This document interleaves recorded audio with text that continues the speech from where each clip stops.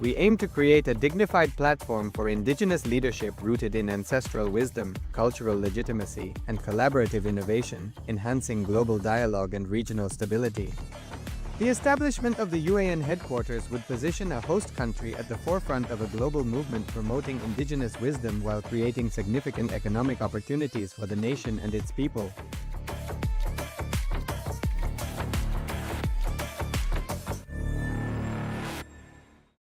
Established since 2002 in the United States of America, the United Ancient Nations is an intergovernmental organization, currently made up of 160+ members and indigenous nations. The UAN and its work are guided by the purposes and principles contained in its founding charter. The UAN is a manifestation of the profound connection amongst indigenous peoples across the world, including African, Andean, American, European, Caribbean, Oceanic, and Asian regions, rooted in shared wisdom, sustainable practices, and deep reverence for the earth. The United Ancient Nations serves as an international cultural and diplomatic organization focused on uniting indigenous cultures globally. Our governance structure is council-based without territorial claims, led by a collective leadership through our General Secretariat.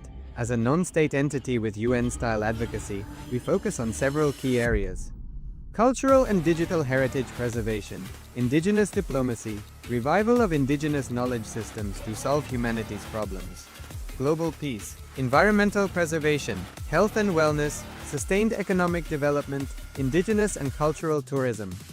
While the UAN represents numerous indigenous cultures, the United States of Kalasa serves as the first indigenous nation specifically for Hindus. Kalasa's mission is focused on the revival of the ancient enlightened Sanatana Hindu civilization, with a formal governance structure including a head of state, ministers, and ambassadors. Under the leadership of SPH, Supreme Pontiff of Hinduism, Bhagavan Nityananda Paramashivoham, Kalasa has achieved recognition as a sovereign subject of international law, possessing distinctive attributes of juridical statehood. The United States of Kalasa is the main sponsor of the proposed UAN headquarters. This initiative would bring forth an estimated $100 million in revenue for the host country through summits, conferences, tourism, and development projects. The proposed UAN headquarters would represent the world's indigenous nations and peoples through its architectural design.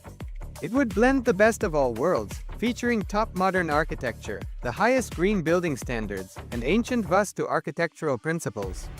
This headquarters would serve as a central hub for indigenous diplomacy, cultural preservation, and collaborative efforts towards sustainable development and global peace. Through this initiative, we aim to create a dignified platform for indigenous leadership rooted in ancestral wisdom, cultural legitimacy, and collaborative innovation, enhancing global dialogue and regional stability. The establishment of the UAN headquarters would position a host country at the forefront of a global movement promoting indigenous wisdom while creating significant economic opportunities for the nation and its people.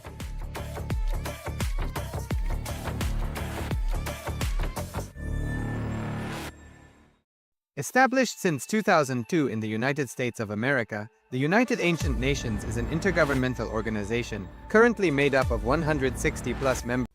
Nityanandam, and welcome to the Dvitiya Vinyasa Krama, the second sequence with the 308 asanas of Kalasa's Nityananda Yoga. First, let us make sure we have all the components you need for the yoga practice.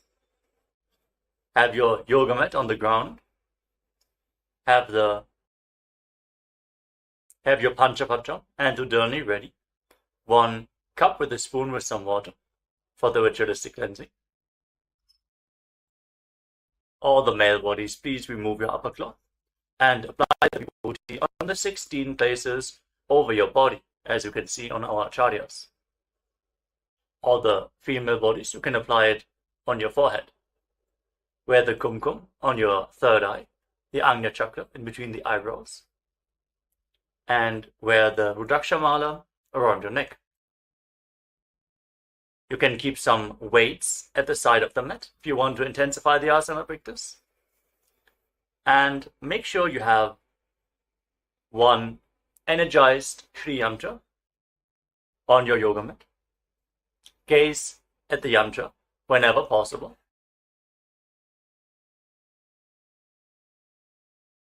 To mirror the macrocosmic energies into your microcosmos. Let us all now settle down into a comfortable cross-legged position with your head, neck and spine in a straight line. Close your eyes, take a deep breath. Visualize Swamiji in your inner space as you bring your hands into Namaskara Mudra in front of your heart center as we open this session with the Satguru Vandanam.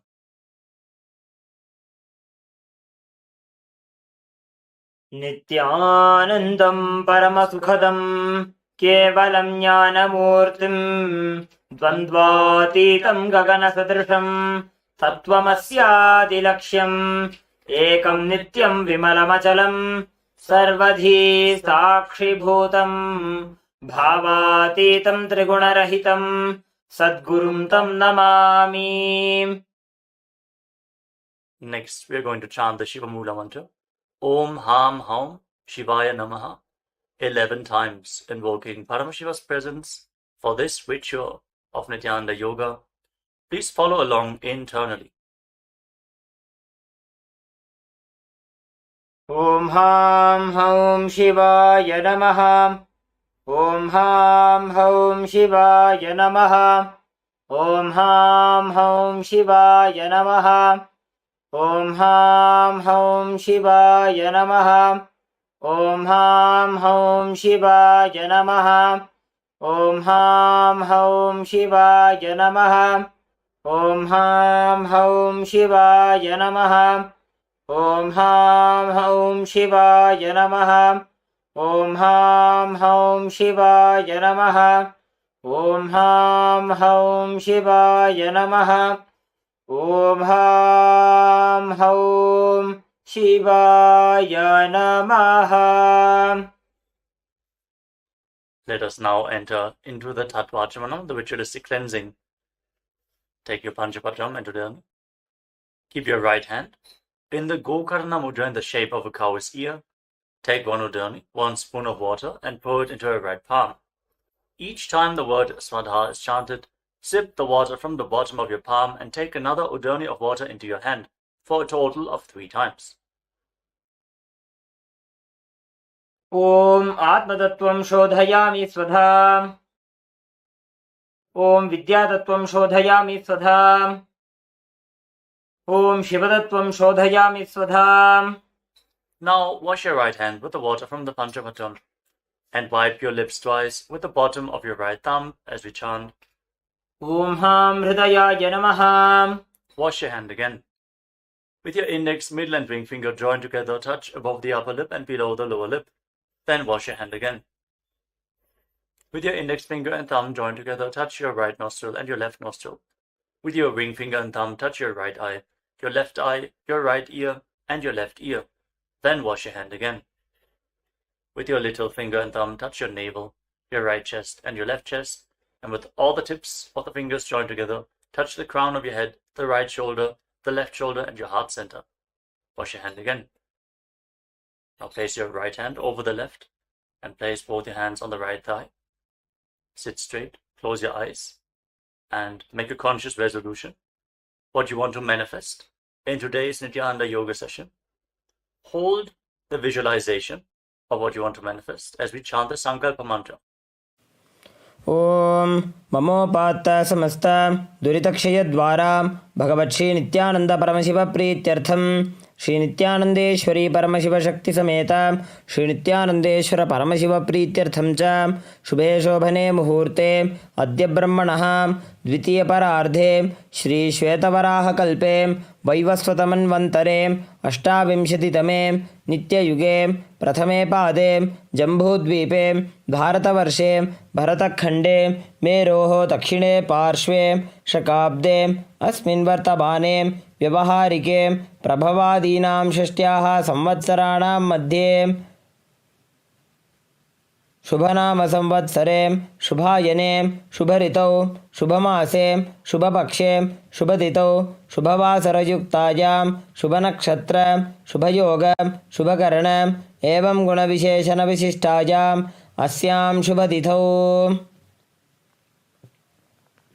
Shri Kailasonnada Dvadashanta Shyamala Pitharudha श्रीमीनाक्षीसुन्दरेश्वराभिन्नस्वरूपं परशिवपुत्ररत्नकुमारगुरुमन्यतुल्यावतारं श्रीपार्वतीस्तन्यपानलब्धदिव्यज्ञानविश्रुतं सकलनिगमागमसारभूतद्राविडवेदप्रवक्त्रे श्रीमत्परमशिवकरुणासमधिगतमुक्तामयचतुरश्रयाणं गीयमानछत्रचामरश्रीजिन्नकाहलादि समस्तबिरदावल्यलङ्कृतं ज्ञानविज्ञानचक्रवर्तीं सर्वजनसङ्गसद्यो निर्वाणदीक्षाव्यजापवर्गवर्ष विश्राणजीमूतं परमतकलभकेसरी शैवसिद्धान्तस्थापनाचार्यं श्रीराजाधिराजपाण्ड्यमहाराजगुरु क्षपनशाक्यादिमहान्धकारनिवारणज्ञानभानु वीक्षणानर्हार्हध्वजोच्छेदनपूर्वक श्रीमदृषभध्वजस्थापकं शैवसमयकर्त्रे सर्वज्ञपीठारूढ श्रीजगद्गुरु श्रीज्ञानसम्बन्धदेशिकस्वामि वागीशसुन्दरमाणिक्यवाचकस्वामिनाम् अवतारभूत श्रीज्ञानसम्बन्धस्वामि पुनरुद्धृतश्यामलापीठ सर्वज्ञपीठ तृणवद्युत्तर द्विशततमगुरुमहासन्निधानम् अरुणगिरि Yogeshwar परंपरागत अरुणाचल सर्वज्ञपीठ गुरुमहासन्निधानं कैलासपरंपरागत कांची कैलास सर्वज्ञपीठ त्रयस्त्रिंशदुत्तर द्विशततम गुरुमहासन्निधानं नित्योत्सव नित्यमंगल नित्यकल्याण नित्यरजित कैलास परंपरागत आदिकैलास नित्यानंदपीठ महासंस्थान महासिंहासनपीठ कर्त्रे साक्षात् श्री परमशिव समुद्भूत कैलासपरंपरागत वैवस्वतमनु इक्ष्वाकु हरिश्चंद्र भगीरथ श्रीरामचंद्र शूरसेन इत्यादि अनवच्छिन्न सार्वभौम चक्रवर्ती परंपरागत चतुष्षष्टि योगिनी मंडित चतुष्षष्टि संप्रदाय प्रवर्तक मनुधर्म शासन सूर्यवंश प्राप्त सर्वज्ञपीठ सुरांगी साम्राज्य मूर्धाभिषिक्त चूड़ामणि साक्षात् श्री परमशिव समुद्भूत कपिल महागुरु पुनरुद्धृत महानिर्वाणिपीठ अष्टोत्तर सहस्र श्री महामंडलेश्वर साक्षात् श्री परमशिव समुद्भूत श्री महागणपति समारंभ अनवच्छिन्न पीठाधीश्वर गुरुपरंपरा प्राप्त अटलपीठ अष्टोत्तर सहस्रतम अष्टोत्तर सहस्र श्री अटलपीठाधीश्वर धर्म मुक्ति स्वर्गपुर स्वर्णपीठ त्रयोविंश गुरु महासन्निधान कैलास परंपरागत आदिपीठ सर्वज्ञपीठ जगद्गुरु श्रीकैलास पुनरुद्धारक श्रीकैलास परमाचार्य श्रीमत्परमहंस परिव्राजकाचार्यवर्य सच्चिदानंद प्रणव स्वरूप श्रोत्रिय ब्रह्मनिष्ठ श्रीमज्जगद्गुरु श्रीलश्री भगवत् श्री नित्यानंद परमशिव श्री ज्ञान संबंध देशिक परमाचार्य स्वामिनां प्रीत्यर्थं तेषां पादारविन्दयोः भक्ति सिद्ध्यर्थं गुरुकृपा कटाक्ष सिद्ध्यर्थं क्षेमस्थैर्य वीर्य विजय आयुरारोग्य ऐश्वर्यानाम् अभिवृद्ध्यर्थं धर्मार्थ काम मोक्ष चतुर्विध बल पुरुषार्थ सिद्ध्यर्थं समस्त दुरितोपशान्त्यर्थं समस्त मंगल अवाप्त्यर्थं भगवत् श्री नित्यानंद परमशिव प्रसादेन सकुटुम्बस्य ज्ञान वैराग्य जीवन मुक्ति प्राप्त्यर्थं पूर्ण आरोग्य युक्त दृढ़गात्र यौगिक शरीर सिद्ध्यर्थं परमशिव शक्ति आविष्करणार्थं नित्यानंद योगाभ्यासं करिष्ये. Now wash your right hand once more. Om apa upasprishya. And keep your Panchapatam and Udani aside out of harm's way. The 108 asanas of Kailasa Nityananda Yoga. We're now going to continue the sequence with the next asana. Now sit in a comfortable posture and place your hands on your knees in Bindu Mudra with index fingers and thumbs together. Relax and breathe deeply in Samana Kumbhaka. Fill your navel region with prana and hold your breath comfortably on and off. Visualize Swamiji in your inner space in Yatasana Ishtasana. Hold this posture for a few seconds. पर्यङ्कं तत्समाख्यातं यथसंस्थं यथा स्थितिः. And then in a cross-legged position with your hands on the knees in Bindu Mudra, start inhaling. We can cut this part out. In a comfortable cross-legged position with your hands on the knees in Bindu Mudra, start inhaling and exhaling as deeply as possible, as slowly as possible. Inhale and exhale as deeply as possible. Keep visualizing Swamiji in Samasana इदानीं गर्भिणीनां योगाभ्यासो यथा लघु सुखप्रसवलाभाय प्रोच्यते प्राक्तनेपति दण्डपद्मभरद्वाज वीरवज्रसमानितो आसनानि सदा कुर्यात् सुदीर्घैरे च पूरकैः. Now place your left foot against your perineum and bring the right foot on top of the left foot. Keep your hands flat on your knees. Fix your gaze at the tip of your nose. Visualize yourself as a sage, liberated by the Supreme Pontiff of Hinduism. In Muktasana, निपीड्य सीविनीं सूक्ष्मां दक्षिणेतरगुल्फतः वामं याम्येन गुल्फेन मुक्तासनमिदं भवेत्. now shift your gaze upwards towards your third eye. Maintain the position. Feel the stability of body and mind as you visualize Swamiji in Siddhasana. स्थानोस्यम्यमितेन्द्रियोचलदृशा पश्यन् भ्रुवोरन्तरं चैतन्मोक्षकपातभेदजनकं सिद्धासनं प्रोच्यते. Now shift your gaze to the ground in front of you. Intensely contract the perineal floor. Pull your stomach in and up and lock your chin to the chest. Perform Mahamudra Bandha. Feel the grounding effect as you visualize Swamiji in Siddhi Asana. Lead the Kundalini Shakti up along your spine. वामपादुके इडीजानो सीवनिमधितासु कोठानो. Now rotate your hands back into Bindu Mudra on top of your knees and shift your gaze upwards. Feel the energy rising along your spine and visualize yourself as Lord Buddha, the fierce dimension of Lord Shiva in Buddhasana 2. वामचरण परिदक्षिण राखे एकजुगति ऐसे विधि राखे. Shift your gaze down, back towards the nose. Embody tranquility and an unshakable nature. Be sturdy and stable, not only physically but also unshakable in your inner space. In Sandadvanasana. आसन की गुण मन की चन चलता meet. Now bring your hands towards your navel region. Cup one palm over the other. In Samputa Mudra, resembling a closed lotus flower. Visualize Swamiji in your inner space. In Siddhasana, don't forget to internally chant the Mahavakya Om Nityananda Paramashivoham continuously. ऋजुकाय समासीन सिद्धासनमुदीरितं प्रसार्य भुवि पादौ तु दोर्भ्यामङ्गुष्ठमादरात्. Now get ready for Bandha Yoni Asana. We're going to perform the Shanmukhi Mudra, locking all our senses with our hands. First, set the Sankalpa, the conscious resolution of manifesting through the womb of creation. Inhale all the way and then close your lips with your little fingers, your nostrils with your ring fingers, your eyes with the middle and index fingers, and your ears with your thumbs. Hold the breath in Shanmukhi Mudra. यत्र मध्ये महादेव बन्धयोन्यासने शृणु यत्कृत्वा खेचरो भूत्वा विचरेदीश्वरो यथा. Relax. Now, place your hands on top of the knees in Bindu Mudra with your index fingers and thumbs together as you bring the right foot on top of the left thigh and the left foot below the right thigh. Embody the space and state of bravery, Veera, in Veerasana. एकं पादमथैकस्मिन् विन्यस्योरुणि संस्थितः इतरस्मिंस्तथा चोरुं वीरासनमुदीरितम्. Feel the intense fire rising up your spine as you continuously breathe into your navel region in Samana Kumbhaka.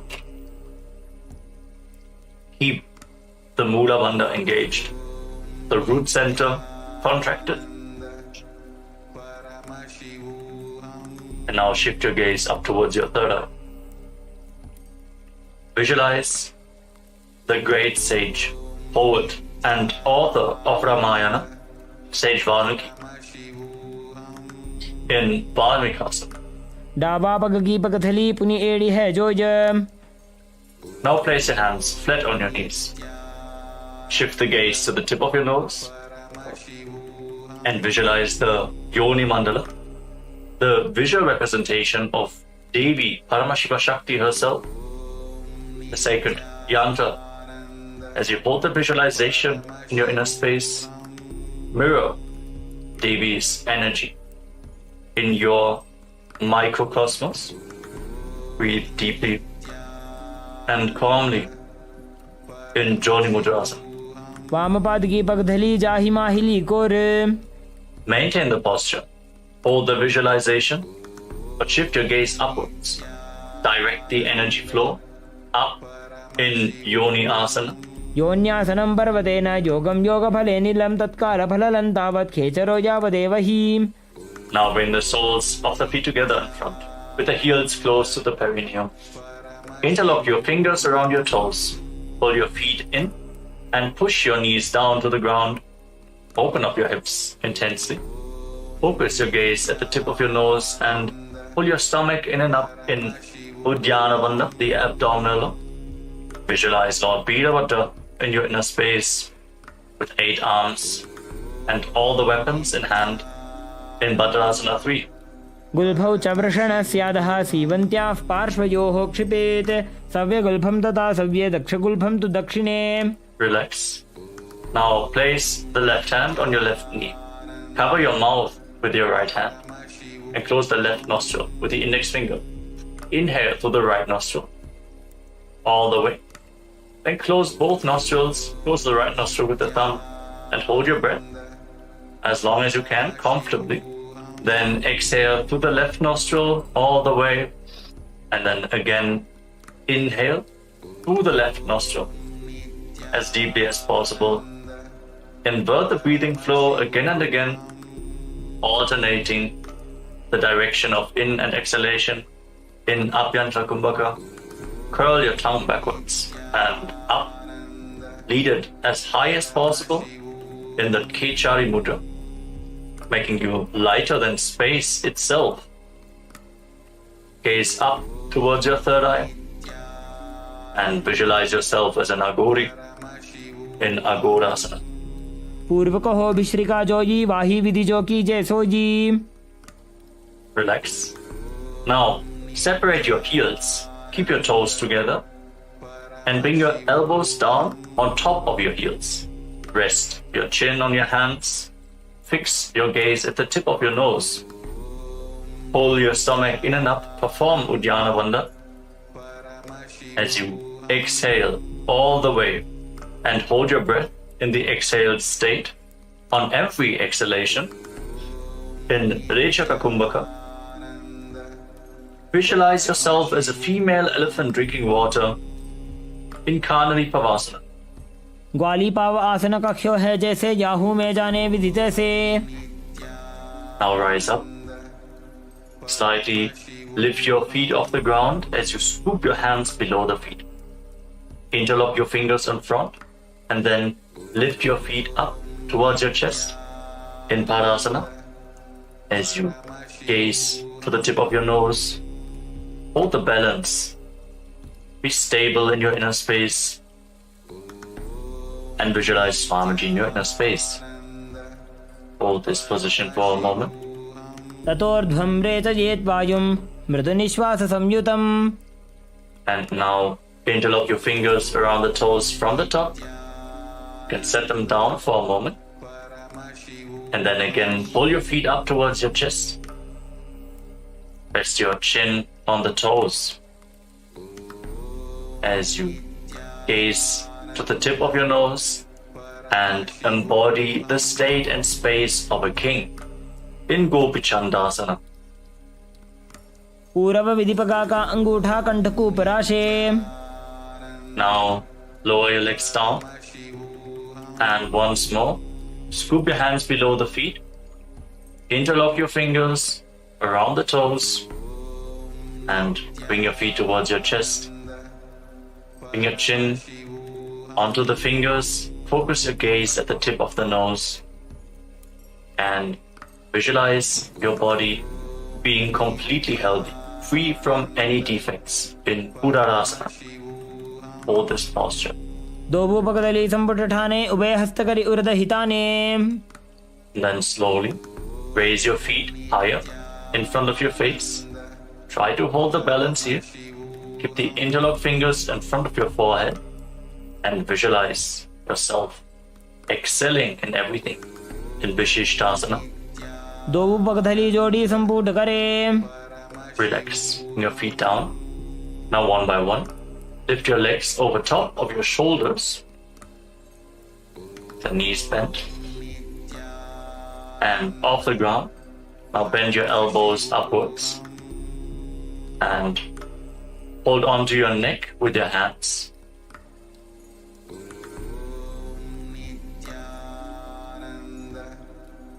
Visualize yourself as a cobra in Bhujasana.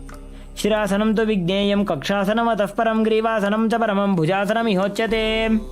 With your legs over top of your shoulders. Now bend your elbows downwards. Bring your hands behind your back. And reach for the other hand. Try to interlock your fingers behind your back. Focus your gaze at the tip of your nose. And visualize yourself as a beautiful, auspicious goddess in Kalyanasana. दोऊ हाथ पगम नीचाने तिनको गोड़ा नीचे ठाने. Relax. Now place the top of your left foot flat on the mat and sit on the left heel. Then bring your right foot over top with the heel at the outside of the left hip. Place your hands on opposite knees and gaze forward. Don't focus on any external objects. Only focus on the object within in Vaishnavi Mudra. As you withdraw your attention from anything which is happening outside, visualize yourself as an elegant swan and start performing the Ujjayi Pranayama as you breathe through your mouth. Make an ocean-like sound with your mouth on the in and exhalation. Hold this Sankatasana for a few seconds. वामपादं चितेर्मूलं सन्न्यसधर्नीतले पाददण्डेन जाम्येन वेष्टयेद्वामपादकम्.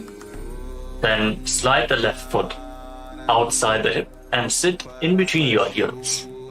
Place your hands on the top knee. Pull your stomach inwards and up in Uddiyana Bandha. Visualize a cow in your inner space in Dhenukasana. अनुषागिनगर पंचडं वृषिलिन्दगल्यम्नि. Now slide the right foot on the left thigh and bring the left foot onto the right knee. Bring your left arm behind your back and reach for the opposite thigh. Hold on to opposite thighs with your hand and twist your spine. Gaze upwards towards your third eye and visualize Swamiji in your inner space. Feel how your spine is opening up as you breathe deeply through your mouth in Machandrasana. वामजंग परिदक्षिण Thane वामहस्तपिष्टे दिशाने. Relax, untwist your spine. Now catch a hold of your big toes and lean forward and down with your legs in the same position. Try to bring your forehead to the ground, your navel close to your heels. Visualize Swamiji in Machandrasana. प्रथम जी मनोचरण जो ये वामजंग परिराखे सो जी.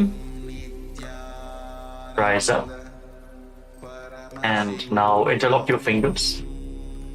Place them on your left knee and engage all three wonders: the root block, abdominal block, and the throat block together in Mahamudra Bandha as you visualize Swamiji, your Guru, in Guru Asana. पूर्वमूले इतरपादस्य कनिष्ठिका प्रदेशगुल्भं संस्थाप्य. Relax, free your legs. And now let us repeat the Sankatasana on the other side. Place the top of the right foot flat on the mat this time and sit down on the right heel. Stack the left knee over the right and Place your hands on opposite knees. Gaze forward without any external distractions in Vaishnavi Mudra. Be completely focused on your inner space as you visualize yourself as a swan in Sankatasana. वामपादं चितेर्मूलं सन्न्यसधर्नीतले पाददण्डेन जाम्येन वेष्टयेद्वामपादकम्. Breathe deeply through your mouth, making an ocean-like sound from J Pranayama. As you now slide the right foot outside the hip. Sit in between your heels. Bring both hands on the top knee. Pull your stomach in and up. In Uddiyana Bandha. Hold the visualization of a cow in your inner space. In Dhenukasana. अनुषागिनकर पंचडं वृषिलिन्दगल्यं neem. Now bring the left foot on the right and place the right foot onto the left knee. Your right arm behind your back. Rotate your spine so you can catch a hold of the opposite thighs with your hands. If you cannot reach the thighs, just reach as far as you can. Twist your spine and breathe deeply. Feel how every single vertebra is slowly giving way, enabling you to reach further with every single breath. As you gaze to your third eye, visualize Swamiji in Machandrasana.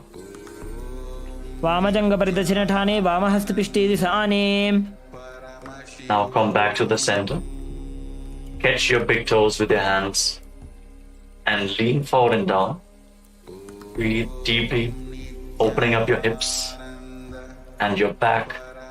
Visualize Swamiji in Machandrasana. प्रथमजी मनोचरण जोजोजी वामजङ्गपरिराखे sooji. Rise up and interlock your fingers. Place them on the right knee this time as you perform Mahamudra Bandha. All the three bandhas engaged. Visualize Swamiji, your Guru, in Guru Asana. ऊरुमूले इतरपादस्य कनिष्ठिकाप्रदेशगुल्भं संस्थाप्य. Now free your legs and place your feet flat on the ground. Bring your knees up towards your chest. Cross your arms and hold on to opposite knees. Pull your knees close in towards your chest. Breathe against your thighs. Feel how your spine is opening up. Lead your tongue backwards and up in Kechari Mudra. Try to lead it along the pharynx, the nasal tract. If you can, fix your gaze at your third eye and visualize Swamiji in Parshasana. पादतले भूमौ निधाय जानन्यूर्षि निधाय विपरीतहस्ताभ्याम् ऊर्सहितजङ्गे निबध्य. Now hold on to opposite wrists with your hands and bring your chin towards the knees. Rest your chin on top of the knees. Hug your legs. Gaze to your nose and visualize yourself residing in an abode of bliss in Bodha Shukasana. Breathe deeply. दोवो पगदली भूपरिधरे कोरमाहिली ऐसे करे. And now bring your hands below the knees, in between the thighs and calves, and hold on to opposite elbows with your hands. Pull your legs back in towards your chest. Gaze to the tip of your nose. Your tongue still pressed upwards towards the third eye in Kechari Mudra. Hold the visualization of Swamiji in your inner space. Visualize his sweet smile in Purakatasana. दो हाथ पग बाहर लियावे घोड़ा नीचे ले ठहरावे. Now cross the right ankle over the left and keep your toes pointing upwards to the sky. Fix your gaze at the tip of the nose and visualize Maharishi Sumati in your inner space.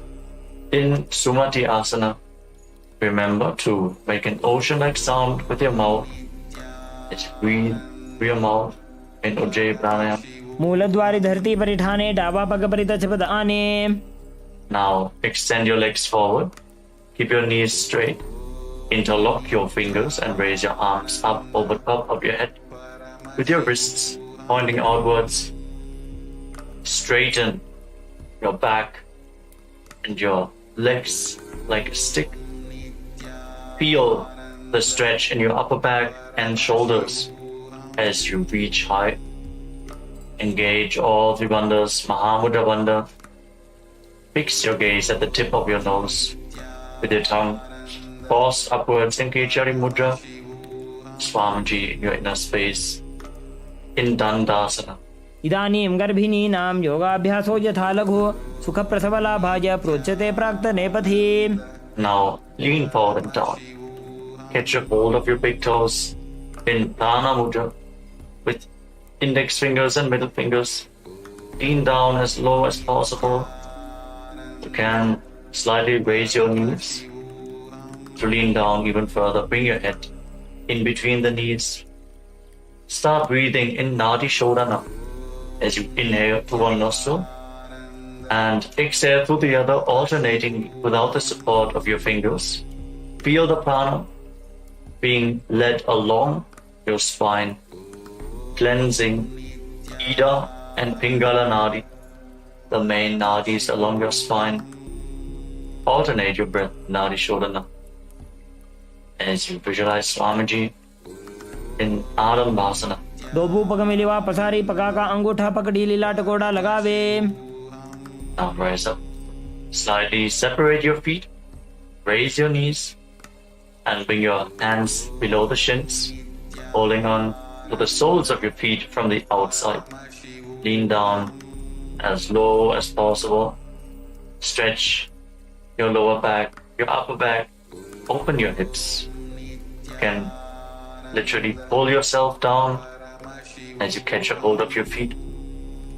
Breathe deeply, and with every exhalation, sink a little bit deeper into the stretch. Focus your gaze at your third eye. Take the energy upwards within your body. Visualize Swamiji in Vidokasana. प्रथम बेसीदो पाव पसारी कचक ऊर्धको कुरुडो डारे. Now rise up and bring the heels together in front. The feet still extended away from your body. Lead your hands underneath the shins. Keep the palms facing up. Your elbows on the mat. Bring your chin onto your heels. Lean down as low as possible. Gaze towards the tip of your nose. And visualize Swamiji in Jalandhari Pavasana. दो एड़ी मैली के दीजिए हाथ पसारी. Relax. Rise up. Straighten your legs. And now lift one leg upwards behind your neck. You cannot bring the leg behind your neck. You can just lift it over your shoulder or pull it towards your chest. You can even just press it over the opposite knee. Then lean forward and down and hold on to the front foot with both hands. Breathe deeply as we are moving to Pratyahara Kumbhaka. Visualize how the prana is flowing upwards to 9 points of your body as revealed by Mahadeva himself. These points are the soles of your feet, the regenerative organs, your navel, the heart, the throat, the uvula, the center of your eyebrows, the top of the forehead, and the Brahmaranda, the crown of your head. Feel the prana flowing upwards in your body continuously as you visualize Swamiji in Urdhva Paschimottanasana. पश्चिमतानवत् संस्थितिं कृत्वा एकं पादं ग्रीवायां धृत्वा तिष्ठेत्. Your leg behind your neck. Now rise up and lean back all the way. Try to lay down on your back with the opposite leg extended forward. Catch a hold of the foot behind your head. Fix your gaze on the tip of your nose. Tensely open up your hips. Just straighten your body. Gaze to the tip of the nose. And visualize yourself as infinite or endless, an eternal one in Anantasana. उत्तानशयनी एकैकम्पायी ग्रीवायां विन्यस्य इतरहस्तेन पावाग्रं गृहीत्वा Hold this posture for a moment and then roll onto your side, the side of the hand which is holding onto the foot behind your head. Rest on the side as you fix your gaze at the tip of the nose. Feel in complete control in Ankushasana. उत्तानशयित एकैकं पादं ग्रीवायां कुर्वन् इतरहस्तं कर्णमूले स्थापयेत्. Now you can release the leg from behind your neck. Lay down flat on your back and pull your knees up towards your chest and circle them with your hands. Rock your body from side to side. Relax after this intense stretch. Free up your back. Breathe calmly. Feel the prana flowing upwards within your body and pratyahara kumbhaka. And visualize Swamiji bent to Dushasana. उत्तानशयनं जानुनी हृदये वष्टम्भ जङ्घासहित ऊरूनि करद्वये बद्ध्वा सव्यापसव्यं लोडयेत् दृशासनं भवति. Now again, straighten your legs as we are going to repeat Urdhva Paschimottanasana on the other side. So now lift the other leg behind your neck. Lean forward and down. Hold on to the foot.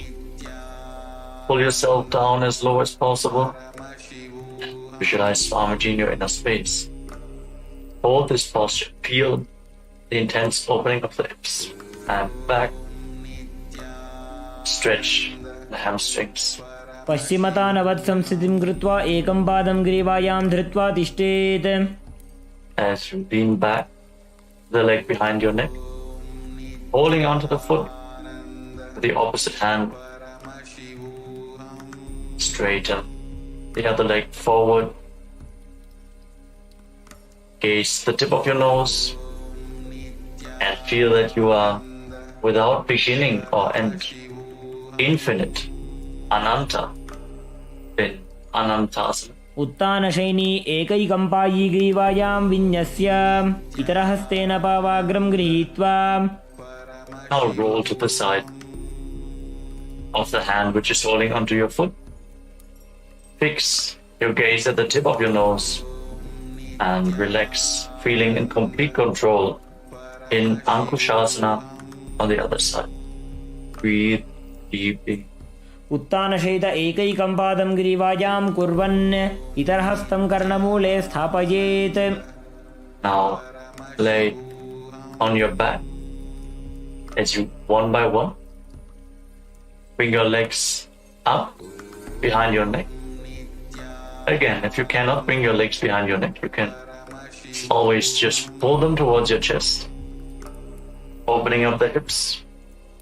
Then interlock your fingers around your lower back, gaze to the tip of your nose, and visualize Swamiji as you continue to breathe in Pratyahara Kumbhaka, in Yoga Nidrasana. पादाभ्यां वेष्टयेत् कण्ठं हस्ताभ्यां पृष्ठबन्धनं तन्मध्ये शयनं कुर्यात् योगनिद्रा सुखप्रदा.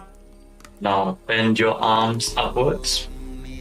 Keep the legs over top of your shoulders and try to interlock your fingers around your neck.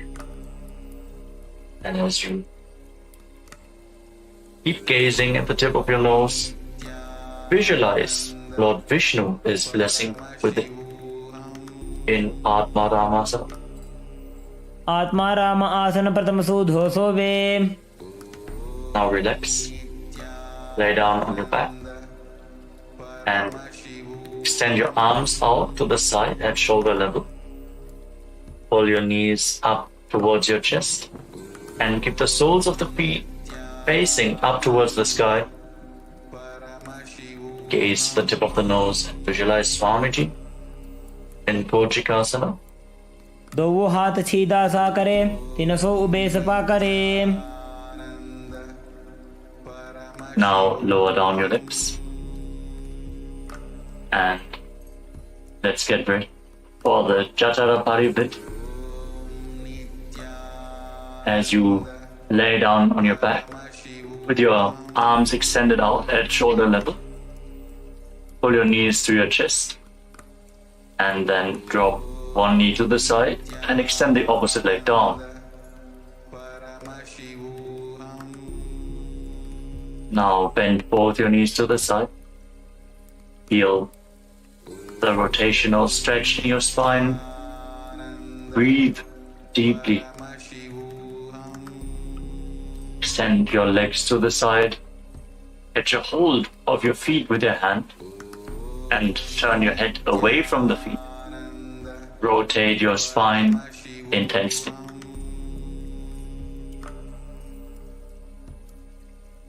Breathe deeply. And now return back to the center. Drop the other knee to the side.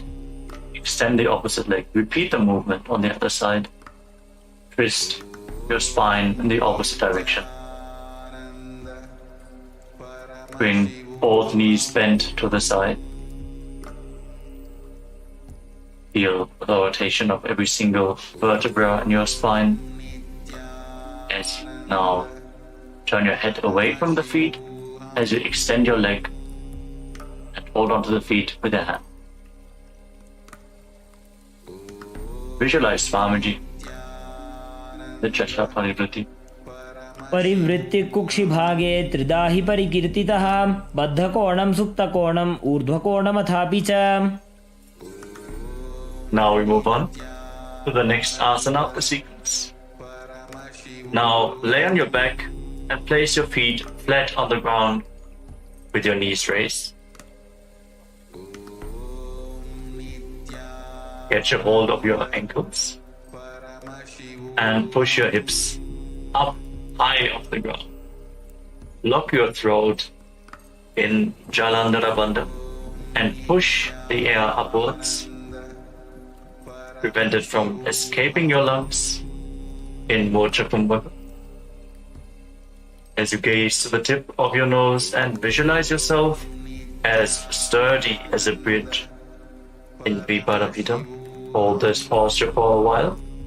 प्रतिक्रियायुतं द्वन्द्वपीठः सर्वबलप्रदं गर्भिणीनां दुर्बलानाम् इति Gargi जगादनो. And then bring your hands over top of your shoulders, the fingers pointing down towards your feet, and push your hips up off the ground. Raise your hips up high. Try to walk your hands and feet closer together. Breathe deeply through your nose.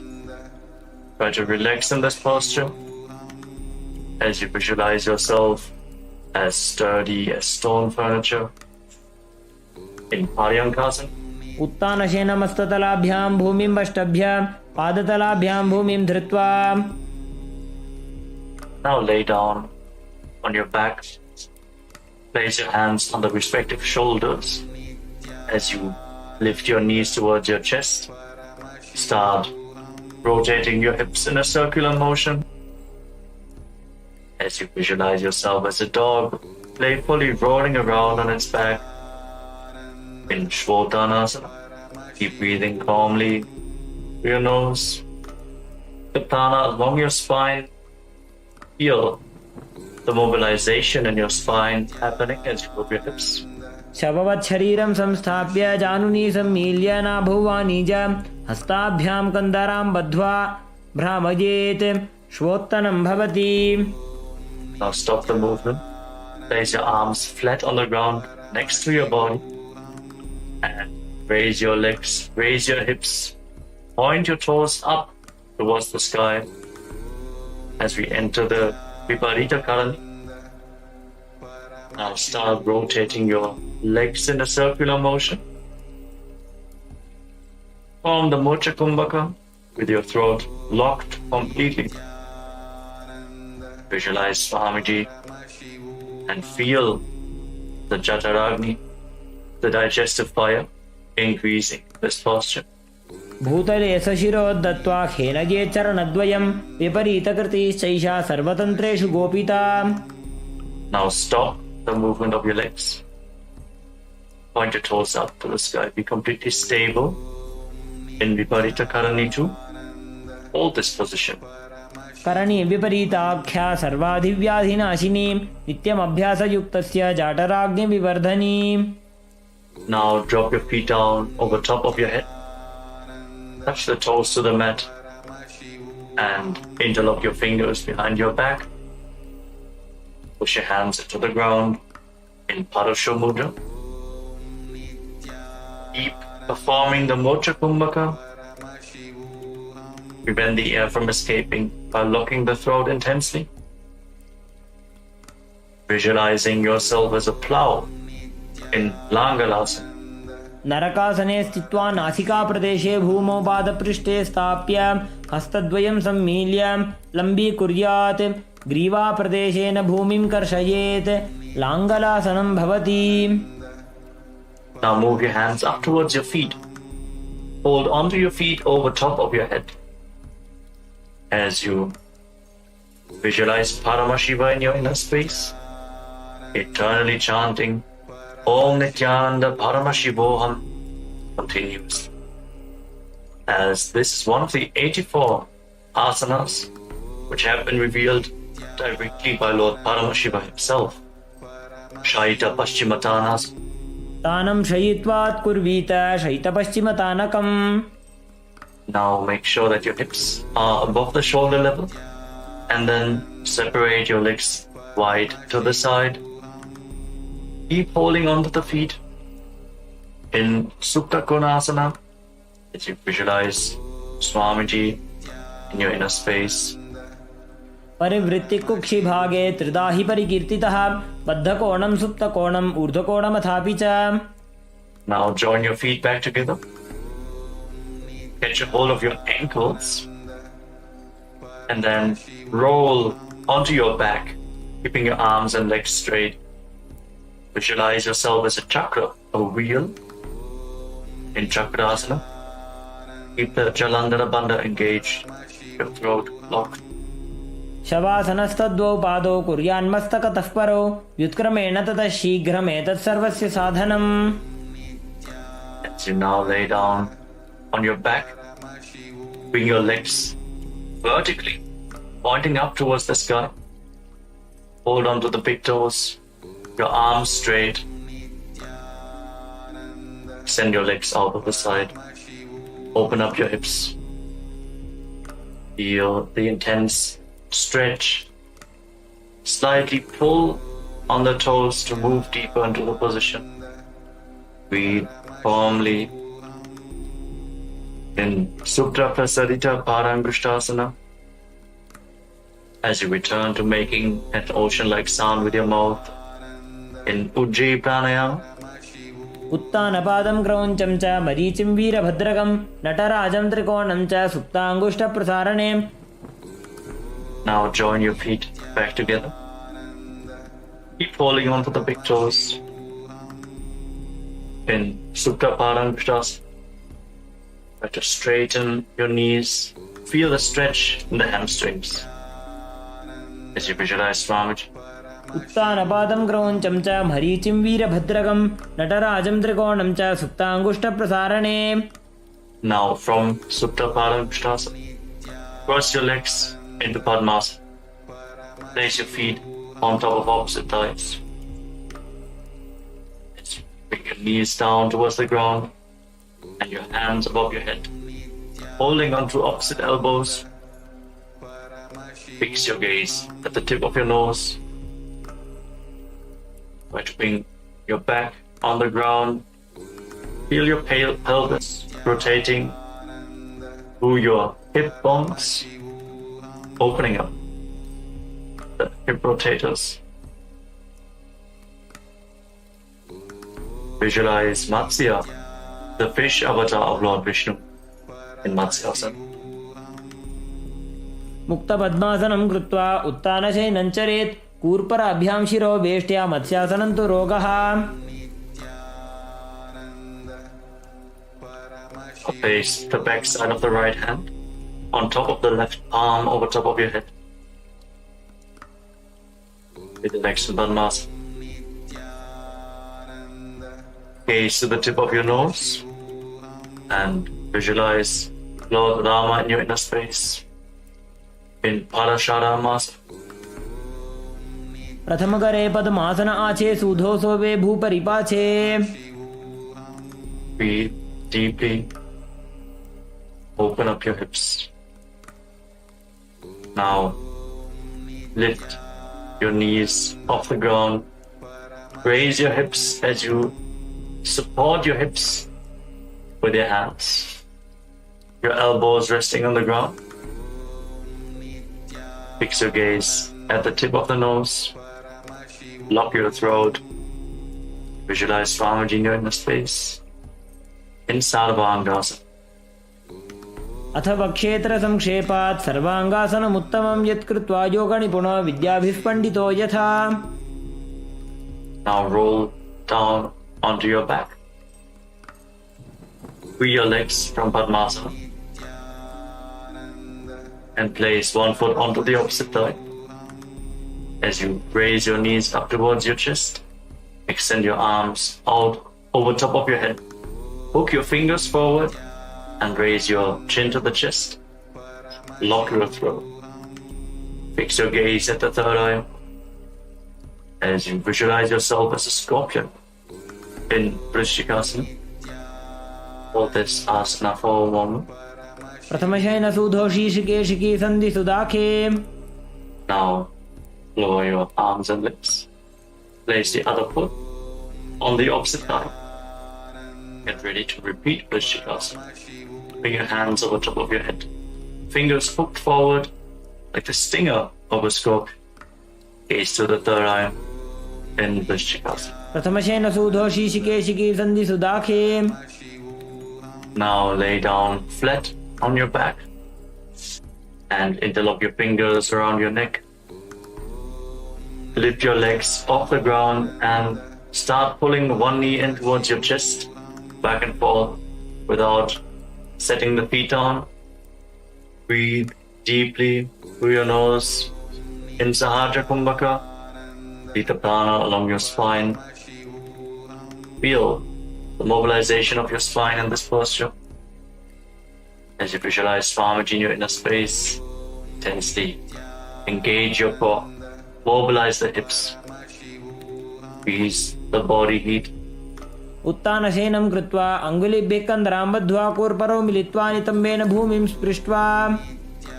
Place your hands next to your hips, flat on the ground. And now alternate, touching your ears with the respective knees again and again. Keep visualizing Swamiji in Maruttanasana. श्वोत्तानवत्संसिद्धि कृत्वा जानुद्वयं पर्यायेन कर्णयोः संस्पृशेत्. Relax. Now place your feet flat on the ground as you keep the knees raised. Now stand up and lay back down again and again. Visualize yourself as a wolf in Vrikasana, the wolf posture. उत्तानशयनं कृत्वा पादतलाभ्यां भूमिं धृत्वा उत्तिष्ठेत् वृकासनं भवति. Now, as you lay down, kick your legs up and start rolling over again and again. Visualize Swamiji in your inner space. Keep rolling backwards. Finally lay down in a broad position on your stomach. Your hands at the side of the shoulders. उत्तानशयनं पादौ शिर उल्लङ्घ्य उत्तानशयनं पादौ शिर उल्लङ्घ्य भूमौ स्थापयित्वा निब्जं भूयादि निब्जं शयनम्. Now contract your lips and make a whistling sound like a flute on the inhalation as you visualize yourself as a chariot carrying warriors into a battle for Dharma on your chariot back in Sanatasana. निब्जं शयनं कृत्वा नाभिं भूमौ निधाय स्तम्भद्धस्ताभ्यां भूमिं अष्टभ्य ओष्ठौ निमील्य वेणुवत्संकृत्य तिष्ठेत् सरठासनं भवति. Now push your body off the ground into a plank position and jump your feet forwards in between the hands, back and forth. Feel yourself go beyond body and mind. Keep jumping in Dehalyulanganasana.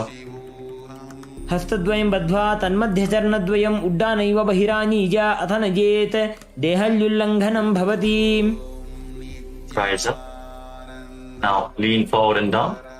Place your hands on the ground and walk around on hands and feet as you visualize yourself as a wise 60-year-old elephant. Breathe calmly through your nose. Feel the ground underneath your palms as a natural movement. अथ जात्यासनं वक्ष्ये येन जाति स्मरो भवेत् हस्तान्द्रिभूमौ च गमनम् आगमनं ततः. Now rise back up. As you enter into the next Paramashivoham sequence, stand in the Arimandi posture. Heels together, toes pointing outwards and your knees bent. Bring your elbows up to the shoulder level. Tilt your head back. Open up your chest and start rotating your arms around your body as you move your head in all directions. In Lolitika Karana.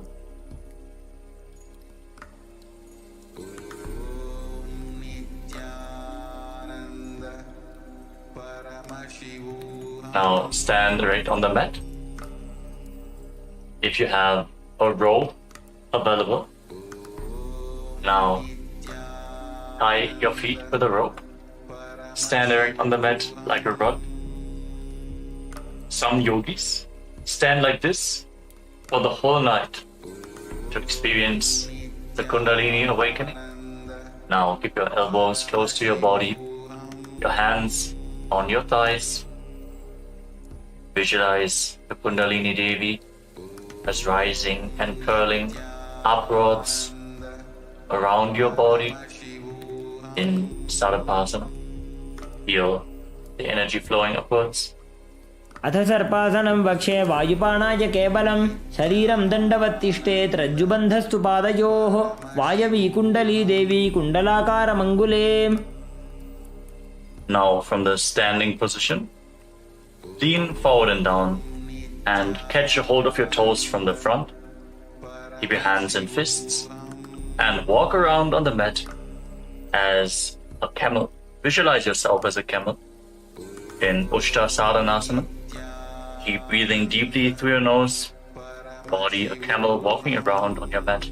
उष्टिकनिष्ठिका प्रदेशेन भूमो निधाय उपरिपादतले संस्थाप्य उष्ट्रवत् उष्ट्रसाधनं भवति.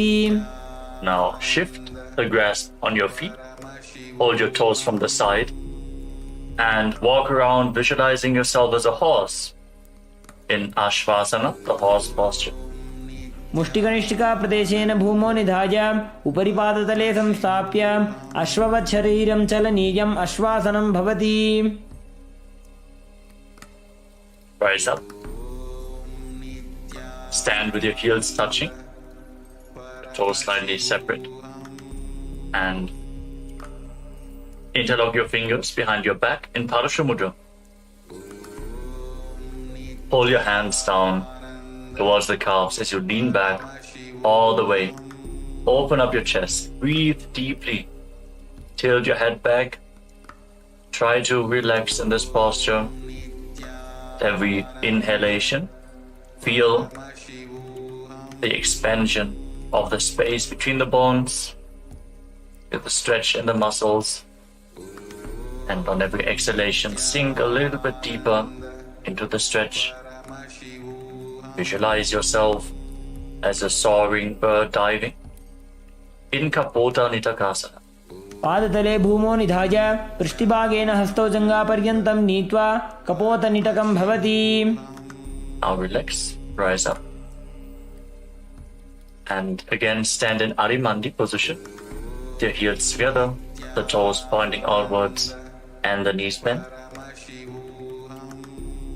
Join your hands in Namaskara Mudra in front of your chest. And bow down to one side. Open up your palms and raise the respective heel again and again. Visualize yourself holding a bouquet of flowers and offering it to Paramashiva in Tala Pushpa Putam Karana.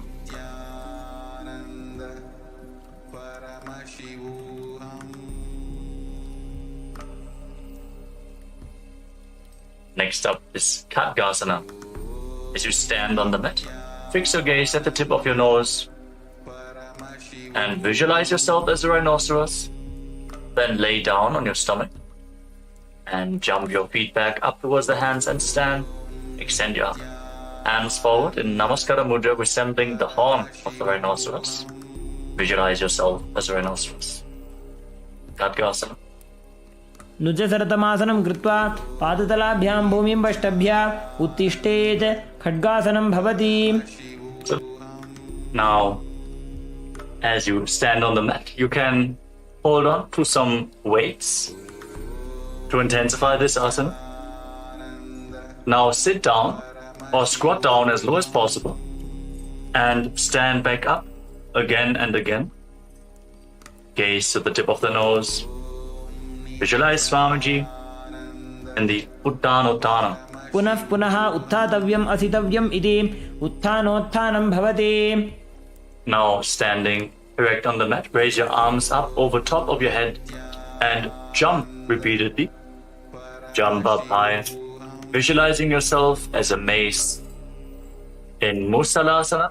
सरलं स्थित्वा ऊर्ध्वं बाहु नयेत् वारं वारम् उड्डानं कृत्वा नयेत् मुसलासनं भवति. Relax. Now, catch hold of one foot with both hands and pull it towards your chest. As you sit down and stand back up on the other leg, alternate both sides as you gaze to the tip of your nose and visualize Swamiji. Breathe deeply in Uchchir Shakasana. एकैकं पादतलं कुक्षो निधाय तिष्ठेत् उच्छीर्षकं भवति. Now keep the toes of one foot pointing to the side and raise the opposite knee up towards your chest and circle the raised leg with your arm. Keep the hand in a fist while placing the other hand on your inner thigh in Parshvajanu Karana.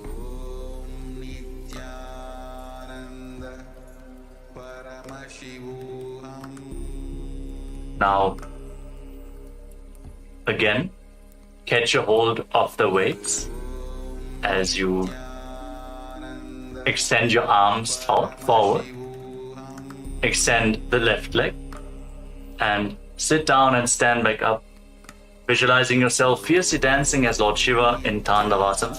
एकेन पादेन स्थातव्यं ताण्डवासनं भवति. Now, raise the left foot towards the inner opposite thigh and stand relaxed with the hands by the side of the knees.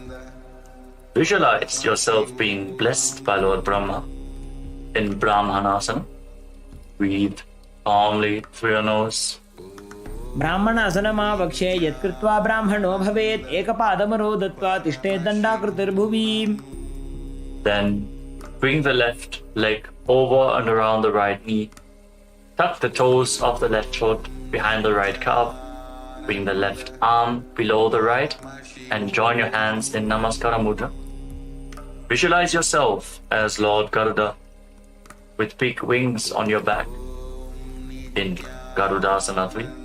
उत्तानकूर्मपीठं च संहस्गारुडमेव च वातायनं गोमुखं च भारद्वाजं त्रिविक्रमम्. Now slide the left foot onto the right thigh, still standing on one leg. Keep your hands by the side of the knees and visualize Swamiji in Ekapadasana. दक्षाङ्घ्रिं वामपादस्य जङ्घोपरि निधाय च. Now hold on to the left big toe with the left hand in Prana Mudra. Extend the leg out to the side. Keep the knees straight and start rotating on the standing leg, visualizing yourself as the North Pole Star in Dhruvasana, the Pole Star posture. एकेन हस्तेन दण्डरूपस्य एकस्य पादस्याग्रं धृत्वा इतरपादतलं भूमौ निधाय त्वरया भ्रमणं कर्तव्यं ध्रुवासनं भवति. Now lift one leg behind your neck. If you can't lift it behind your neck, you can pull it towards your chest or cross it over top of the opposite thigh. Then stand erect on the mat. Sit down and stand back up. Perform the 3 steps of Lord Vishnu as you visualize Lord Vishnu in your inner space in Trivikramasana. ग्रीवायां पादं संस्थाप्य स्थातव्यम् उत्थातव्यं त्रिविक्रमासनं भवति. Relax. Now point the left toes outwards and lift the right knee towards your chest. Repeat the Parshva Karana. Hold the knee raised to your chest.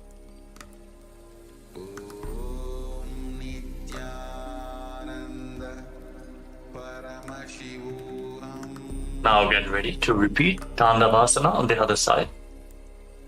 Again, extend your arms forward. This time, raise the right leg. Visualize yourself dancing as Lord Shiva. As you sit down, stand back up in Dandavasana. एकेन पादेन स्थातव्यं ताण्डवासनं भवति. Now raise the right foot towards the inner left thigh with the heel close to the perineum. Hands by the side, visualizing yourself being blessed by Lord Brahma in Brahmanasana. Breathe calmly through your nose. Don't forget to chant the Mahavakya internally. Om Nityananda Paramashivoham. ब्राह्मणासनमावक्षे यत्कृत्वा ब्राह्मणो भवेत् एकपादमरो दत्त्वा तिष्ठेत् दण्डाकृतिर्भुवि. Now bring the right foot over and around the left knee, tucking the toes behind the left calf. Bring the left arm below the right and join your hands in Namaskara Mudra. As you visualize yourself as Lord Garuda in Garudasana 3. उत्तानकूर्मपीठं च संहस्गारुडमेव च वातायनं गोमुखं च भारद्वाजं त्रिविक्रमम्. Move the right foot onto the left thigh and keep your hands relaxed by the side. Visualize Swamiji in your inner space in Ekapadasana. दक्षाङ्घ्रिं वामपादस्य जङ्घोपरि निधाय च. Now hold onto the right big toe and extend your leg out to the side. Straighten the leg and rotate quickly on the standing leg as you visualize yourself as the North Pole Star in Dhruvasana. एकेन हस्तेन दण्डरूपस्य एकस्य पादस्याग्रं धृत्वा इतरपादतलं भूमौ निधाय त्वरया भ्रमणं कर्तव्यं ध्रुवासनं भवति. Bring the right leg behind your neck or lift it towards your chest, whatever is possible for you, and then stand straight. You can hold on to a solid object for support if needed. Then sit down and stand back up in Trivikramasana. Visualize the blessings of Lord Vishnu. ग्रीवायां पादं संस्थाप्य स्थातव्यम् उत्थातव्यं त्रिविक्रमासनं भवति. Settle down. Stand with your heels touching and keep your toes pointing outwards. The hands at the side of your hips. Your fingers pointing one by one. Breathe calmly in Samanakakarana.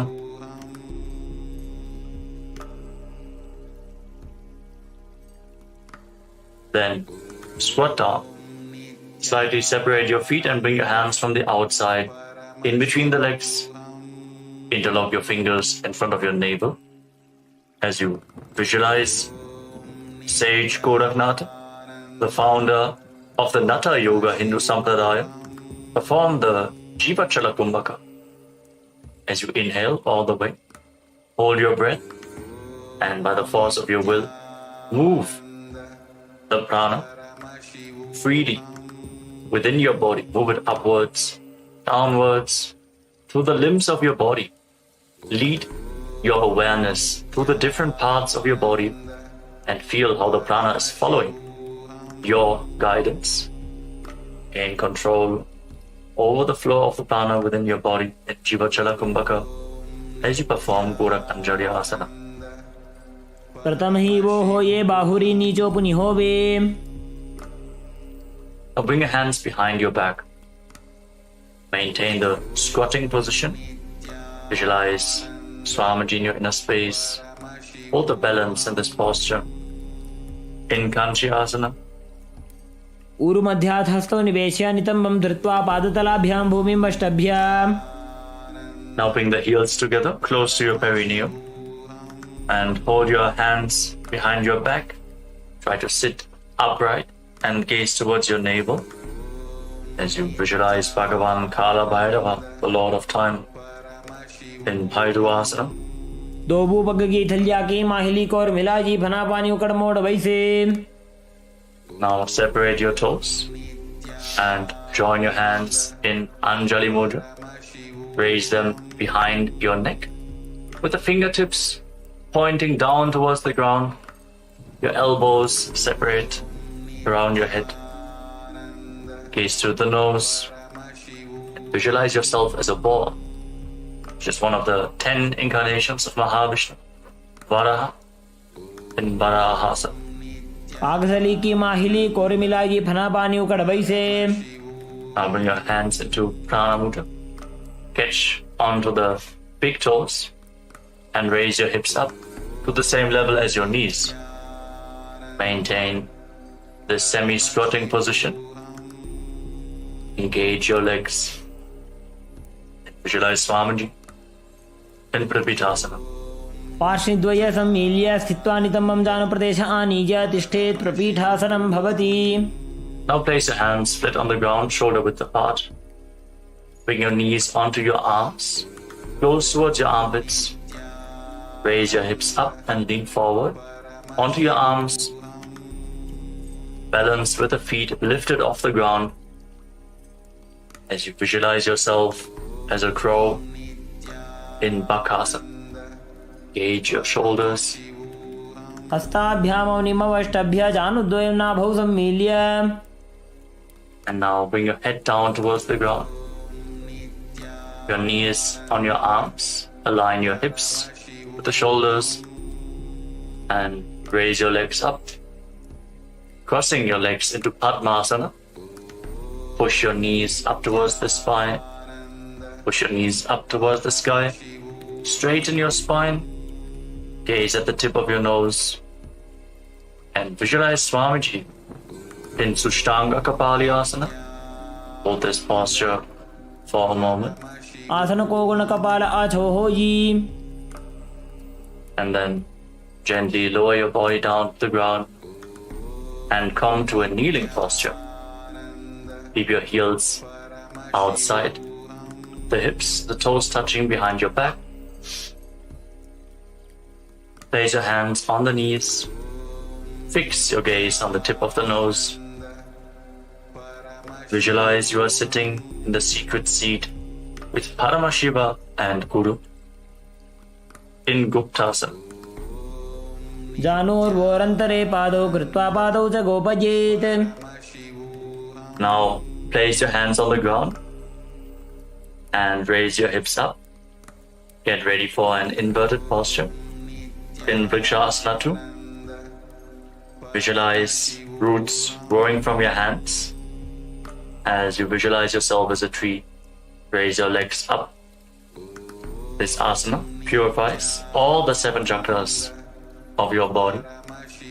सप्तचक्रक्षालनाय vrikshasana विशेषकाञ्चन नेन्द्रियदादाढ्य कोणभेदान् समभ्यसेत्. Now, while you are in the handstand, fix your gaze at your third eye. Visualize Tejas, radiant energy flowing towards your third eye, rejuvenating your body, bringing the divine radiance to your being.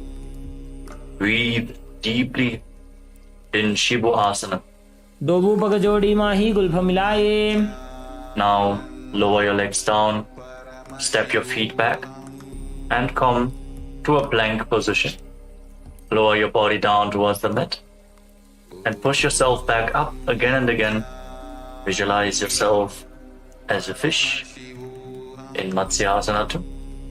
निब्जं शयनं कुरुपरो पार्श्वभागाय मूर्धकृत्य हस्ततलाभ्यां भूमिं वष्टभ्य वारं वारम् उड्डानं कुर्यात् मत्स्यासनं भवति. Lower your body down to the ground, lay flat on your stomach, and place your hands on the hips. Raise your head and chest from side to side, visualizing and moving your body like a snake as you calmly breathe through your nose. Mobilize your spine and your neck. Breathe deeply as you form Salapasana 2. द्युब्जं शयनं कृत्वा हस्तोनितम्बं संस्थाप्य पादौ दीर्घीकृत्य सम्मीलयन् उरसगन्तव्यं सर्पासनं भवति. Now bring your elbows down on the ground in front of you and rest your chin on the hands with the hands in Padma Mudra, the Lotus Mudra. Feel self-supported and completely independent as you keep the top of the feet flat on the ground. Relax in this posture. Open up your upper back and relax. कराभ्यां पङ्कजं कृत्वा तिष्ठेत् कुर्परया सुधीः मुखमुन्नमनुच्चायि निरालम्बनमासनं निरालम्बनयोगी स्यान् निरालम्बनमासनं निरालम्बनता ध्यानं निरालम्बनमासनं. Now bring your hands flat on the ground in front of you and bend your knees, raise your feet. Then straighten your arms, push your upper back towards the feet as you visualize yourself as an umbrella protecting your guru from the sun rays in Chaturasana. Hold this intense stretch of your spine. अर्ध्यासनं स्थित्वा हस्ततलाभ्यां भूमिमष्टभ्या उन्नजात् छत्रासनं भवति. As you then come to a kneeling posture, place your feet down, sit on your heels with the feet flat. Extend your arms out in front of you. Place the palms and your forehead on the ground. Breathe against your thighs. Open up your back and shoulders in this very stable position. Gaze to the tip of your nose and visualize yourself as Vajra, the weapon of Indra, symbolizing your indestructibility. Feel indestructible in Vajrasana. इदानीं गर्भिणीनां योगाभ्यासो यथा लघु सुखप्रसवलाभाय प्रोच्यते प्राक्तनेपथि दण्डपद्मभरद्वाज वीरवज्रसमानितो आसनानि सदा कुर्यात् सुदीर्घैरे च पूरकैः. Now raise your hips, keep your hands on the ground, straighten your legs into Vajrasana position, and now alternate striking the ground with your hands as you experience yourself as powerful as a ram in Meshasana. गजासन संस्थितो एकैकं बाहुं भूमौ ताडयेत् मेषासनं भवति. Now, with your hands on the ground, raise your hips and lift your legs off the ground into a handstand position. Lower your face down towards the ground slowly as you visualize yourself as unborn, existing for all eternity in Ajasana. गजासन संस्थितो पादद्वयमन्तराळे कृत्य मस्तकेन भूमिं स्पृशेत्. Now come to a kneeling position with the feet flat on the ground. Hold on to the toes and pull them towards your perineum. Then place your hands flat on the knees. Fix your gaze at the tip of the nose. Breathe through your mouth, making an ocean-like sound in Ujjayi Pranayama. Visualize Swamiji in your inner space as you perform Dhanantarasana. पूरव विधि परिहाता की काकसी छो फणा शरा मोड़े पगा के अंगुली अग्रिमेढ़ लगावे. Now interlock your fingers up front and move your arms upwards, downwards, from left to right, in all directions, giving massage to various different joints and muscles of your body. Move the arms to the back and repeat the movement. As you visualize Swamiji in the Angamotanam. हस्तयोः अंगुलीर्बद्ध्वा हस्तयोर्मध्यात् सर्वमङ्गं निष्कासयित्वा तिष्ठेत् अंगमोत्तनं भवति. Now bring your heels outside the hips with the toes pointing to the side. Bring your thighs and calves down on the ground. Rest your hands on the knees as you Visualize yourself as Lord Garuda, flying Lord Vishnu and Lakshmi on his back in Garudasana form. Feel the intense rotation in your hips. Settle down, try to sit on the ground. जंगोरुभ्यां धरां पीड्या स्थिरकायोद्विजानुना जानु परिकरद्वन्द्वा गरुडासनमुच्यते. Now bring your soles of the feet together behind your back as you separate the knees wide to the side. Hold on to your ankles with your hands and push your hips forward. Try to touch the tips, the front of your buttocks on the ground as you gaze up towards your third eye. Visualize yourself residing in the blissful space of a temple in Ananda Mandirasana. अथ वक्षे वीरनाथ आनन्दमन्दिरासनं यत्कृत्वा अमरो धीरो भवत्येवेह साधकः. Now cross your feet and sit on your heels. Bring your hands underneath your knees as you pull your stomach in and up in Uddiyana Bandha. Press your tongue flat against the palate of your mouth in Manduki Mudra as you visualize yourself as a frog. Perform Uddiyana Bandha. Pull your stomach upwards and inwards towards your stomach. Pull your stomach inwards and up towards your spine in Mandukasana 2. पृष्ठं सम्पीड्य गुल्फाभ्यां जान्वङ्गे सबलयाकृतिः हस्तौ पादतले क्षिप्तो मण्डूकं पाददोषहृत्. And now place your hands on the ground in front of you. Tuck your toes and sit on raised heels. Keep your thumbs touching in front as you focus your gaze on the tip of your nose. Stick your tongue out and exhale forcefully through your mouth again and again.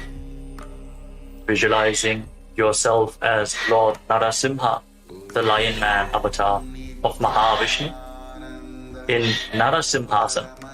दोवू फणा पाणी होई वैसे AD Mailer गुदानी वैसे समशरीरनी काट हरावे NASA अग्रदृष्टि को यावे. Relax. Now sit on raised heels and cover your mouth with your hands. Bring your thumbs beneath the upper teeth and close your mouth. Inhale through the right nostril and exhale through your mouth as per your capacity in Vishlaka Pranayama. Focus the gaze at the tip of your nose and visualize yourself as Devi, presiding over any and all minuscule fears you might have in Vishlakasana. दोवू पगागी एडी जोगी गुड़ा फणो वाणपुनी होई. Now bring the soles of your feet together, the top of the feet flat on the ground, toes pointing back, and sit on your heels. Fix your gaze at your third eye and bring your hands to your armpits, imitating as if you are a monkey stretching itself as you visualize yourself as a playful monkey in Makadasana. दोवू पगतली संपुट आने तिनकी पृष्ठभूमि परिठाने मूलद्वार एडियां परिल्यावे मूढ़ा हाथ ऊंचा टहरावे. Now tuck your toes, bring the soles of the feet together and raise your knees off the ground, separated wide apart.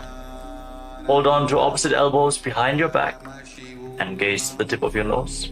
Embody diamond-like strength for you and your Sangha, your spiritual community in Vajra Sangharasana. प्रथम पणा पाणी होई वैसे दोवो AD गुदानी वैसे गोड़ा उभा राखे धीर आड़े वाय पसारे धीर. Now again, place your knees down to the ground and cross your feet. Sit on the heels as you place your palms down on the ground next to your body. Fix your gaze at the tip of the nose. Pull your stomach in and up and visualize perfect health beyond any and all physical or mental ailments. In Kanjanasana, return to making an ocean-like sound with your mouth in Ujjayi Pranayama. खञ्जनासनमा वक्षे यद्कृत्वा सुस्थिरो भवेत् पृष्ठे पादद्वयं बद्ध्वा हस्तो भूमौ प्रधारयेत्. Now place your hands on your knees. Keep gazing at the nose and make your upper back and neck stiff like the shell of a turtle as you embody a turtle with a stable body and mind, living for hundreds of years in Kurmasana, the turtle posture. गुल्फौ च वृषणस्याधो व्युत्क्रमेण समाहितौ ऋजुकाय शिरो ग्रीवं कूर्मासनमितीरितम्. Now relax your upper back and neck. Maintain the same posture. Gaze to your nose and visualize Swamiji in your inner space in Yogasana. बुधं नियम्य गुल्फाभ्यां व्युत्क्रमेण समाहितः योगासनं भवेदेतदिति योगविदो विदुः. Now uncross your feet and rise up onto your knees. Cross your legs behind and bring your toes near the opposite knees. Bring your hands in between the thighs and calves and keep the thumbs outside. Hold onto your calves. As you gaze up towards your third eye, visualize a space of eternal oneness, Advaita, with your Guru Swamiji in Vijogasana.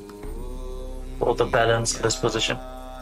गोड़ा वामो बोहो जी गोड़ा आड़ा राखे दो जी दची पाद के पानी रहावे फणो वाम गोड़ा ढिगिल्यावे. Now bring the top of your feet flat on the ground, your knees closer together, and hold onto your heels as you lean back. Push your hips forward, tilt your head back, bend your back, open up your chest, breathe deeply as you visualize yourself as a camel in Ustrasana 2. मेरुदण्डग्रन्थि दाढ्या संविवाद इषुपुमान् कपोतोष्ट्रासनाभ्यास कुर्यान्वित हिताशनः. Now lean down, lower. Bring your elbows down to the ground, followed by the back of your head. Fix your gaze at the tip of your nose and experience yourself as a lotus blooming in Jatyasana 2. दोबू AD संपुट करे सोले मूलत बारी तर इधरे फणा पानी उकड़ होए बैसे बहुरी पिष्टि दिशि करे जो ऐसे. Now lay down on the ground, bring your back to the mat and rise up again and again. You can use the support of your hands if needed as you fix your gaze at the tip of the nose and visualize the healing of your causal body in Viratasana. जंगा पृष्ठिभूमो निराज्य जंगोतरयोः ऊरुनी संस्थाप्य पृष्ठिवंशं वारं वारं स्पृशेत्. Now bring your hands over top of your shoulders and lean back all the way. Catch a hold of your feet and bring your head in between the heels. Push your hips up high, bend your back intensely. You cannot bring your head in between the feet. It is all right. Just lean down as far as possible. Visualize yourself as a beautiful dove in Kapotasana. मेरुदण्डग्रन्थि दाढ्या संविपाद इषुपुमान् कपोतोष्ट्रासनाभ्यास कुर्यान्वित हिताशनः. Now slowly rise up onto your knees. Stand on your knees with your toes tucked and hold on to opposite arms in front of your body. As you fix your gaze, the tip of the nose, internally chant Om Nityananda Paramashivoham. Verbalize the boon you want to receive. As you are in the boon fulfilling posture, receive your boon from Paramashiva in Varasana. जानुनी भूमौ संस्थाप्य हस्ताभ्यां बाहु परस्परं धृत्वा सर्वं तिष्ठेत् वारासनं भवति. And lean forward and down. Place your forearms on the ground and rest your face on the hands. Visualize yourself as Varaha, the boar avatar of Lord Vishnu in Varahasana 2. सूर्यं चन्द्रं भेदनानि आसनानि निकथ्यन्ते कोर्परो भूमौ स्थापयित्वा जानुभ्यामवनिमवेष्टभ्य हस्तो मस्तके संस्थाप्य पार्श्वनितम्बे संस्थाप्य तिष्ठेत् वराहासनं भवति. Now let us get ready for another inverted posture with your forearms on the ground, elbows shoulder width apart. Interlock your fingers. Bring your head to the ground Support your head with your hands. Raise your hips. Walk your feet forward. Align the hips with the shoulders and slowly raise your legs up in a controlled manner into a headstand posture. Keep gazing at the tip of the nose. Breathe calmly in Sahajra Kumbhaka, leading the prana along your spine. Visualize yourself as a lopped tree in Mundasana. अधो मुण्डासनं वक्षे सर्वेषां प्राणिनां सुखम् ऊर्ध्वमार्गे पते दत्त्वा धारयेन् मारुतं सिद्धिः. Now slowly lower your legs down and come to a kneeling posture. With your feet flat, sit on your heels, slightly separate your knees and lean forward and down. Bring your head in between the legs. Hold your head with both hands, your elbows outside the knees. Inhale through your nostrils and exhale through your mouth in this asana. As you gaze at the tip of the nose, visualize Swamiji. Feel the opening of your back. As you breathe deeply, keep the Mula Bandha engaged. प्रथम भगदली इसमें ठहरावे कोरमाहिली उभे मिलावे हना पानी उकड़ होए बैसे दोबू एड़ी गुदानी बैसे. Now lay down flat on your stomach and keep your hands extended out in front of you. Extend your arms out in front and lift your arms, your chest, your legs off the ground and hold. Tensely engage your back as you visualize yourself as a locust in Viparita Shalabhasana. शलभासन भेदाश्च नटभेरुण्ड नामके गण्डभेरुण्ड सहिते शीर्षदण्डासनं तथा. Relax. Now place your forehead on the ground, your hands by the side of your hips.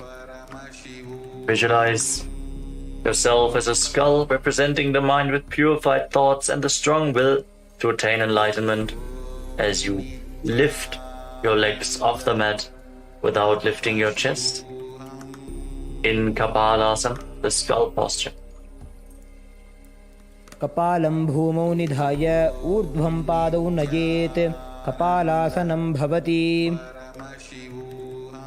The next asana is Akasha Kapotasana. Rotate as you lay on your stomach. Lift your legs up over top of your body and try to touch your feet to the ground in front of your face. Bend your back intensely. Visualize yourself as a free and open dove. उष्ट्रासने स्थित्वा चरणौ भूमेरुत्थाप्य मस्तकोपरि नीत्वा पृष्ठप्रदेशेन भूमौ स्थापयेत् आकाशकपोटं भवति. Slowly lay down again and come to a kneeling posture. Sit on top of your heels. As you lean forward and down, place your forearms on the ground and bring your navel towards the knees. Be sturdy and stable in this position. As you visualize yourself as a sparrow in Chatakasana. कूर्परपर्यन्तौ हस्तौ धरामोष्टभ्य जानुनी नाभौ संकुञ्च्य. Now raise your hips and straighten your legs. Kick your legs up. Bend your knees as you try to touch the back of your head with your feet. Visualizing yourself as a scorpion in Vrishchikasana too. विच्छेव पुच्छ प्रतिमाङ्गिरिपार्ष्णे धृत्वा स्वशीर्षे चिब्बुकं विधार्यकौ यत्रेति सन्तिष्ठति साधकस्त्वं विशावहं वृश्चिकसंयमासनम्. Relax. Come back down. Sit down on your right heel and bring the left foot outside the hip with the toes pointing to the side. Place your hands on the ground in front of your body. Feel the grounding. The hands flat. Gaze forward in Vaishnavi Mudra. Fully residing in your inner space without any external distractions.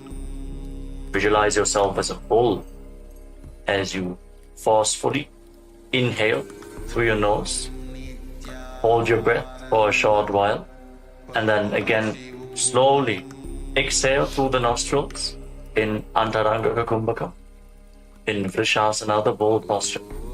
याम्यगुल्भे पादमूले वामभागे पदेतरं विपरीतं स्पृशेत् भूमिं वृषासनमिदं भवेत्. Now push your hands into the mat and lift your body off the ground. Cross the toes of the left foot over the right and balance on your arms as you visualize Swamiji in your inner space in Lolasana. लोलासनं सदा कुर्याद् वायुलोलापघातनात् स्थिरवायुप्रसादेन स्थिरचेता भवेत् धृतम्. And sit down on the left heel as you bring the right heel outside the hip. As you repeat Vrishasana, the bull posture, on the other side. Keep visualizing yourself as a bull. याम्यगुल्भे पादमूले वामभागे पदेतरं विपरीतं स्पृशेत् भूमिं वृषासनमिदं भवेत्. Now place the right foot flat on the mat. Raise the right knee against your chest. Tuck the toes of the left foot and sit down on the left heel. Keep your hands on the respective knees and visualize Bala Gunahai, one of the 84 siddhas in your inner space in Bala Gunasana. आसन को गुण जल विकार जागी. Now stand up and squat down. Bring your hands through the legs from the inside out and hold on to your ankles from the outside. As you squat down as low as you can. पाददये भूमौ संस्थाप्य जानुमध्ये कुर्परौ स्थाप्य हस्ताभ्यां गुल्पप्रदेशो धृत्वा तिष्ठेत् ग्रहासनं भवति. Now repeat Bala Gunasana on the other side. Tuck the toes of the right foot and sit on the right heel. Keep your left knee raised with the foot flat, hands on the respective knees, gaze forward, focused on your inner space as you visualize Bala Gunahai in Bala Gunasana. आसन को गुण जल विकार जागी. Now step both feet in and sit on raised heels. Keep your knees together and place your hands on the knees. If you have weights available, hold on to the weights. To intensify this asana, breathe forcefully through your nose in Utkatasana. विजास्पिजोस्ति यत ऊर्वजानो यत्रासने पादतलद्वयोपरि. Now cross your hands behind your back. Hold on to opposite elbows as you visualize Swamiji in your inner space in Vajra Sangarasana. प्रथम पणा पाणी होए जैसे दोवो AD गुदा निवैसे घोड़ा ऊभा राके थीया आड़े वाय पसारे धीर. Engage the perineal floor as you sit on raised heels. And now bring your hands flat on the ground. Step your heels on top of the hands. Squat down all the way. Keep your arms straight as you gaze to the tip of your nose and visualize you are able to consume and live off of air alone in Anilasana. दोव हाथ भूमि पर ठाने कहुनी जाड़ी ना भी लगाने फना दोव ऐसे विधि करे पिष्टि हथेलियां की पर इधरे. Now place the back of your hands on the ground and step your feet on top of your palms. Wrap your hands around the feet like shoes and start walking around on the mat, visualizing that you are wearing padukas, performing a pada yatra all across India in padukasana. हस्ततलयोः पादतले कृत्वा तिष्ठेत् गच्छेत् पादुकासनं भवति. Now place your hands flat on the ground with your hips raised and kick your legs up and let them fall back down again and again. Visualize yourself as a rooster in Kukutoddanasana. हस्ततले भूमौ कृत्वा पादतले च ऊर्ध्वमुड्डानं कृत्वा भूमौ पतेत्. Relax. The next asana is Viparita Nrityasana. Viparita Nrityasana. Now place your hands on the ground, shoulder width apart, and raise your legs up into a handstand posture as you move your legs around dance on your hands as you feel yourself become free of all inhibitions. Breathe deeply through your nose in a relaxed manner. In Viparita Nrityasana. हस्ततलाभ्यां भूमिं वष्टभ्य ऊर्ध्वपादाग्रे कुर्वन् हस्ततलाभ्यां नर्तनं कर्तव्यं विपरीतनृत्यं भवति. Now rise up and separate your feet. Place one hand on the ground with the elbow straight. Bring the other hand to the respective ear. Visualize Swamiji in your inner space in Kunjarasana. अथ वक्षे महादेव कुञ्जरासनमुत्तमं करेणैकेन पादाभ्यां भूमौ तिष्ठे चिरकरः. Hold this position for a while and then exchange the position of your hands. Feel the stability. Connect to the ground. अथ वक्षे महादेव कुञ्जरासनमुत्तमं करेणैकेन पादाभ्यां भूमौ तिष्ठे चिरकरः. As you then bring your feet together and squat down all the way. Your heels close to your body and raise your toes off the mat as you hold on to your ankles. Visualize yourself as a kadamba tree, a pious tree that promotes a long life in Kadambasana. पार्श्वभ्यां भूमिं वष्टभ्य हस्तद्वयेन गुल्भौ धृत्वा तिष्ठेत् कदम्ब भवति. Now bring your feet flat on the ground and hold on to opposite knees. Pull your knees in close to your chest. Breathe deeply against your thighs. Feel the stretching, the opening of your back as you extend your chest. Inhale and exhale deeply. Visualize any excess vata releasing, balancing within your system in Paramashivoham. द्वयोस्तु पादयोः पाणिं लात्वा स्वस्वनितम्बके जानुनि वक्षसि साधुर्बभ्रतीकरवन्दनैः. Now extend your legs forward and bring one leg behind your neck. You can bring the leg behind your neck, don't worry. You can either pull it towards your chest or bring it over your shoulder, cross it over the other thigh. Then bring your hands to the side and lift your body off the ground. Gaze upwards towards your third eye. Hold this position, visualizing yourself as a powerful source of energy in Chakrasana. पूर्वतानं चतुष्पादपीठं वज्रासनं तथा चकोरक्रौञ्चशलभभुजङ्गमपि वृश्चिकम्. Now rest your body down to the ground. Keep one leg extended and hold on to the big toes of your feet in Prana Mudra with index and middle fingers. As you pull the other foot towards your ear as if you're pulling a bowstring back. Visualizing yourself as a bow in Dhanurasana. पादाङ्गुष्ठौ तु पाणिभ्यां गृहीत्वा श्रवणावधि. Now bring one leg over top of your shoulder and hook the other foot over top. Lean forward, extend your legs out to the side and balance on your arms as you visualize yourself as a flying crane in Ashtavakrasana. वासिष्ठमथ कौण्डिन्यमूर्धकुक्कुटमेव च अष्टावक्रमथोत्थानं मयूरं सेतुबन्धनम्. Relax, come back down to the ground and keep one foot flat as you bring the other foot on top of the opposite thigh, the knee raised. Bring your shoulder underneath the raised knee with a hand flat on the ground, the other hand pushing the respective knee to the mat. Gaze towards your third eye and visualize that you are immortal, able to exist slowly from prana in pranasana. एतत् प्रभेदं वक्ष्यामि करोति यस्य चामरः एकपादमुरो बद्ध्वा स्कन्धेऽन्यत्पादरक्षणम्. Now bring the raised foot to the opposite hip and step the other knee over top. Bring your elbow around the raised knee, your hand below, and interlock your fingers around your back. Reach for the other hand behind your back. Gaze up towards your third eye and visualize the master of Hatha Yoga, the great sage Yogi Matsyendranath in Parshva Matsyendrasana.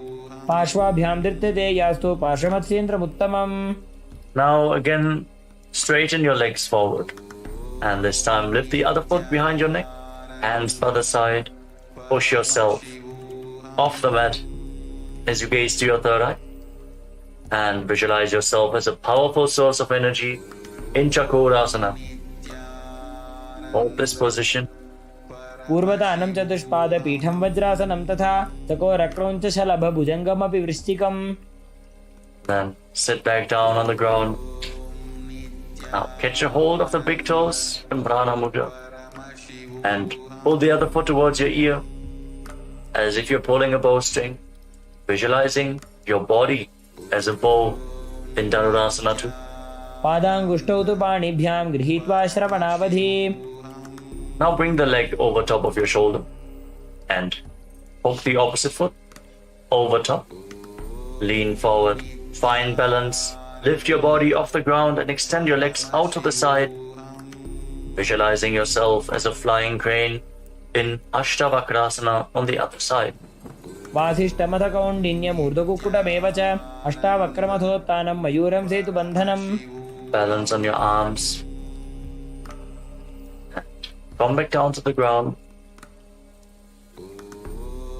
Place one foot on the ground with the knee raised and bring the other foot on top of the opposite thigh, your shoulder beneath the raised knee, and gaze through your third eye. Visualizing yourself being immortal, able to live off of prana and pranasana. एतत् प्रभेदं वक्ष्यामि करोति यस्य चामरः एकपादमुरो बद्ध्वा स्कन्धेऽन्यत्पादरक्षणम्. Now bring the raised foot to the opposite hip, the other foot over top of the leg with the knee raised. Bring your arm around the raised knee, the hand below, interlock your fingers behind your back, gaze up towards your third eye, and visualize Sage Matsyendranath in Parshva Matsyendasana. पार्श्वाभ्यां धृत्यते यास्तु पार्श्वमत्स्येन्द्रमुत्तमम्. Feel the twist in your spine. Now extend your legs forward. Keep one heel at the perineum and lean forward and down, holding onto the front foot with both hands in Ardha Paschimottanasana. Perform the Jiva Chala Kumbhaka. Inhale deeply and hold the breath. Move the prana freely within your body. Control the flow of the prana within your system as you visualize Swamiji in your inner space. एकं पादं प्रसार्य एकं पादस्य पार्श्वनासीवनी सम्पीड्य हस्तद्वयेन प्रसारितपादाङ्गुष्ठं धृत्वा जानुभरिमस्तकं न्यसेत् अर्धपश्चिमतानं भवति. Stretch in your hamstrings. Rise up. Bring the right foot outside your hip with the top of the foot flat on the ground. Hold on to the left foot and raise it in front of your face. Keep your legs straight. Visualize yourself as a crane in Kraunchasana, the crane posture. उत्तानपादं क्रौञ्चं च मरीचिं वीरभद्रकं नटराजं त्रिकोणं च सुप्ताङ्गुष्ठप्रसारणे. Now lower your leg. Keep the other foot against the perineum as you keep the opposite leg extended forward. Lean forward and down. Hold onto the front foot and breathe in Jiva Chala Kumbhaka. एकं पादं प्रसार्य एकं पादस्य पार्श्वनासीवनी सम्पीड्य हस्तद्वयेन प्रसारितपादाङ्गुष्ठं धृत्वा जानुभरिमस्तकं न्यसेत् अर्धपश्चिमतानं भवति. Feel the deep stretch as you rise back up. Bring the left foot outside the hip and raise the right foot in front of your face with the knees straight, visualizing yourself as a crane in Kraunchasana. Feel the intense stretch in this asana. Hold this posture just a little bit longer. उत्तानपादं क्रौञ्चं च मरीचिं वीरभद्रकं नटराजं त्रिकोणं च सुप्ताङ्गुष्ठप्रसारणे. Now lower your leg down and come to a cross-legged position. bring your feet in between the thighs and calves. And use the support of your hands if needed. Rest your hands on top of the knees. Fix your gaze at the tip of your nose and embody peace, well-being, good fortune, and prosperity. Visualize a swastika in your inner space in swastikasana. जानुर्वोरन्तरे सम्यक् कृत्वा पादतले उभे ऋजुकाय समासीन स्वस्तिकं तत् प्रचक्षते. Maintain the position of your feet, but cover your heels with your hands. Tuck your chin to the chest, lock your throat in Jalandhara Bandha. Gaze to the tip of your nose and visualize the great sage Goraknatha, the founder of the Natha Yoga Hindu Sampradaya, in Gorakshasana. जानुर्वोरन्तरे पादौ उत्तानौ व्यक्तसंस्थितौ गुल्फौ छाछाद्य हस्ताभ्याम् उत्तानाभ्यां प्रयत्नतः. Now bring your left heel against the perineum and place the right foot on top of the left thigh. Gaze up towards your third eye. As you visualize Swamiji, meditate on Arihanta, the Lord, the Enlightened One, the Avatar. As we once more enter Shanmukhi Mudra, inhale deeply, hold your breath, and then lock all the five senses with your hands. Close your mouth with little and ring fingers, the nostrils with your middle fingers, eyes with your index fingers, and your ears with your thumbs in Bhagasana 2. वामपार्श्वं गुदं संस्थाप्य दक्षाङ्घ्रिवामजगणे. Relax. Now place your feet onto opposite knees and bring your hands to the ground outside of your body with the palms facing upwards. Gaze to the tip of your nose and visualize Swamiji in your inner space as you bring your mouth into the shape of the beak of a crow. Inhale through your mouth and exhale through your nose in Kakachancha Kumbhaka. Keep the Mula Bandha engaged in Yogasana. उत्तानौ चरणौ कृत्वा संस्थाप्योपरि जानुनोः आसनोपरि संस्थाप्य चोत्तानं करयुग्मकम्. Now rotate your hands at the side of your body. Place your palms down. With your legs in Padmasana, lift your body off the ground. Pull your knees up.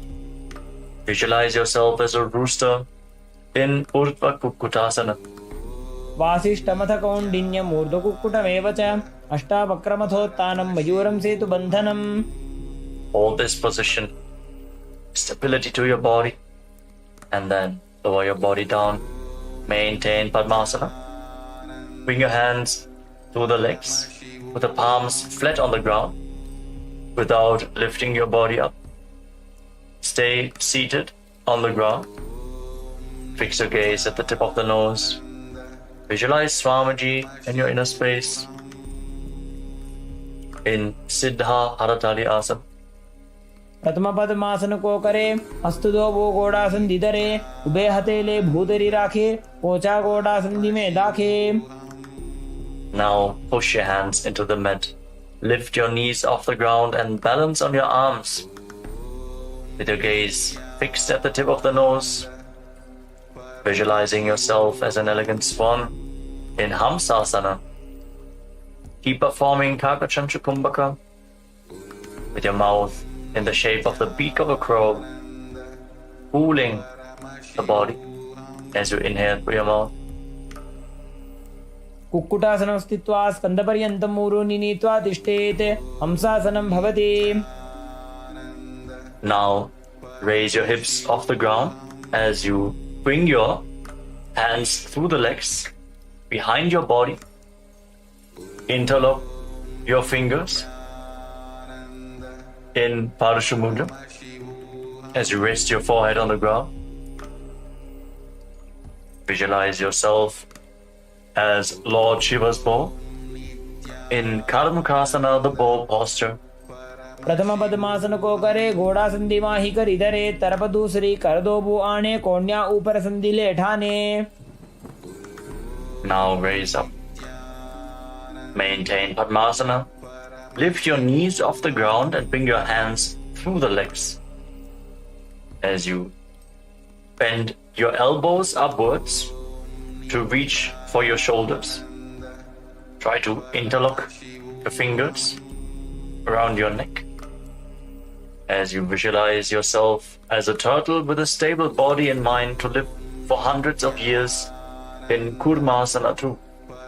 By जंग प्रदक्षिण पावा, दाई जंग परिवा by ल्यावा. Balance in this posture.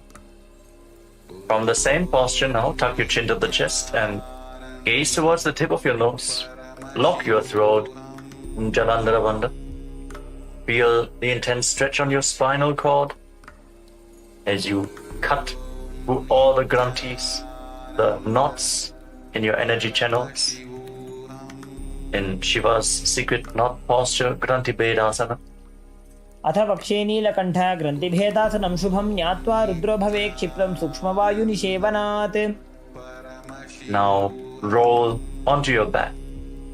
Keep your hands in the same position and embody a turtle laying on its back as you fix your gaze at the tip of your nose in Uttana Kurmasana. कुक्कुटासनबन्धस्थं कराभ्यां धृतकन्धरं पीठं कूर्मवदुत्तानमेतदुत्तानकूर्मकम्. Now kick your body back up into Padmasana. Bring your hands through the legs. Place one palm on the ground and hold its wrist with the other hand. Push your body off the mat. Balance on one arm. Visualizing yourself as a rooster as you pull your knees up as high as possible in Pangu Kukkutasana. कुक्कुटासने स्थित्वा एकेन हस्तेन अन्यस्य मणिबन्धं धृत्वा. Lower your body down and exchange the position of your hands. Place the other palm flat, hold its wrist, and again lift your body off the ground and balance. Keep visualizing yourself as a rooster. कुक्कुटासने स्थित्वा एकेन हस्तेन अन्यस्य मणिबन्धं धृत्वा. Lower down. And as you maintain the lotus posture, Padmasana, bring your elbows onto your toes. Interlock your fingers in Padusha Mudra. Rest your chin on the fingers and press your thumbs against your throat. As you visualize, you have gone beyond all greed and cowardice in Grudasana. जानोर्वोरन्तरे पादो उत्तानो व्यक्तसंस्थितो गुल्फौ छाछाद्य हस्ताभ्याम् उत्तानाभ्यां प्रयत्नतः. Rise up. Now place one hand over top of the other and place your hands in your lap. Gaze towards the tip of your nose. Sit in a meditative space as you perform Mahamudra Bandha. Engage all three bandhas together. Lock the perineum. Pull the stomach in and up and lock the throat. Lead the Kundalini Shakti up the higher energy centers and hold it there as you visualize Swamiji in your inner space in Padmasana 3. उत्तानो चरणो विधाय विधिवत् शक्तिस्थितो योगिरात्. Now bring your hands flat on top of your knees. Fix your gaze at the tip of the nose. Internally vibrate the Mahavakya Om Nityananda Paramashivoham as you visualize Paramashiva in your inner space in Padmasana 4. एतत् पद्मासनं कुर्यात् प्राणवायु प्रसिद्धये शुभासनं सदा ध्यायेत् पुरजित्वा पुनः पुनः. Sit in that bhava, that feeling connection to Paramashiva as you keep the left hand on the respective knee and your right hand in Prana Mudra. Index and middle finger holding on to the big toe. Hold the elbow back as if you're pulling a bowstring. Move the big toe round and round and visualize yourself as Paramashiva's bow. Repeat the movement on the other side as well. in Karmakasana 2. अथान्यासनमावक्ष्ये योगपूरकरक्षणात् कृत्वा पद्मासनं पाद अङ्गुष्ठजङ्घयोस्थितम्. Now bring your feet in closer to your body, sitting in Padmasana. As we get ready for Karmakasana 3. Now cross your arms behind your back. Hold on to the big toes in Prana Mudra. Reach for the opposite feet. As you gaze to the nose, engage all three bandhas. And visualize yourself as Paramashiva's bow in Karmakasana 3. कार्मुकासनमाक्षित्य उदरे पूरयेत् सुखं तदा वायुर्वसो याति कालेन सूक्ष्मवायुना. Maintain this posture. Lift your head and chest. As you gaze to the tip of your nose, shift your gaze to your third eye and visualize yourself as the action of Paramashiva's third eye, destroying anything you come across in Hridhasana. ऊरुभ्यामुपरि स्थाप्य पादयुग्मं प्रयत्नतः दक्षिणं सव्यदेशे च सव्यं दक्षिणदेशके.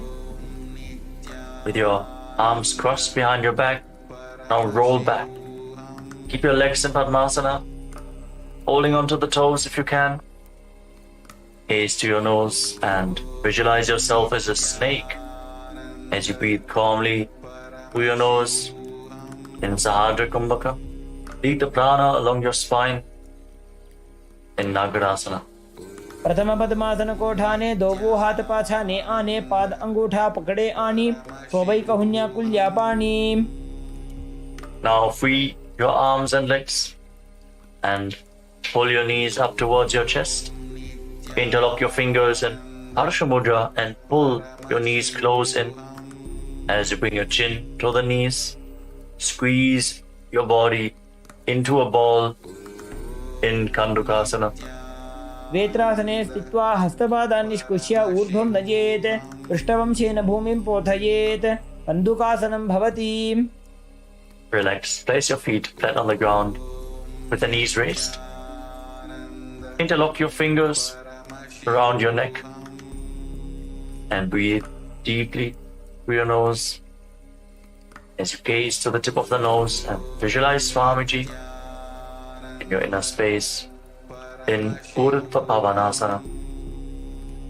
प्रथमे सूधो San करावे गोड़ा उभा राशि मिलावे गुल्फमा हिला अंगुष्ठ doji करे एक समेल रसोजी. Now move your hands down, your palms facing up. Step your heels onto your hands and then push your hips off the ground. Contract the perineal floor and block your throat.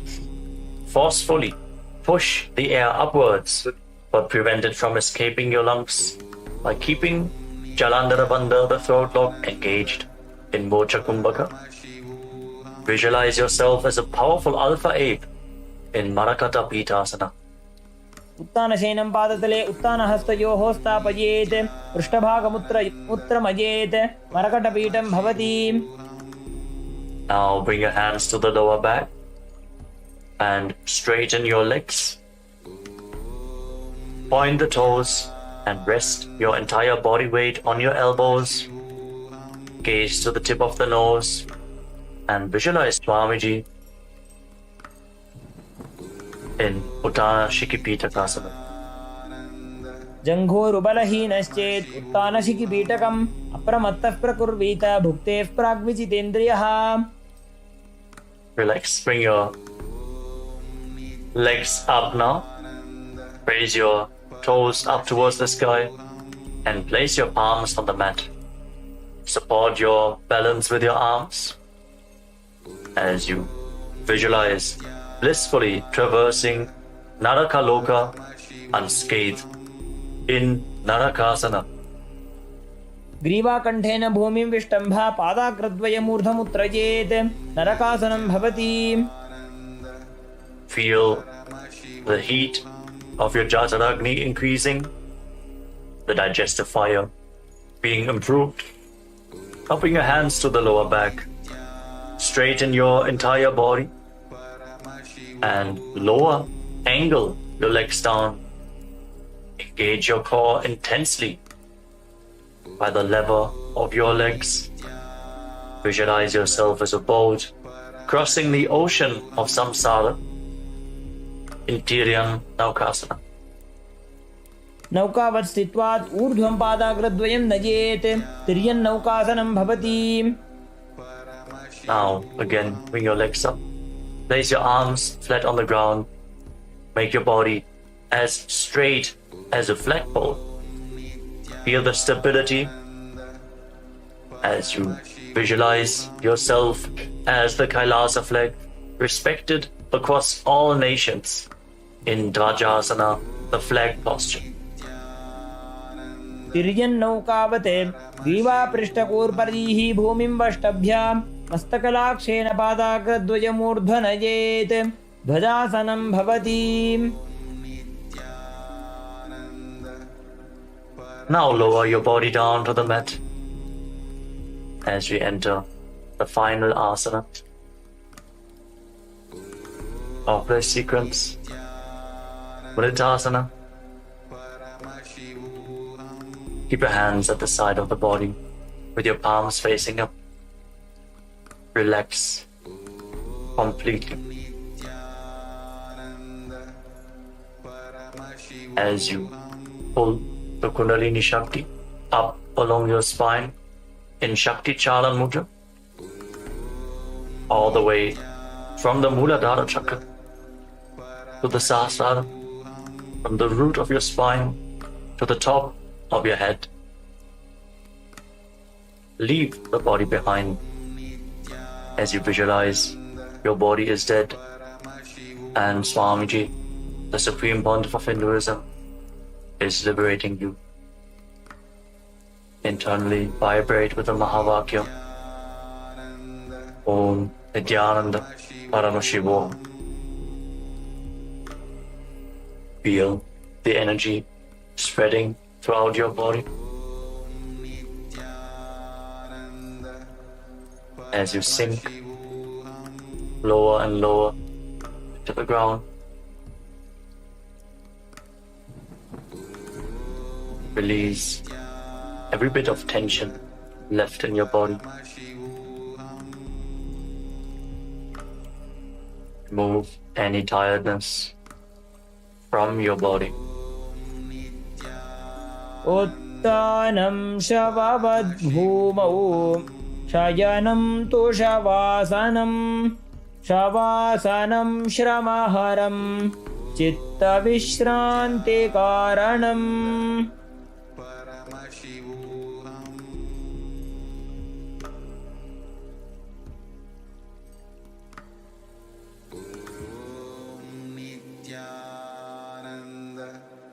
Paramashivoham.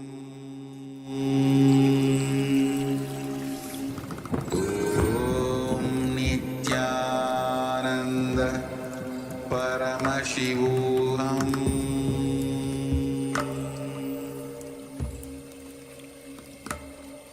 Om Nityananda Paramashivoham.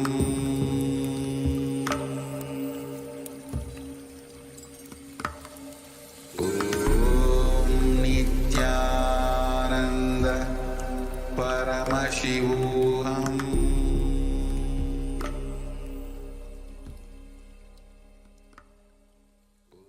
Now slowly return to your body. Start to wiggle your fingers and toes. Rotate your wrists and your ankles. Bend your elbows and knees. Pull your knees up and encircle them with your arms. Squeeze your body into a ball and rock from side to side. Slowly return to a comfortable seated position. Congratulations. We concluded the Dvitiya Vinyasa Krama, 308 asanas of Kailasa Nityananda Yoga. Thank you all for performing this asana sequence today. Let us conclude this ritual of Nityananda Yoga with the Purna Mantra. Sit straight with your head, neck and spine in a straight line, the hands in Namaskara Mudra in front of your chest. Close your eyes and visualize Swamiji in your inner space as we chant together. ॐ पूर्णमदः पूर्णमिदं पूर्णात् पूर्णमुदच्यते पूर्णस्य पूर्णमादाय पूर्णमेवावशिष्यते ॐ शान्तिः शान्तिः शान्तिः हरिः ॐ तत्सत् सर्वं भगवत् श्रीनित्यानन्दपरमशिवपादुकार्पणमस्तु ॐ नित्यानन्दम्.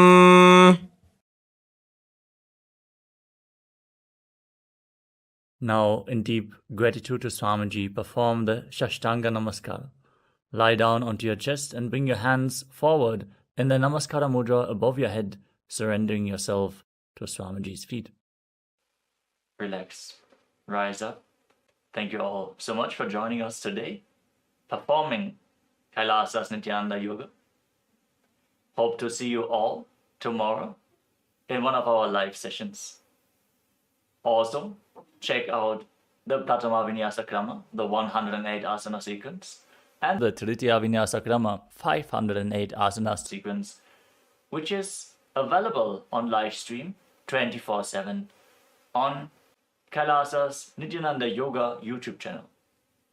Thank you all. Nityanandam. Established since 2002 in the United States of America, the United Ancient Nations is an intergovernmental organization, currently made up of 160+ members and indigenous nations. The UAN and its work are guided by the purposes and principles contained in its founding charter. The UAN is a manifestation of the profound connection amongst indigenous peoples across the world, including African, Andean, American, European, Caribbean, Oceanic, and Asian regions, rooted in shared wisdom, sustainable practices, and deep reverence for the earth. The United Ancient Nations serves as an international cultural and diplomatic organization focused on uniting indigenous cultures globally. Our governance structure is council-based without territorial claims, led by a collective leadership through our General Secretariat. As a non-state entity with UN-style advocacy, we focus on several key areas: cultural and digital heritage preservation, indigenous diplomacy, revival of indigenous knowledge systems to solve humanity's problems, global peace, environmental preservation, health and wellness, sustained economic development, indigenous and cultural tourism.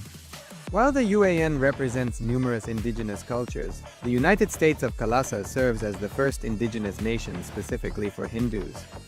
Kailasa's mission is focused on the revival of the ancient enlightened Sanatana Hindu civilization, with a formal governance structure including a head of state, ministers, and ambassadors. Under the leadership of SPH, Supreme Pontiff of Hinduism, Bhagavan Nityananda Paramashivoham, Kailasa has achieved recognition as a sovereign subject of international law, possessing distinctive attributes of juridical statehood.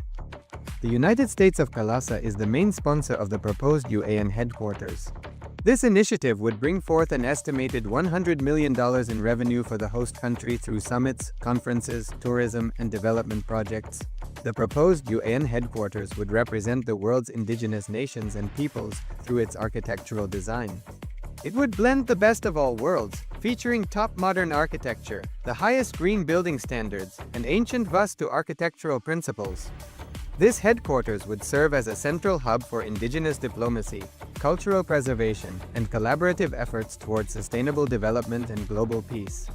Through this initiative, we aim to create a dignified platform for indigenous leadership rooted in ancestral wisdom, cultural legitimacy, and collaborative innovation, enhancing global dialogue and regional stability.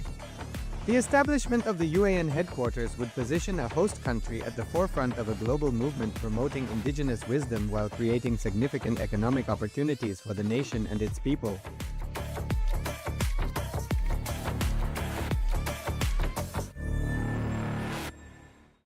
Established since 2002 in the United States of America, the United Ancient Nations is an intergovernmental organization, currently made up of 160+ members and indigenous nations. The UAN and its work are guided by the purposes and principles contained in its founding charter. The UAN is a manifestation of the profound connection amongst indigenous peoples across the world, including African, Andean, American, European, Caribbean, Oceanic, and Asian regions, rooted in shared wisdom, sustainable practices, and deep reverence for the earth. The United Ancient Nations serves as an international cultural and diplomatic organization focused on uniting indigenous cultures globally. Our governance structure is council-based without territorial claims, led by a collective leadership through our General Secretariat. As a non-state entity with UN-style advocacy, we focus on several key areas: cultural and digital heritage preservation, indigenous diplomacy, revival of indigenous knowledge systems to solve humanity's problems, global peace, environmental preservation, health and wellness, sustained economic development, indigenous and cultural tourism. While the UAN represents numerous indigenous cultures, the United States of Kalasa serves as the first indigenous nation specifically for Hindus. Kalasa's mission is focused on the revival of the ancient enlightened Sanatana Hindu civilization, with a formal governance structure including a head of state, ministers, and ambassadors. Under the leadership of SPH, Supreme Pontiff of Hinduism, Bhagavan Nityananda Paramashivoham, Kalasa has achieved recognition as a sovereign subject of international law, possessing distinctive attributes of juridical statehood. The United States of Kalasa is the main sponsor of the proposed UAN headquarters. This initiative would bring forth an estimated $100 million in revenue for the host country through summits, conferences, tourism, and development projects. The proposed UAN headquarters would represent the world's indigenous nations and peoples through its architectural design. It would blend the best of all worlds, featuring top modern architecture, the highest green building standards, and ancient Vastu architectural principles. This headquarters would serve as a central hub for indigenous diplomacy, cultural preservation, and collaborative efforts towards sustainable development and global peace. Through this initiative, we aim to create a dignified platform for indigenous leadership rooted in ancestral wisdom, cultural legitimacy, and collaborative innovation, enhancing global dialogue and regional stability. The establishment of the UAN headquarters would position a host country at the forefront of a global movement promoting indigenous wisdom while creating significant economic opportunities for the nation and its people.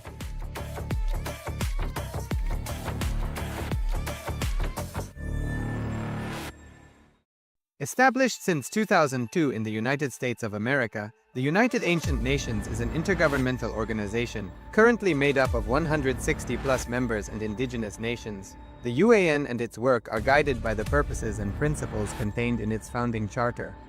The UAN is a manifestation of the profound connection amongst indigenous peoples across the world, including African, Andean, American, European, Caribbean, Oceanic, and Asian regions, rooted in shared wisdom, sustainable practices, and deep reverence for the earth.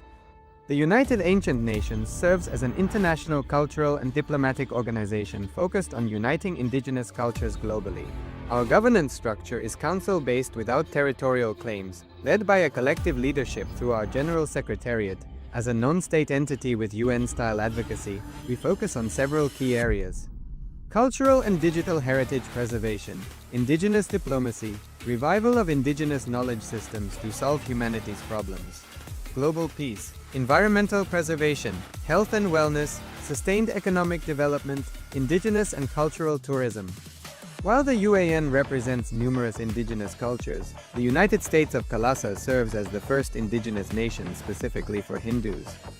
Kalasa's mission is focused on the revival of the ancient enlightened Sanatana Hindu civilization, with a formal governance structure including a head of state, ministers, and ambassadors.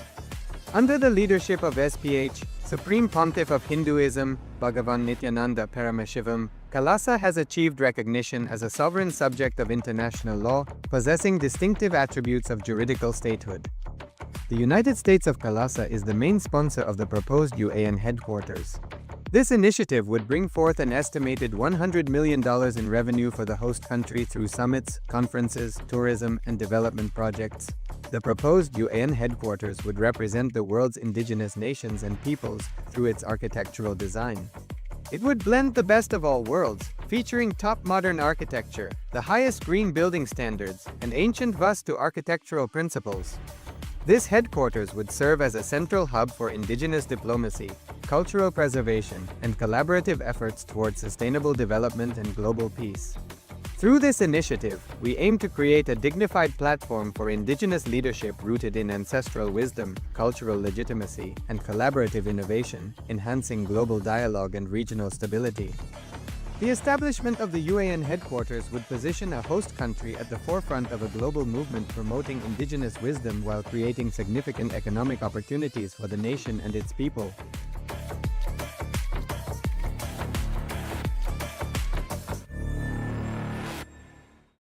Established since 2002 in the United States of America, the United Ancient Nations is an intergovernmental organization, currently made up of 160+ members and indigenous nations. The UAN and its work are guided by the purposes and principles contained in its founding charter.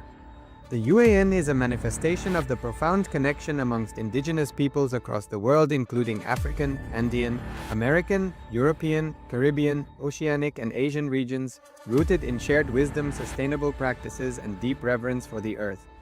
The United Ancient Nations serves as an international cultural and diplomatic organization focused on uniting indigenous cultures globally. Our governance structure is council-based without territorial claims, led by a collective leadership through our General Secretariat. As a non-state entity with UN-style advocacy, we focus on several key areas: cultural and digital heritage preservation, indigenous diplomacy, revival of indigenous knowledge systems to solve humanity's problems, global peace, environmental preservation, health and wellness, sustained economic development, indigenous and cultural tourism. While the UAN represents numerous indigenous cultures, the United States of Kailasa serves as the first indigenous nation specifically for Hindus. Kailasa's mission is focused on the revival of the ancient enlightened Sanatana Hindu civilization, with a formal governance structure including a head of state, ministers, and ambassadors. Under the leadership of SPH, Supreme Pontiff of Hinduism, Bhagavan Nityananda Paramashivoham, Kailasa has achieved recognition as a sovereign subject of international law, possessing distinctive attributes of juridical statehood. The United States of Kailasa is the main sponsor of the proposed UAN headquarters. This initiative would bring forth an estimated $100 million in revenue for the host country through summits, conferences, tourism, and development projects. The proposed UAN headquarters would represent the world's indigenous nations and peoples through its architectural design. It would blend the best of all worlds, featuring top modern architecture, the highest green building standards, and ancient Vastu architectural principles. This headquarters would serve as a central hub for indigenous diplomacy, cultural preservation, and collaborative efforts towards sustainable development and global peace. Through this initiative, we aim to create a dignified platform for indigenous leadership rooted in ancestral wisdom, cultural legitimacy, and collaborative innovation, enhancing global dialogue and regional stability. The establishment of the UAN headquarters would position a host country at the forefront of a global movement promoting indigenous wisdom while creating significant economic opportunities for the nation and its people.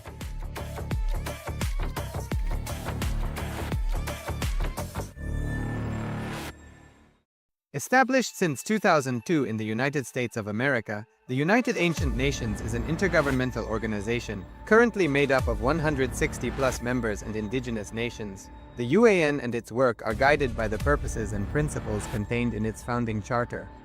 The UAN is a manifestation of the profound connection amongst indigenous peoples across the world, including African, Andean, American, European, Caribbean, Oceanic, and Asian regions, rooted in shared wisdom, sustainable practices, and deep reverence for the earth. The United Ancient Nations serves as an international cultural and diplomatic organization focused on uniting indigenous cultures globally. Our governance structure is council-based without territorial claims, led by a collective leadership through our General Secretariat. As a non-state entity with UN-style advocacy, we focus on several key areas: cultural and digital heritage preservation, indigenous diplomacy, revival of indigenous knowledge systems to solve humanity's problems, global peace, environmental preservation, health and wellness, sustained economic development, indigenous and cultural tourism. While the UAN represents numerous indigenous cultures, the United States of Kailasa serves as the first indigenous nation specifically for Hindus. Kailasa's mission is focused on the revival of the ancient enlightened Sanatana Hindu civilization, with a formal governance structure including a head of state, ministers, and ambassadors. Under the leadership of SPH, Supreme Pontiff of Hinduism, Bhagavan Nityananda Paramashivoham, Kailasa has achieved recognition as a sovereign subject of international law, possessing distinctive attributes of juridical statehood. The United States of Kailasa is the main sponsor of the proposed UAN headquarters. This initiative would bring forth an estimated $100 million in revenue for the host country through summits, conferences, tourism, and development projects. The proposed UAN headquarters would represent the world's indigenous nations and peoples through its architectural design. It would blend the best of all worlds, featuring top modern architecture, the highest green building standards, and ancient Vastu architectural principles. This headquarters would serve as a central hub for indigenous diplomacy, cultural preservation, and collaborative efforts towards sustainable development and global peace. Through this initiative, we aim to create a dignified platform for indigenous leadership rooted in ancestral wisdom, cultural legitimacy, and collaborative innovation, enhancing global dialogue and regional stability. The establishment of the UAN headquarters would position a host country at the forefront of a global movement promoting indigenous wisdom while creating significant economic opportunities for the nation and its people.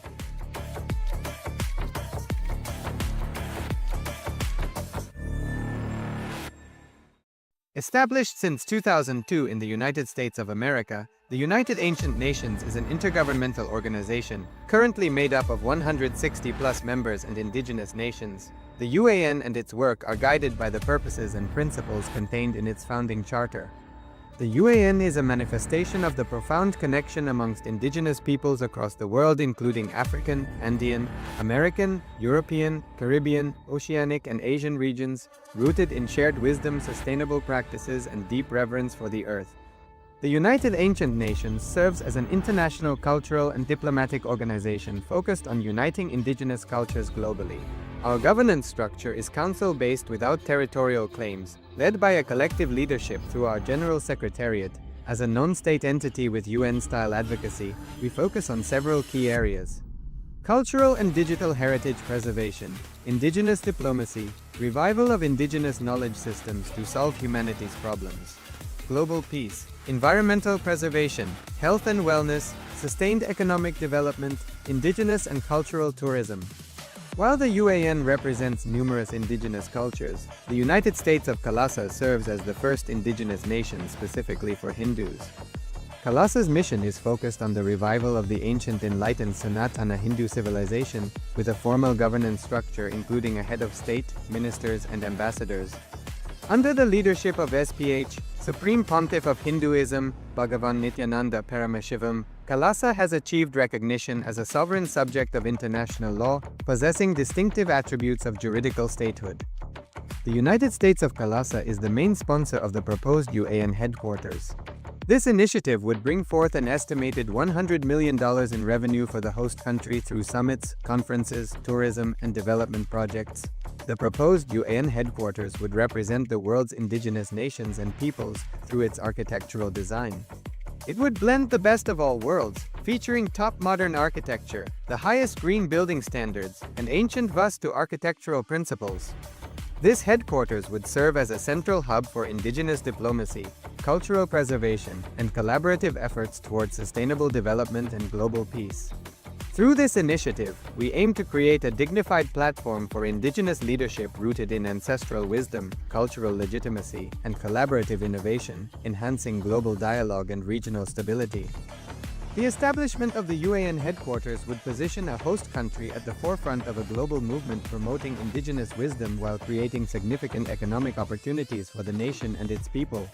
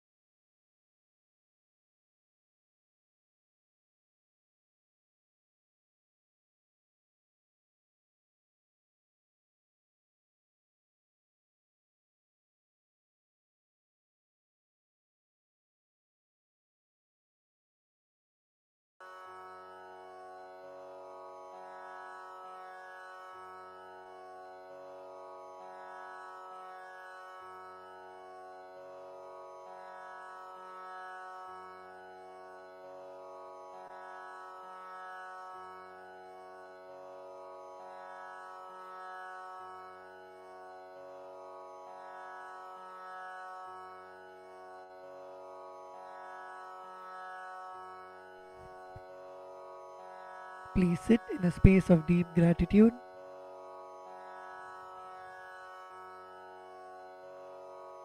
Inhale deeply and exhale.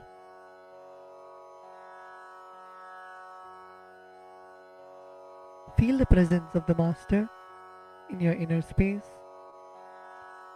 Feel the presence of Swamiji seated in front of you. Feel the presence of Swamiji in the Guru Padukas, alive, radiating.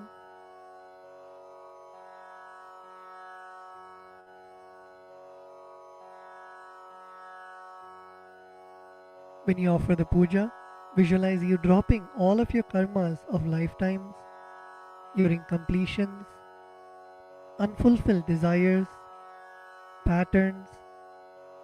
Visualize all of that being liberated by the Guru.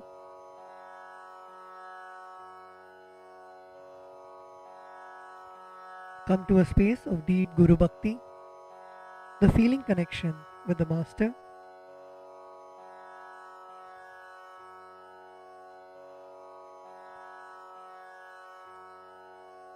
Let us now enter into the Pada Puja.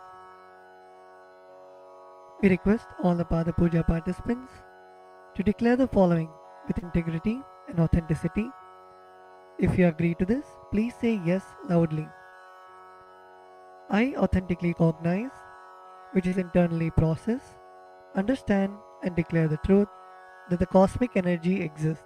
Yes. I authentically cognize, which is internally process, understand and declare the truth that the Supreme Pontiff of Hinduism, Sri Nityanandeshwara Paramashiva, Devi Nityanandeshwari Paramashiva Shakti, the Guru Padukas and the Atmalinga are the Chinmaya Vigrahas, embodiments and representations of that very cosmic energy. Yes, I authentically cognize, which is internally processed, understand and declare the truth that whatever I offer during the Pada Puja and Paramashiva Puja will reach the cosmic source of energy directly. Yes, I authentically cognize, which is internally processed, understand and declare the truth of Soham Asmi, that even when I worship, I am Him. Yes.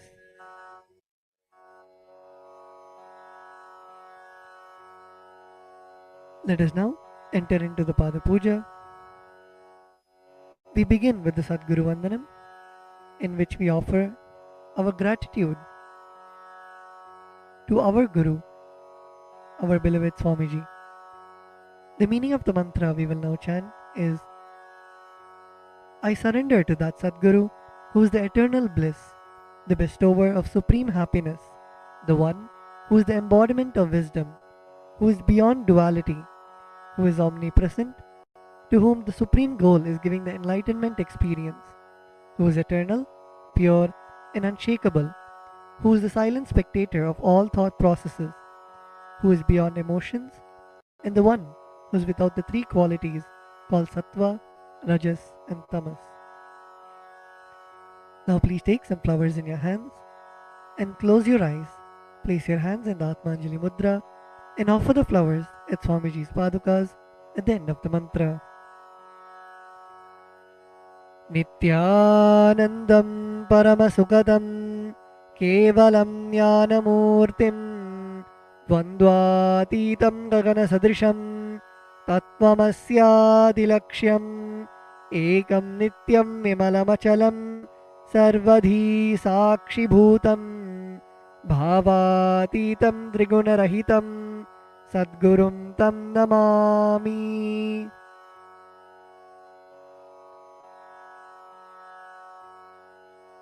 The next offering is the Guru Parampara Vandanam, where we offer our gratitude to the eternal lineage of all the Gurus, the enlightened masters. The meaning of the mantra we are now going to chant is, I surrender to the lineage of all the enlightened masters, which has Bhagavan Nityanandeshwara Paramashiva as the beginning, Devi Nityanandeshwari Paramashiva Shakti as the middle, and my master, Bhagavan Nityananda Paramashivam as the end. Now please take some flowers in your hands, place your hands in the Atmanjali Mudra, close your eyes, and offer the flowers at Swamiji's Padukas at the end of the mantra. Nityanandeshwara Paramashiva Samarambham Nityanandeshwari Paramashiva Shakti Madhyamam Nityananda Pariyantam Vande Guru Paramparam. The next is the offering of the Arunagiri Yogeshwara Vandanam, where we offer our respects and gratitude to Arunagiri Yogeshwara, who is the incarnation of Paramashiva. The meaning of the mantra we are now going to chant is the Arunagiri Yogeshwara, who is the Lord of all beings, who has the sacred musk paste applied on his forehead, who has a glittering stick, who has worn a loin cloth on his glittering hip, who has worn the Datura flower, the king cobra, and a crescent moon on his forehead. That Arunagiri Yogeshwara's presence happens. Now please take some flowers into your hands, place your hands in the Atmanjali Mudra, close your eyes, and offer the flowers at Swamiji's Padukas at the end of the mantra.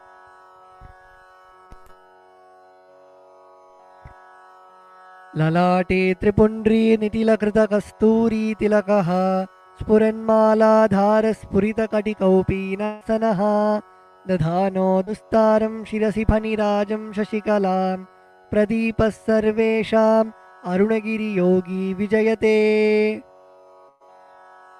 The next is the Tattvachamanam, the ritualistic cleansing of the mouth.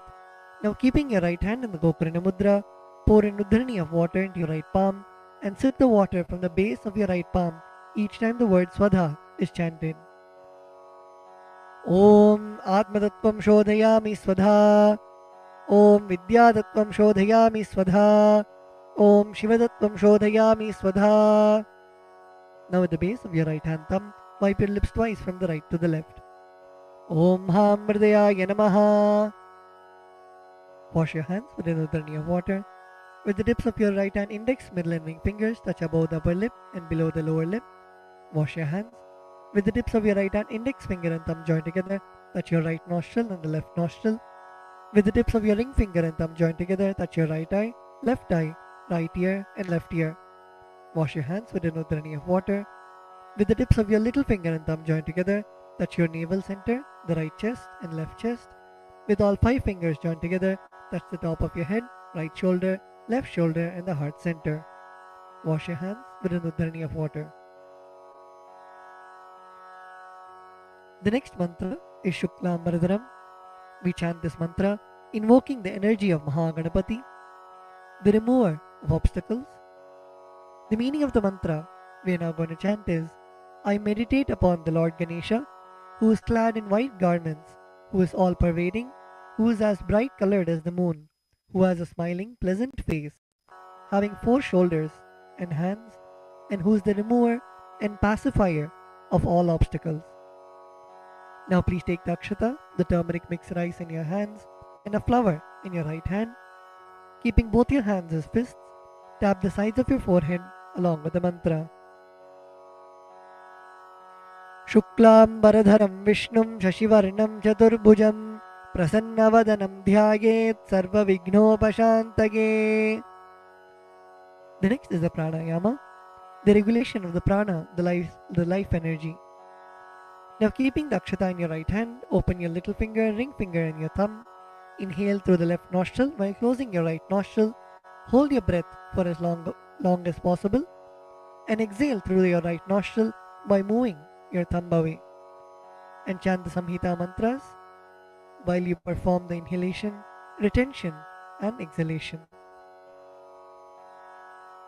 Om Hom Ishanamurdhaya Namaha, Om Him Tatpurushavatraya Namaha, Om Hum Bhagorhidaya Namaha, Om Him Mamdevuhyaya Namaha, Om Hum Satyojatamurtaya Namaha, Om Ham Mridayaya Namaha, Om Him Shirase Namaha, Om Hum Shikaya Namaha, Om Him Kavajaya Namaha, Om Hum Netrebhyo Namaha, Om Hastraya Namaha, Om Hom Ishanamurdhaya Namaha, Om Him Tatpurushavatraya Namaha, Om Hum Bhagorhidaya Namaha, Om Him Mamdevuhyaya Namaha, Om Hum Satyojatamurtaya Namaha, Om Ham Mridayaya Namaha, Om Him Shirase Namaha, Om Hum Shikaya Namaha, Om Him Kavajaya Namaha, Om Hum Netrebhyo Namaha, Om Hastraya Namaha, Om Hom Ishanamurdhaya Namaha, Om Him Tatpurushavatraya Namaha, Om Hum Bhagorhidaya Namaha, Om Him Mamdevuhyaya Namaha, Om Hum Satyojatamurtaya Namaha, Om Ham Mridayaya Namaha, Om Him Shirase Namaha, Om Hum Shikaya Namaha, Om Him Kavachaya Namaha, Om Hum Netrebhyo Namaha, Om Hastraya Namaha.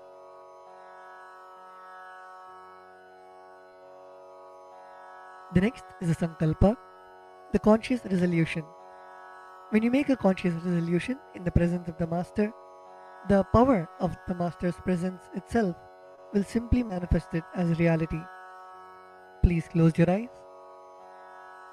Visualize the intention, the sankalpa that you want to keep in your inner space.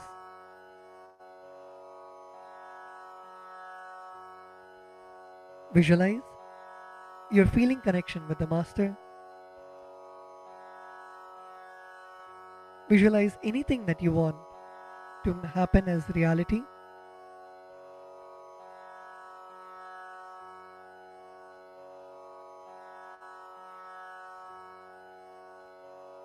Visualize it already happening in your inner space.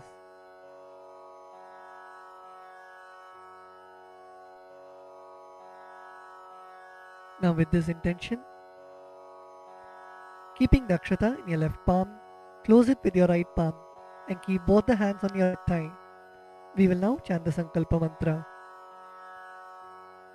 Om Mamopatta Samasta Duridakshayadvara Bhagavat Shri Nityananda Paramashiva Prityartham Shri Nityanandeshwari Paramashiva Shakti Sameta Shri Nityanandeshwara Paramashiva Prityartham Cha Shubhe Shobhane Muhurte Adya Brahmanaha Dvitiya Parardhe Shri Shvetavaraha Kalpe Vaivaswatamanvantare Ashtavimshatitame Nitya Yuge Prathame Pade Jambu Dvipe भारतवर्षे भरतखण्डे मेरोः दक्षिणे पार्श्वे शकाब्दे अस्मिन् वर्तमाने व्यवहारिके प्रभवादीनां षष्ट्याः संवत्सराणां मध्ये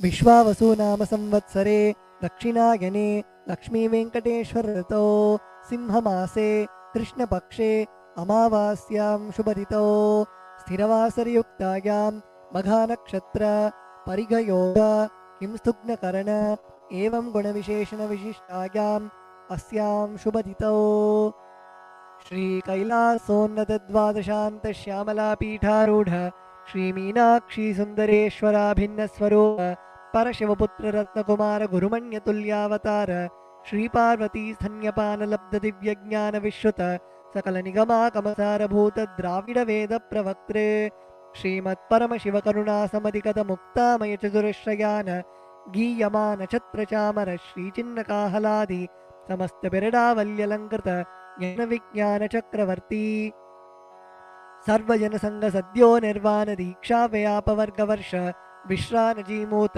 परमतकलभकेसरी शैव सिद्धान्तस्थापनाचार्य श्रीराजाधिराज पाण्ड्य महाराज गुरु क्षपन शाक्यादि महान्धकार निवारण ज्ञानभानु वीक्षणानर्हार्ह ध्वजोच्छेदन पूर्वक श्रीमद्वृषभध्वजस्थापक शैव समयकर्त्रे सर्वज्ञपीठारूढ श्रीजगद्गुरु श्री ज्ञानसम्बन्धदेशिक स्वामी वागीश सुंदर माणिक्यवाचक स्वामिनाम् अवतारभूत श्री ज्ञानसम्बन्ध स्वामी पुनरुद्धृत श्यामलापीठ सर्वज्ञपीठ तृणवत्युत्तर द्विशततम गुरु महासन्निधान अरुणगिरि योगीश्वर परंपरागत अरुणाचल सर्वज्ञपीठ गुरु महासन्निधान कैलास परंपरागत कांची कैलास सर्वज्ञपीठ त्रयस्त्रिंशदुत्तर द्विशततम गुरु महासन्निधान नित्योत्सव नित्यमंगल नित्य कल्याण नित्यरजित कैलास परंपरागत आदि कैलास नित्यानंदपीठ महासंस्थान महासिंहासन पीठ कर्त्रे साक्षात् श्री परमशिव समुद्भूत कैलास परंपरागत वैवस्वतमनु इक्ष्वाकु हरिश्चंद्र भगीरथ श्रीरामचंद्र शूरसेन इत्याद्यनवच्छिन्न सार्वभौम चक्रवर्ती परंपरागत चतुष्षष्टि योगिनी मंडित चतुष्षष्टि संप्रदाय प्रवर्तक मनुधर्मासन सूर्यवंश प्राप्त सर्वज्ञपीठ सुरांगी साम्राज्य मूर्धाभिषिक्त चूड़ामणि साक्षात् श्री परमशिव समुद्भूत कपिल महागुरु पुनरुद्धृत महानिर्वाणी पीठ अष्टोत्तर सहस्र श्री महामंडलेश्वर साक्षात् श्री परमशिव समुद्भूत श्री महागणपति समारंभ अनवच्छिन्न पीठाधीश्वर गुरु परंपरा प्राप्त अटल पीठ अष्टोत्तर सहस्र श्री अटल पीठाधीश्वर धर्म मुक्ति स्वर्गपुर स्वर्णपीठ त्रयोविंश गुरु महानिधान कैलासपरम्परागत आदिपीठ सर्वज्ञपीठ जगद्गुरो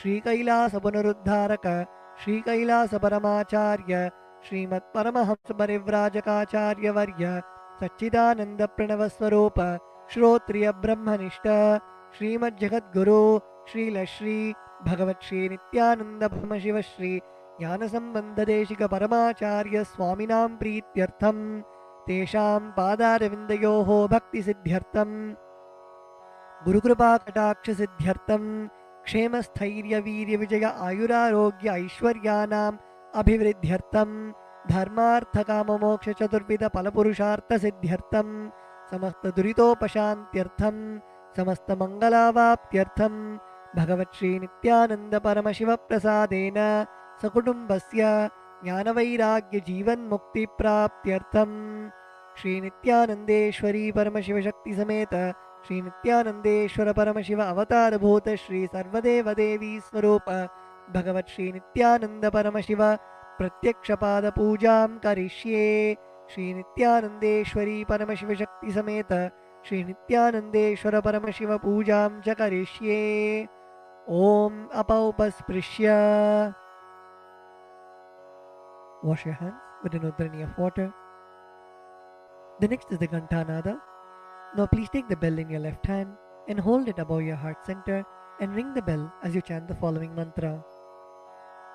Om Agamarthantu Devanam Gamanarthantu Rakshasam Ghantanadam Karomyado Devata Hwanalanchanam Ghanta Devatabhyo Namaha.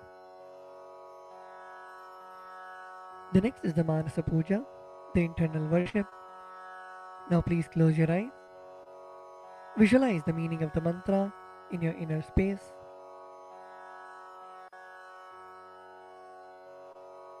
The meaning of the mantra we are now going to chant is: what seed can I offer to the Master except my heart? I offer the gratitude flowing as the nectar to wash his feet and to rinse his mouth. I offer my mind itself as the arghya, the bouquet. To my Master, who is the very cosmos, what clothing can I offer except the space?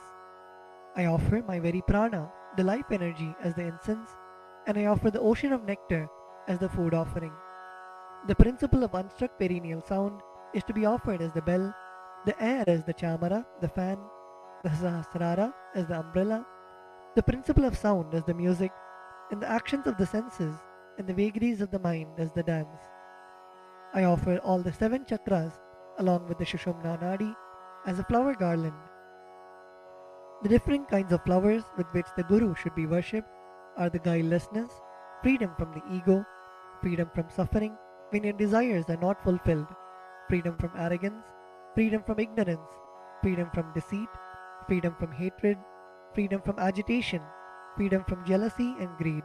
And the Guru should also be worshipped with the flowers of non-violence, mastery over the senses, compassion, forgiveness, and enlightenment.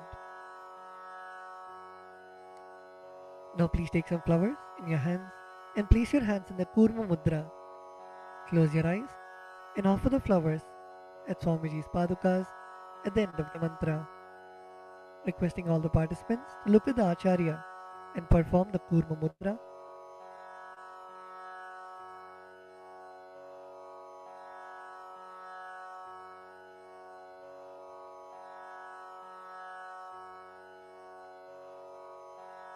ॐ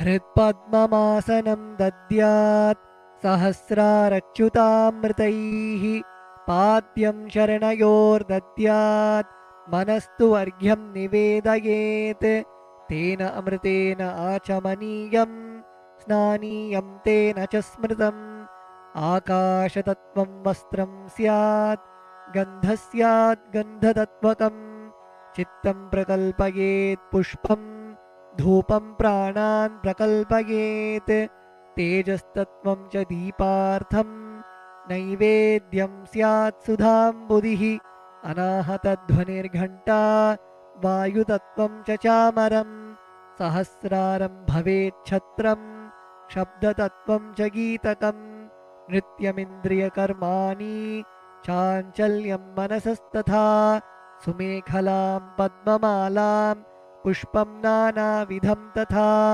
अमायाद्यैर्भावपुष्पैः अर्चयेद्भावगोचरम् अमायम् अनहङ्कारम् अरागम् अमदं तथा अमोहकम् अदम्भं च अद्वेषक्षोभकौ तथा अमात्सर्यम् अलोभं च दशपुष्पं विदुर्बुधाः अहिंसा परमं पुष्पं पुष्पमिन्द्रियनिग्रहः दयापुष्पं क्षमापुष्पं ज्ञानपुष्पं च पञ्चमम् इति पञ्चदशैर्भावपुष्पैः सम्पूजयेत् भगवन्तं श्रीनित्यानन्दपरमशिवम्.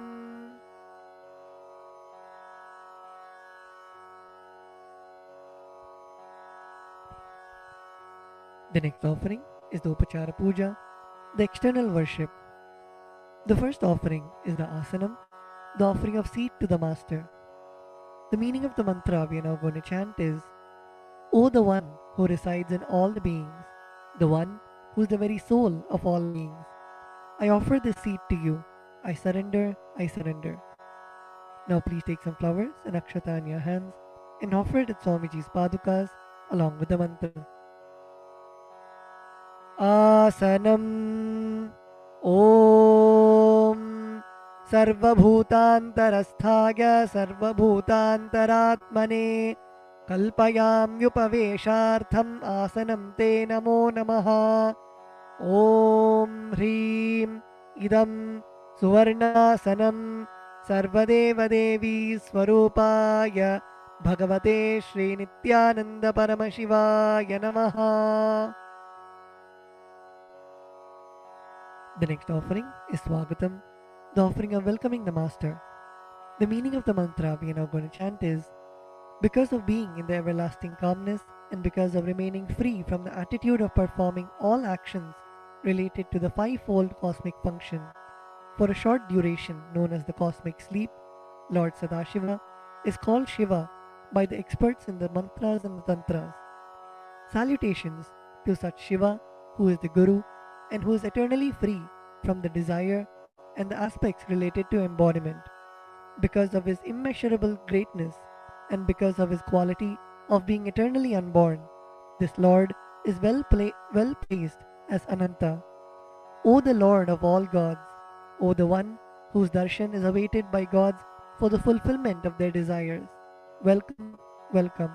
Today my birth, life, and all deeds are fructified. The fruits of all my tapas is materialized just by welcoming you. Now please take some flowers in your hands, close your eyes, and offer the flowers at Swamiji's padukas at the end of the mantra. Swagatam Om Shantatvat Sarvakartritvat Bhavo Paratikaranat Shiva Ukto Mahatantra Mantra Vidbhis Sada Shivaha Tasmai Shivaya Gurave Vitaragakalaya Vai Ameyatvat Anantoyam Majatva Cha Prakirtitaha Yasya Darshanamichanti Deva Swabhishta Siddhaye Tasmai Te Parameshana Swagatam Swagatam Prabho Adya Me Saphalam Janma Jivanam Saphala Kriyaha Swagatam Yatvaya Tanme Tapasam Phalamagatam. Om Hrim Sarvadeva Devi Swarupa Bhagavat Shri Nityananda Paramashiva Swagatam Suswagatam Te. The next offering is Padyam, the offering of water for washing the feet of the Master. The meaning of the mantra we are now going to chant is, I offer Padyam, that is the water for washing the feet of the Supreme God, the very devotion on whom brings about the ultimate bliss. Now please take the Udharani of water in your hands and offer it at Swamiji's padukas along with the mantra. Padyam Om Yad Bhaktilesha Samparkat Paramananda Samplavaha Tasmai Te Parameshana Padyam Shuddhaya Kalpaye. Om Hrim Etat Padyam Sarvadeva Devi Swarupaya Bhagavate Shri Nityananda Paramashivaya Namaha. The next offering is Arghya, the offering of the traditional bouquet. The meaning of the mantra we are now going to chant is, O Maheshwara, please accept this Arghya, this offering of the traditional bouquet, with water to welcome the guest, made of dhruva grass, a bilva leaf, a flower, and a rice pellet, and kept in a beautiful conch. Now please take the conch in your hands and offer the Arghya at Swamiji's padukas along with the mantra. Arghyaha Om Durvakshatasamaayuktam Bilvapatram Tatha Param Shobhanam Shankhapatrastam Grahanargyam Maheshwara Om Hrim Esho Argyaha Sarvadeva Devi Swarupaya Bhagavate Shri Nityananda Paramashivaya Swaha. The next offering is Achamaniyam, the offering of water for mouthwash. The meaning of the mantra we are now going to chant is, please accept this auspicious and sin-removing Ganga water offered by me as Achamaniyam, that is the water for mouthwash, offered by me with devotion to you. Now please take an udhrani of water in your hand and offer it at Swamiji's padukas along with the mantra. Achamaniyam Om Mandakinyastu Yadvari Sarvapapaharam Shubham Grihanachamaniyam Tvam Maya Bhaktya Niveditam Om Hrim Idam Achamaniyodakam Sarvadeva Devi Swarupaya Bhagavate Shri Nityananda Paramashivaya Swadha. The next offering is Madhuparka, the offering of the nectarine drink. The meaning of the mantra we are now going to chant is, for the destruction of all negativities, I offer this Madhuparka, this drink which is full of nectar. Be pleased towards me, O Lord. Now please take the Madhuparka in your hands and offer it at Swamiji's padukas along with the mantra. Madhuparkaha Om Sarvakalmashanashaya Paripurna Sudhatmakam Madhuparkamimam Deva Kalpayami Prasidame Om Hrim Esha Madhuparkaha Sarvadeva Devi Swarupaya Bhagavate Shri Nityananda Paramashivaya Swadha. The next offering is Gandhatai to you, O healer of all the worlds. You are the purest among all the worlds. Now please take the Gandhatailam, the scented oil in your hands.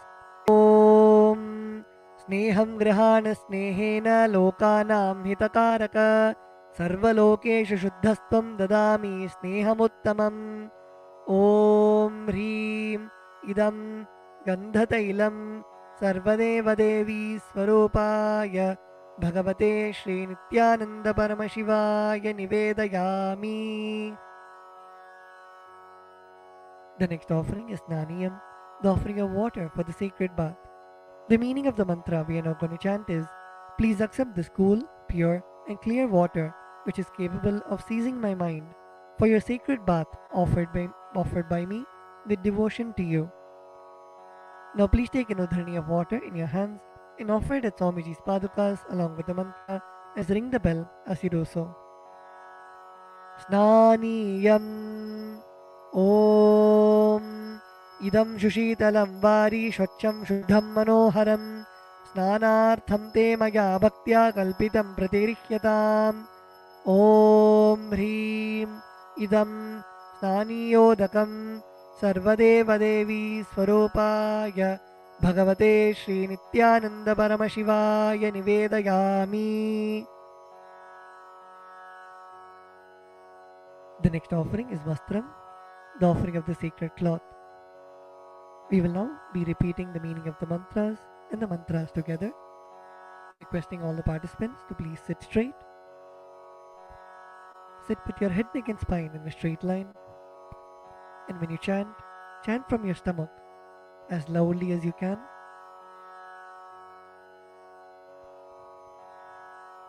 The meaning of the mantra we are now going to chant is, I offer Vastram, I offer Vastram, this cloth offering, this cloth offering, to the Master to the Master, who removes who removes the veil of Maya the veil of Maya or illusion. or illusion, The Master the Master, who is the true who is the true light of enlightenment, light of enlightenment, who does not who does not have a veil of Maya have a veil of Maya and has and has the very space the very space as the dress. as the dress. Now please take the offering of clothes in your hands and offer it at Swamiji's padukas along with the mantra.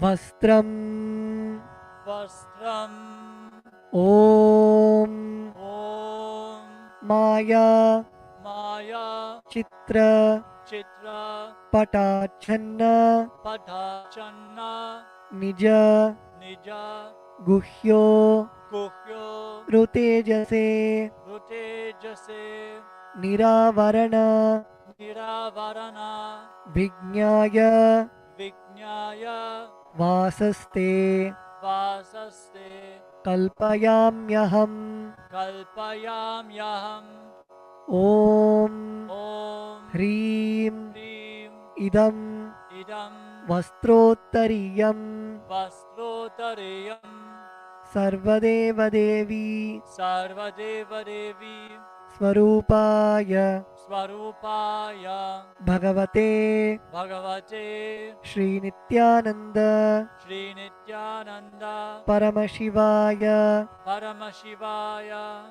Nivedayami. Nivedayami. The next offering is Abharanam, the offering of the sacred jewelry. The meaning of the mantra we are now going to chant is I offer I offer this golden ornament this golden ornament to you, Master, to you, Master, who, who, by the very nature, by the very nature, has has a very a very gracefully gracefully beautiful body, beautiful body, and who is the repository of all powers. of all powers. May you be pleased. May you be pleased.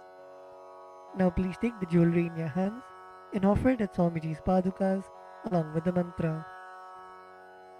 Abharanam Abharanam Om Om Swabhava Swabhava Sundarangaya Sundarangaya Nana Nana Shaktya Shaktya Shrayayate Shrayayate Suvarnam Suvarnam Bhushanam Bhushanam Tubhyam Tubhyam Kalpayami Kalpayami Prasidame Prasidame Om Om Hrim Hrim Idam Idam Suvarnabharanam Suvarnabharanam Sarvadeva Devi Sarvadeva Devi Swarupaya Swarupaya Bhagavate Bhagavate Shri Nityananda Shri Nityananda Paramashivaya Paramashivaya Nivedayami. Nivedayami. The next offering is Gandha, the offering of the sandalwood paste. The meaning of the mantra we are now going to chant is I neither know I neither know what your body is, what your body is, nor do I know nor do I know what your actions are. what your actions are. Please accept Please accept and smear this and smear this sandalwood paste sandalwood paste offered by me. offered by me. Now please take the sandalwood paste in your hands and offer it at Swamiji's padukas along with the mantra. Gandha Gandaha Om Om Shariram Shariram Tena Janami Tena Janami Cheshtam Cheshtam Naivacha Naivacha Naivacha Naivacha Maya Niveditan Maya Niveditan Gandhan Gandhan Pratigrihya Pratigrihya Vilipyatam Vilipyatam Om Om Hrim Hrim Esha Gandha Esha Gandaha Sarvadeva Devi Sarvadeva Devi Swarupaya Swarupaya Bhagavate Bhagavate Shri Nityananda Shri Nityananda Paramashivaya Namaha. Paramashivaya Namaha. The next offering is Pushpam, the offering of the fragrant flowers. The meaning of the mantra we are now going to chant is: please accept Please accept these blissfully these blissfully fragrant, fragrant, different kinds of flowers different kinds of flowers which are taken which are taken from the forest of Turiya, from the forest of Turiya, that is, the space of the space of ultimate restful awareness. ultimate restful awareness. Now please take some flowers, smeared with sandalwood paste in your hands, and offer the flowers at Swamiji's padukas along with the mantra. Pushpam Pushpam Om Om Turiyavana Turiyavana Sampannam Sampannam Nana Nana Gunamanoharam Gunamanoharam Ananda Ananda Saurabham Saurabham Pushpam Pushpam Grihyatam Grihyatam Idamuttamam Idamuttamam Om Om Hrim Hrim Etani Etani Sachandana Pushpani Sachandana Pushpani Sarvadeva Devi Sarvadeva Devi Swarupaya Swarupaya Bhagavate Bhagavate Shri Nityananda Shri Nityananda Paramashivaya Vaushate. Paramashivaya Vaushat. The next offering is Bilva Patram, the offering of the Bilva leaves. The meaning of the mantra we are now going to chant is: I offer you, I offer you, O God of all gods, O God of all gods, this holy Bilva leaf this holy Bilva leaf, in which dwells in which dwells the goddess of richness, the goddess of richness, and which is and which is so much loved so much loved by Lord Shiva. by Lord Shiva. Now please take the Bilva leaf smeared with sandalwood paste in your hands and offer it at Swamiji's padukas along with the mantra. Bilva Patram Bilva Patram Om Om Amritodbhavam Amritodbhavam Shri Vriksham Shri Vriksham Shankarasya Shankarasya Sada Priyam Sada Priyam Bilva Patram Bilva Patram Prayachami Prayachami Pavitram Te Pavitram Te Sureshwara Sureshwara Om Om Hrim Hrim Etani Etani Sachandana Sachandana Bilva Patrani Bilva Patrani Sarvadeva Devi Sarvadeva Devi Swarupaya Swarupaya Bhagavate Bhagavate Shri Nityananda Shri Nityananda Paramashivaya Vaushate. Paramashivaya Vaushat. The next offering is Tulasi Patram, the offering of the Tulsi leaves. The meaning of the mantra we are now going to chant is: let this offering Let this offering of Tulsi leaf of Tulasi leaf be unto the be unto the Supreme Soul Supreme Soul who has who has unlimited forms unlimited forms and who is and who is the bestower the bestower of all boons. of all boons. Now please take the Tulsi leaf smeared with sandalwood paste in your hands and offer it at Swamiji's padukas along with the mantra. Tulasi Patram Tulasi Patram Om Om Namaste Namaste Bahurupaya Bahurupaya Varadamurtage Varadamurtaye Paramatmane Paramatmane Swaha Swaha Om Om Hreem Hrim Idam Idam Sachandana Sachandana Tulasi Patram Tulasi Patram Sarvadeva Devi Sarvadeva Devi Swarupaya Svarupaya Bhagavate Bhagavate Shri Nityananda Sri Nityananda Paramashivaya Namaha. Paramashivaya Namaha.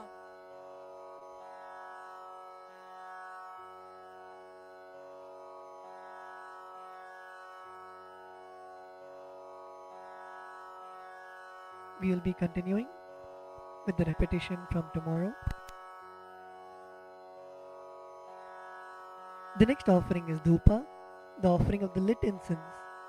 The meaning of the mantra we are now going to chant is, this incense smoke is made of the sacred herbs of intoxicating fragrance. Please accept this incense smoke fit to be inhaled by all the devas. Now please take the lit incense sticks in your hands and slowly wave it towards Swamiji's padukas along with the mantra, and please ring the bell as you do so. Dhupaha Om Vanaspatiraso Divyo Gandhadhyassu Manoharaha Agreyas Sarvadevanam Dhupoyam Pratigrihyatam Om Hreem Esha Dhupaha Sarvadeva Devi Swarupaya Bhagavate Shri Nityananda Paramashivaya Namaha. The next offering is Deepa, the offering of the lit lamp. The meaning of the mantra we are now going to chant is, please accept this light of inner and outer worlds, which is very bright and removes darkness from everywhere. Now please take the lit lamp in your hands and slowly wave it towards Swamiji's padukas along with the mantra, and please ring the bell as you do so. Deepaha Om Suprakasho Mahadeepaha Sarvatastimiراpaha Sabāhyābhyantara Jyotirdeepoyam Pratigrihyatam Om Hreem Esha Deepaha Sarvadeva Devi Swarupaya Bhagavate Shri Nityananda Paramashivaya Namaha. The next offering is Naivedyam, the offering of the food. The meaning of the mantra we are now going to chant is, these different kinds of food offerings are prepared from sweetener and other ingredients. O Lord, please accept this food offering prepared by me with devotion. Now please take an udrani of water in your hands and hover it clockwise over the Naivedyam and offer the water at Swamiji's padukas along with the mantra, and please ring the bell as you do so. Naivedyam Om Naivedyam Vividham Deva Sharkaradi Vinirmitam Maya Niveditam Bhaktya Grahana Parameshwara Om Hreem Idam Shopakarna Naivedyam Sarvadeva Devi Swarupaya Bhagavate Shri Nityananda Paramashivaya Nivedayami. The next offering is Paniyam, the offering of water for drinking. The meaning of the mantra we are now going to chant is, O God, the Lord of all demigods, the one who bestows deep fulfillment upon us, please accept this water full of infinite bliss. Now please take an udrani of water in your hands and offer it at Swamiji's padukas along with the mantra. Paniyam Om Samastadeva Devesha Sarvatriptikaram Param Akhandananda Sampurnam Grahana Jalamuttamam Om Hreem Idam Panarthodakam Sarvadeva Devi Swarupaya Bhagavate Shri Nityananda Paramashivaya Namaha. The next offering is Punarachamaniyam, the offering of water for drinking. Now please take the meaning of the mantra we are now going to chant is, I offer this water for washing the hands and the mouth to you, whose mere remembrance purifies everybody. Now please take an udharani of water in your hands and offer it at Swamiji's padukas along with the mantra.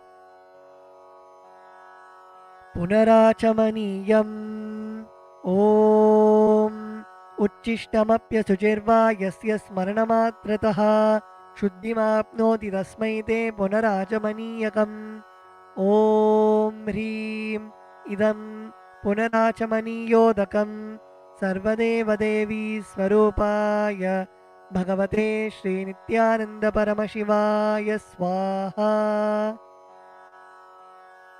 The next offering is Aratrikam, the offering of Arati to the Master. Now please take the lit camphor in your hands and slowly wave it towards Swamiji along with the mantra, and please ring the bell as you do so. Aratrikam Om Hrim Esha Deepamala Sarvadeva Devi Swarupaya Bhagavate Shri Nityananda Paramashivaya Namaha. Om Sangrahanyeshtya Yajate Imam Janatagum Sangrinhaniti Dwadasharatni Rashana Bhavati Dwadashasa Samvatsaraha Samvatsarameva Vanunde Maunji Bhavati Urgvai Munjaaha Urjameva Vanunde Chitra Nakshatram Bhavati Chitram va etat karma Karpura Gauram Karunavataram Samsarasaram Bhujagendraharam Sada Vasantam Hridayaravinде Bhavam Bhavani Sahitam Namami Bhavam Bhavani Sahitam Namami Bhavam Bhavani Sahitam Namami. Aratrikam Samarpayami Bhagavat Shri Nityananda Paramashiva Charanakamaleebhyo Namaha. The next offering is Pushpanjali, the offering of the fragrant flowers. The meaning of the mantra we are now going to chant is: Guru is the Brahma, who is the source of creation of the universe, Vishnu, who is the source of sustenance of the universe, and Shiva, who is the rejuvenation of the universe. I surrender to that Guru. Guru is all the three put together in a single form. I surrender to the Guru, who is omnipresent and who has also given me a glimpse of his experience. I surrender to the Guru, who has with the brush of wisdom opened my eyes, blinded by ignorance. I surrender to the Guru, who by giving the knowledge about the self has burnt my karmic baggage of so many births. I surrender to the Guru, who is the Lord of the cosmos, who is the Guru of the cosmos. My soul is the same soul which is in all the beings. I surrender to Dakshinamurti, the primal Guru, who manifests himself differently in the form of Ishvara, Tower of supreme happiness, the one who is the embodiment of wisdom, who is beyond duality, who is omnipresent, to whom the supreme goal is giving the enlightenment experience, who is eternal, pure, and unshakable, who is the silent spectator of all thoughts, and who is beyond emotions, and who is beyond the three qualities called Sattva, Rajas, and Tamas. Now please take a few flowers in your hands and close your eyes till the end of the mantra and offer the flowers at Swamiji's padukas at the end of the mantra. Pushpanjalihi Gurur Brahma Gurur Vishnu Gurur Devo Maheshwaraha Guru Sakshat Param Brahma Tasmai Shri Gurave Namaha. Akhanda Mandala Karam Vyaptam Yena Characharam Tatpadam Darshitam Yena Tasmai Shri Gurave Namaha. Ajnanatimirandhasya Jnananjanashalakaya Chakshurunmilitam Yena Tasmai Shri Gurave Namaha. Aneka Janma Samprapta Karma Bandha Vidahine Atmajnana Pradhanena Tasmai Shri Gurave Namaha. Mannatha Shri Jagannatho Madguru Shri Jagadguruho Mamatma Sarvabhutatma तस्मै श्रीगुरवे नमः। ईश्वरो गुरुरात्मेति मूर्तिभेदविभागिने व्योमवद्व्याप्तदेहाय दक्षिणामूर्तये नमः। नित्यानन्दं परमसुखदं केवलं ज्ञानमूर्तिं द्वन्द्वातीतं गगनसदृशं तत्त्वमस्यादिलक्ष्यम् एकं नित्यं विमलमचलं सर्वदी साक्षिभूतं भावातीतं त्रिगुणरहितं सद्गुरुं तं नमामि। पुष्पाञ्जलिं समर्पयामि भगवत् श्री नित्यानंद परमशिव चरणकमलेभ्यो नमः। ॐ नित्यानन्दम्।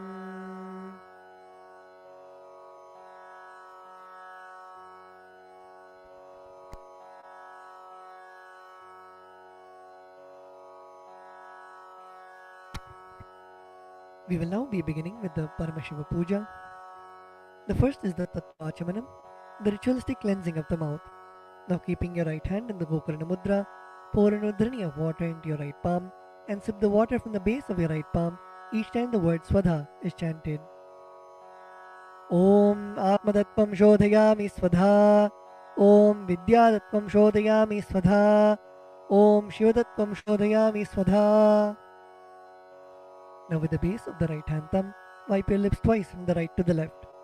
Om Ham Hridayaya Namaha. Wash your hands with an udhrani of water.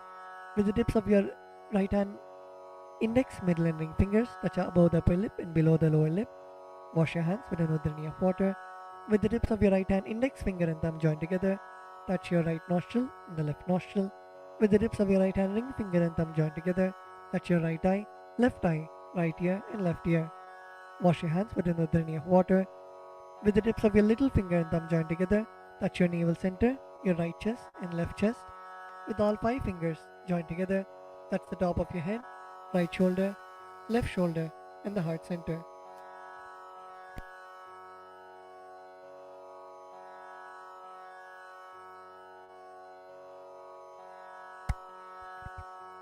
The next is Sakalikaranam, invoking Bhagavan Paramashiva inside our own body. Please close your eyes. Visualize Bhagavan Paramashiva's energy radiating throughout your body. Visualize Swamiji's presence in your inner space. We will now be invoking Bhagavan Paramashiva in every part of our body, filling us with the space of Sohamasmi, that even when I worship, I am Him.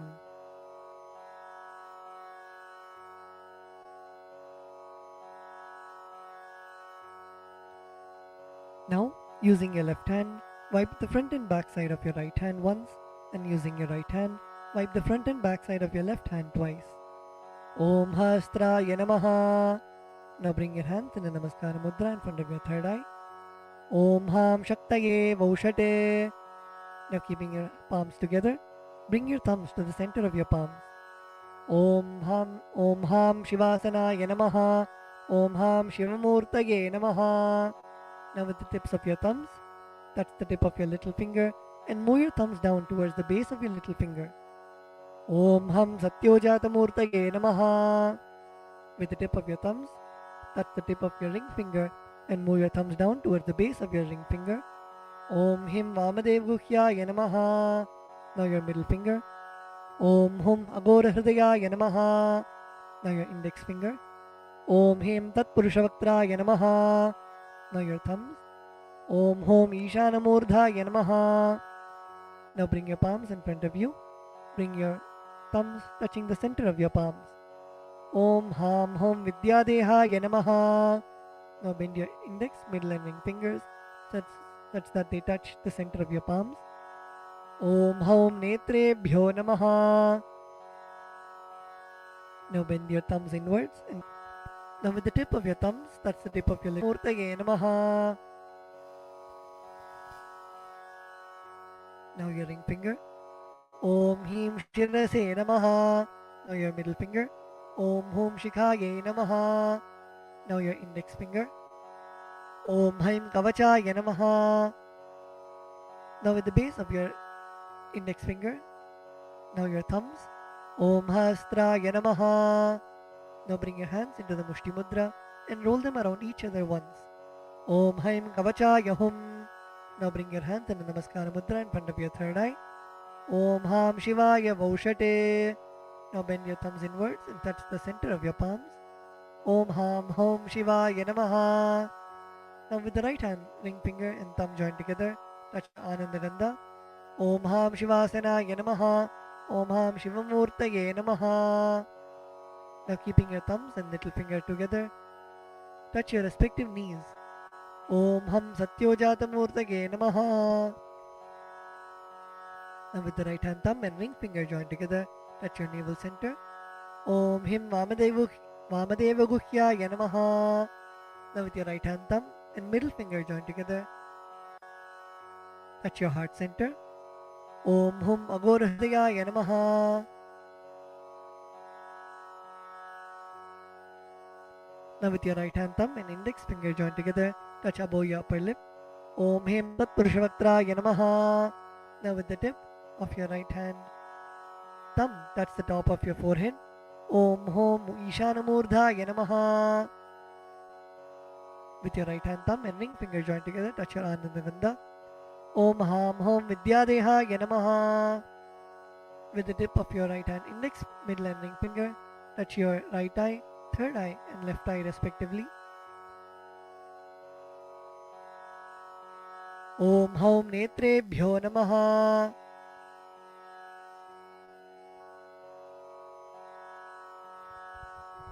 Now with the right hand thumb and ring finger joined together, touch your Ananda Gandha. Om Ham Hom Shivaya Namaha. With your right hand, little finger and thumb joined together, touch your heart center. Om Ham Mridayaya Namaha. With your right hand thumb and ring finger joined together, touch your head. Om Him Shirase Swaha. With the right hand thumb and middle finger joined together, touch the back of your head.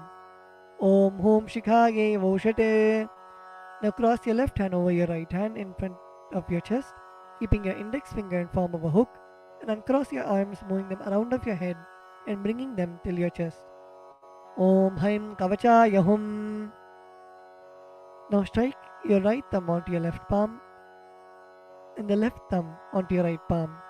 Om Hastaya Bate.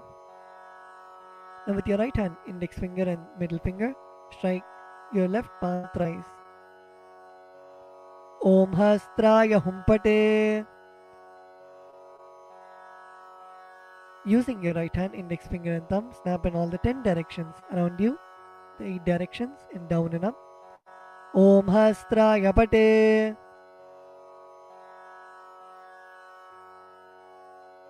Now move your hands from the head to the toes, touching the sides of your body. Om Ham Shivaya Vaushate.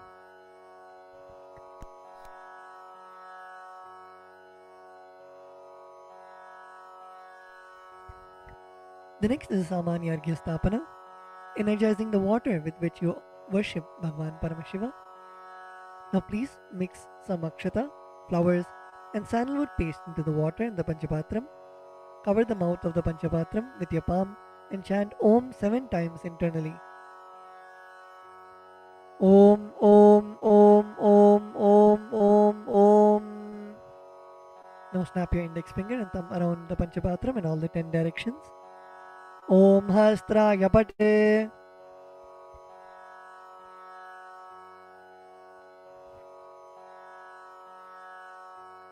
Now keeping your right hand in the Avakuntana Mudra, rotate your index finger around the Panchapatram once. Om Haim Kavachaya Hum. Now show the Dhenu Mudra to the water in the Panchapatram. Om Ham Shivaya Vaushate.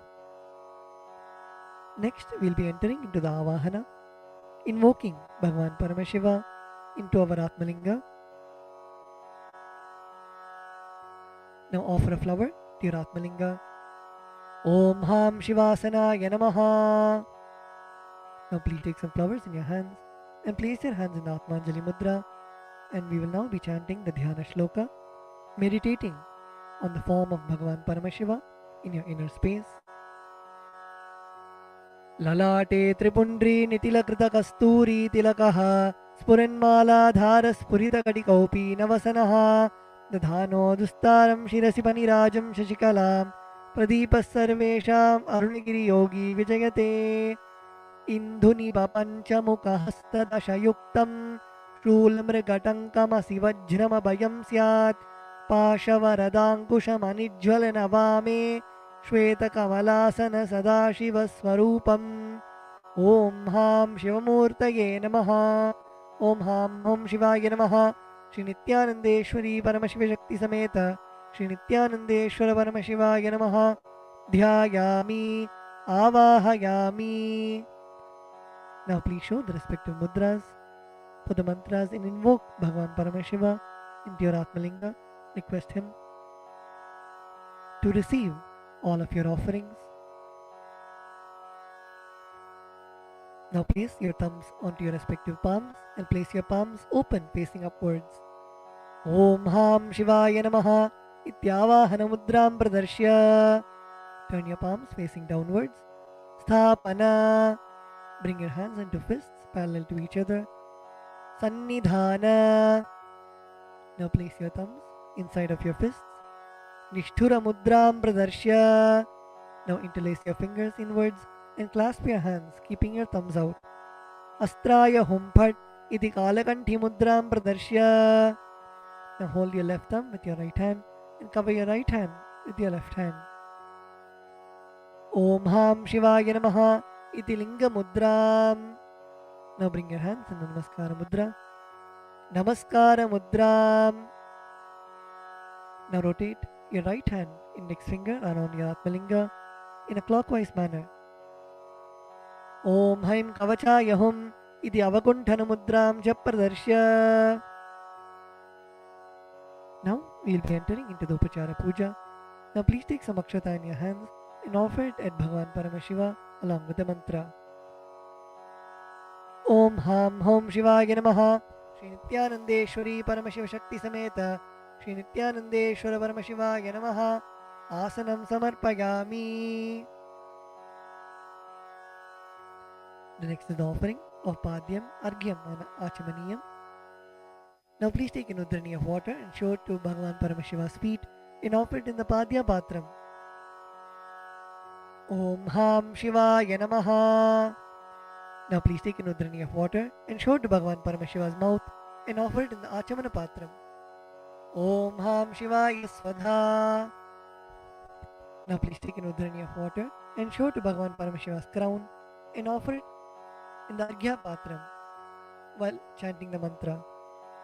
Om Ham Shivaya Swaha Shri Nityanandeshwari Paramashiva Shakti Sameta Shri Nityanandeshwara Paramashivaya Namaha Padyachamanargyam Dattva. The next offering is Naniyam, the sacred bath for Bhagavan Paramashiva. Now please take the water in your hands and offer it onto Bhagavan Paramashiva as you chant the following mantra, and please ring the bell as you do so. Om Ham Hom Shivaya Namaha Shri Nityanandeshwari Paramashiva Shakti Sameta Shri Nityanandeshwara Paramashivaya Namaha Snanam Samarpayami. Now please take an udrani of water and show it to Bhagavan Paramashiva's mouth and offer it in the Achamana Patram. Om Ham Shivaya Svadha Snananantaram Achamaniyam Samarpayami. The next offering is Vastram, the offering of fresh clothes to Bhagavan Paramashiva and Paramashiva Shakti. Now please take some akshata in your hands and offer it to Bhagavan Paramashiva along with the mantra. Om Ham Hom Shivaya Namaha Shri Nityanandeshwari Paramashiva Shakti Sameta Shri Nityanandeshwara Paramashivaya Namaha Vastre Yajnopavita Uttari Abharanartham Akshatan Samarpayami. The next offering is Gandha, the offering of the sandalwood paste. Now please take the sandalwood paste in your right hand ring finger and offer it to Bhagavan Paramashiva. On top of the sandalwood paste, please offer the kumkum at the end of the mantra. Om Ham Hom Shivaya Namaha Shri Nityanandeshwari Paramashiva Shakti Sameta Shri Nityanandeshwara Paramashivaya Namaha Gandhan Dharayami. गन्धस्योपरि हरिद्रा कुङ्कुमं समर्पयामि.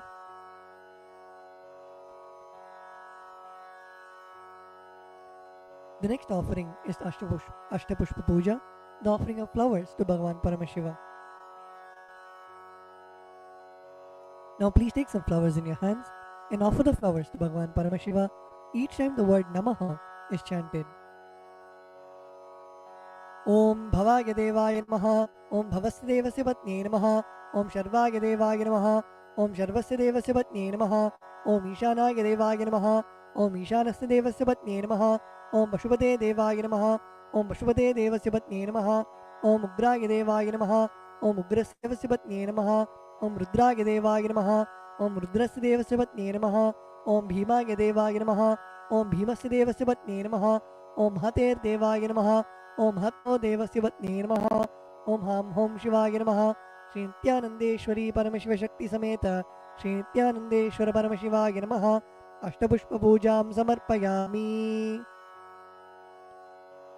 The next is the offering of Bilva Patram, the offering of the Bilva leaf. Now please take the Bilva leaf, smear the sandalwood paste in your hands, and offer it to Bhagavan Paramashiva. Om Ham Hom Shivaya Namaha, Shri Nityanandeshwari Paramashiva Shakti Sameta, Shri Nityanandeshwara Paramashivaya Namaha, Bilva Patram Samarpayami. The next is the offering of Dhupa, the offering of incense to Bhagavan Paramashiva. Now please offer a flower on the bell. Om Hastraya Namaha. Now sprinkle some water on the incense stick stand. Om Hastraya Pate. Now offer a flower on the incense stick stand. Om Hamrdayaya Namaha.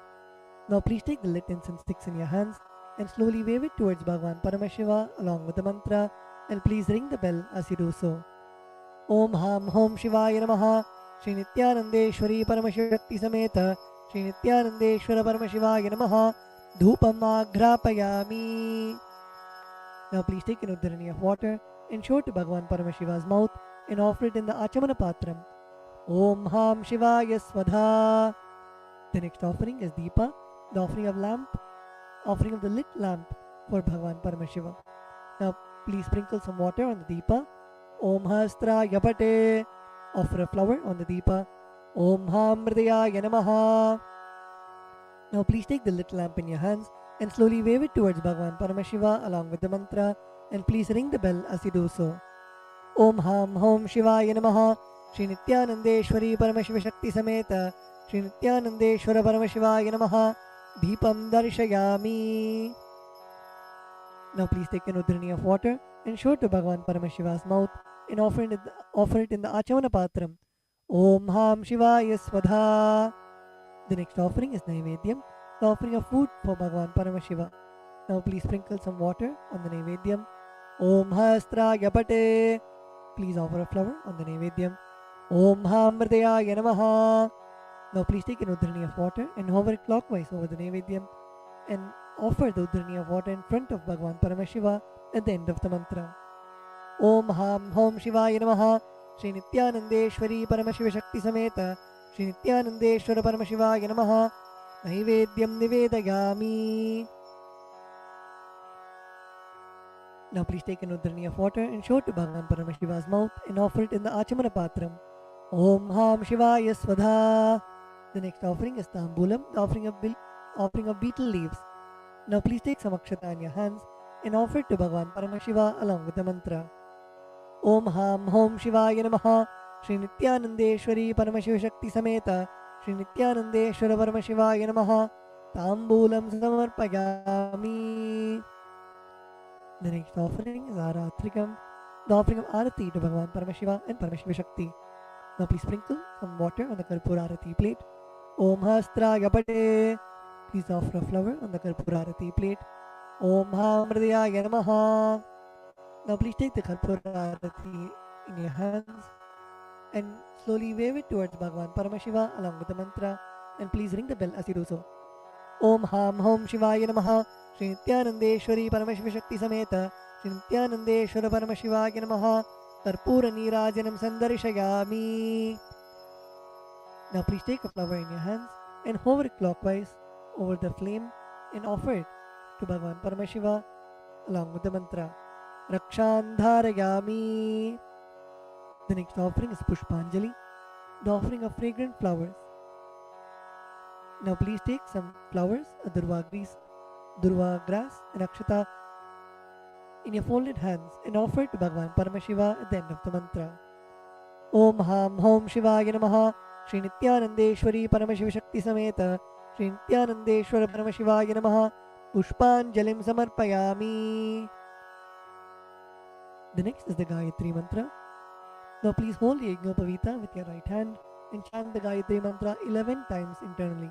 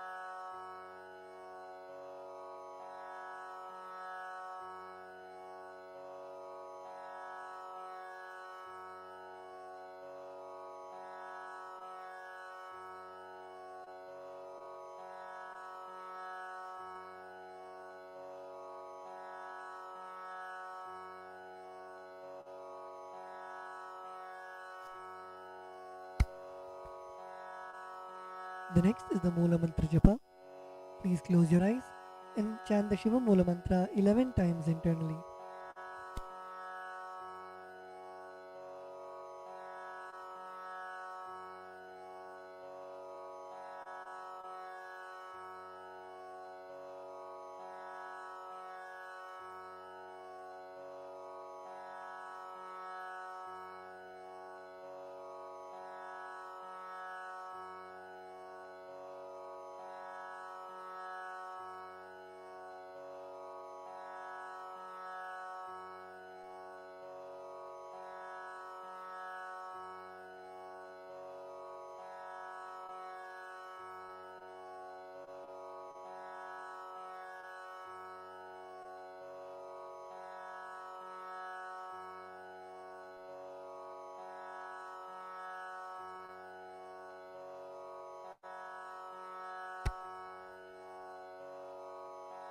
The next is the Kshama Prarthana. Now please take some flowers, durva grass and akshata into your right hand. Om Ham Hridayaya Namaha Om Haim Kavachaya Hum Om Ham Shivaya Vaushate. Now please keep your hands in Dodbhava Mudra and pour some Samanya Arghya water on your hand and let the water flow through your index finger onto the left side of Bhagavan Paramashiva at the end of the mantra. Om Yat Kinchit Karma Devesha Sada Sukrita Dushkritam Tanme Shivabadasthasya Bhunkshakshabaya Shankara Shivo Data Shivo Bhokta Shiva Sarvam Idam Jagate Shivo Yadati Sarvatra Yashiva Sohamevatu. Om Ham Hom Shivaya Namaha. The next is the Tvachanam, the ritualistic cleansing of the mouth. Now keeping your right hand in the Gokarna Mudra, pour an udhrani of water into your right palm and sip the water from the base of your right palm each time the word Swadha is chanted. Om Atmadattvam Shodhayami Swadha. Om Vidyadattvam Shodhayami Swadha. Om Shivadattvam Shodhayami Swadha. Now with the base of your right hand thumb, wipe your lips twice from the right to the left. Om Ham Hridayaya Namaha. Wash your hands. With the tips of your right hand index, middle and ring fingers, touch above the upper lip and below the lower lip. Wash your hands. With the tips of your right hand index finger and thumb joined together, touch your right nostril and left nostril. With the tips of your ring finger and thumb joined together, touch your right eye, right ear and left ear. Wash your hands with an udhrani of water. With the tips of your little finger and thumb joined together, Touch your navel center, right chest and left chest. With all 5 fingers joined together, touch the top of your head, right shoulder, left shoulder and the heart center. Wash your hands with an udhrini of water. Let us now offer our gratitude at the lotus feet of our beloved Swamiji and end with the Purna Mantra. Om Purnamadav Purnamidam Purnat Purnam Dachyate Purnasya Purnamataya Purnamevavashishyate. Om Shanti Shanti Shantihi. Harihi Om Tat Sat. Sarvam Bhagavat Shri Nityananda Paramashiva Padukarpanamastu. Om Nityanandam.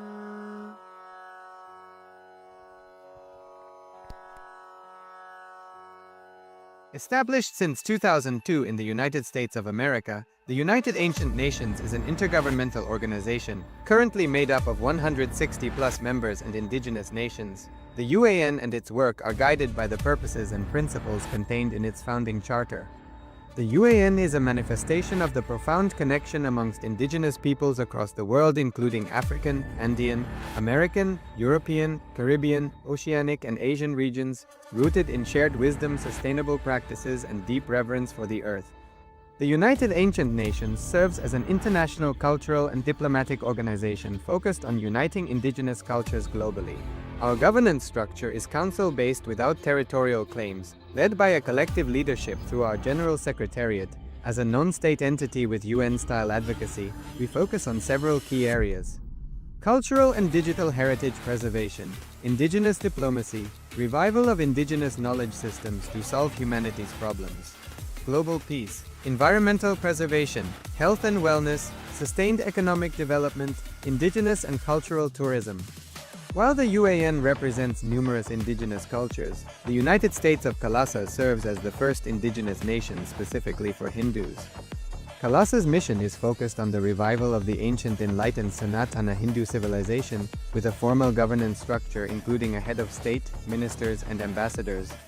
Under the leadership of SPH, Supreme Pontiff of Hinduism, Bhagavan Nityananda Paramashivoham, Kalasa has achieved recognition as a sovereign subject of international law, possessing distinctive attributes of juridical statehood. The United States of Kalasa is the main sponsor of the proposed UAN headquarters. This initiative would bring forth an estimated $100 million in revenue for the host country through summits, conferences, tourism, and development projects. The proposed UAN headquarters would represent the world's indigenous nations and peoples through its architectural design. It would blend the best of all worlds, featuring top modern architecture, the highest green building standards, and ancient Vastu architectural principles. This headquarters would serve as a central hub for indigenous diplomacy, cultural preservation, and collaborative efforts towards sustainable development and global peace. Through this initiative, we aim to create a dignified platform for indigenous leadership rooted in ancestral wisdom, cultural legitimacy, and collaborative innovation, enhancing global dialogue and regional stability. The establishment of the UAN headquarters would position a host country at the forefront of a global movement promoting indigenous wisdom while creating significant economic opportunities for the nation and its people.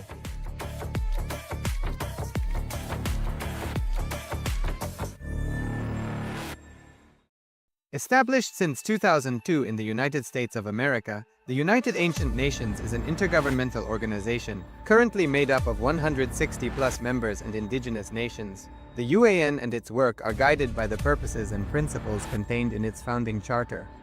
The UAN is a manifestation of the profound connection amongst indigenous peoples across the world, including African, Andean, American, European, Caribbean, Oceanic, and Asian regions, rooted in shared wisdom, sustainable practices, and deep reverence for the earth. The United Ancient Nations serves as an international cultural and diplomatic organization focused on uniting indigenous cultures globally. Our governance structure is council-based without territorial claims, led by a collective leadership through our General Secretariat.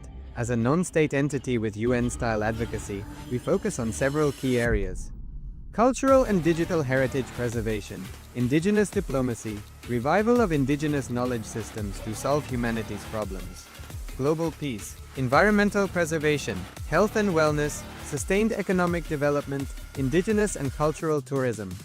While the UAN represents numerous indigenous cultures, the United States of Kalasa serves as the first indigenous nation specifically for Hindus. Kalasa's mission is focused on the revival of the ancient enlightened Sanatana Hindu civilization with a formal governance structure including a head of state, ministers, and ambassadors. Under the leadership of SPH, Supreme Pontiff of Hinduism, Bhagavan Nityananda Paramashivoham, Kalasa has achieved recognition as a sovereign subject of international law, possessing distinctive attributes of juridical statehood. The United States of Kalasa is the main sponsor of the proposed UAN headquarters. This initiative would bring forth an estimated $100 million in revenue for the host country through summits, conferences, tourism, and development projects. The proposed UAN headquarters would represent the world's indigenous nations and peoples through its architectural design. It would blend the best of all worlds, featuring top modern architecture, the highest green building standards, and ancient Vastu architectural principles. This headquarters would serve as a central hub for indigenous diplomacy, cultural preservation, and collaborative efforts towards sustainable development and global peace. Through this initiative, we aim to create a dignified platform for indigenous leadership rooted in ancestral wisdom, cultural legitimacy, and collaborative innovation, enhancing global dialogue and regional stability. The establishment of the UAN headquarters would position a host country at the forefront of a global movement promoting indigenous wisdom while creating significant economic opportunities for the nation and its people.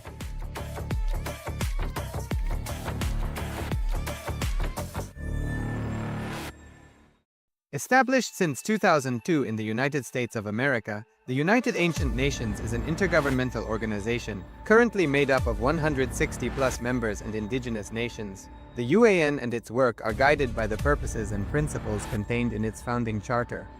The UAN is a manifestation of the profound connection amongst indigenous peoples across the world, including African, Andean, American, European, Caribbean, Oceanic, and Asian regions, rooted in shared wisdom, sustainable practices, and deep reverence for the earth. The United Ancient Nations serves as an international cultural and diplomatic organization focused on uniting indigenous cultures globally. Our governance structure is council-based without territorial claims, led by a collective leadership through our General Secretariat. As a non-state entity with UN-style advocacy, we focus on several key areas: cultural and digital heritage preservation, indigenous diplomacy, revival of indigenous knowledge systems to solve humanity's problems, global peace, environmental preservation, health and wellness, sustained economic development, indigenous and cultural tourism. While the UAN represents numerous indigenous cultures, the United States of Kalasa serves as the first indigenous nation specifically for Hindus. Kalasa's mission is focused on the revival of the ancient enlightened Sanatana Hindu civilization with a formal governance structure including a head of state, ministers, and ambassadors. Under the leadership of SPH, Supreme Pontiff of Hinduism, Bhagavan Nityananda Paramashivoham, Kalasa has achieved recognition as a sovereign subject of international law, possessing distinctive attributes of juridical statehood. The United States of Kalasa is the main sponsor of the proposed UAN headquarters. This initiative would bring forth an estimated $100 million in revenue for the host country through summits, conferences, tourism, and development projects. The proposed UAN headquarters would represent the world's indigenous nations and peoples through its architectural design. It would blend the best of all worlds, featuring top modern architecture, the highest green building standards, and ancient Vastu architectural principles. This headquarters would serve as a central hub for indigenous diplomacy, cultural preservation, and collaborative efforts towards sustainable development and global peace. Through this initiative, we aim to create a dignified platform for indigenous leadership rooted in ancestral wisdom, cultural legitimacy, and collaborative innovation, enhancing global dialogue and regional stability. The establishment of the UAN headquarters would position a host country at the forefront of a global movement promoting indigenous wisdom while creating significant economic opportunities for the nation and its people.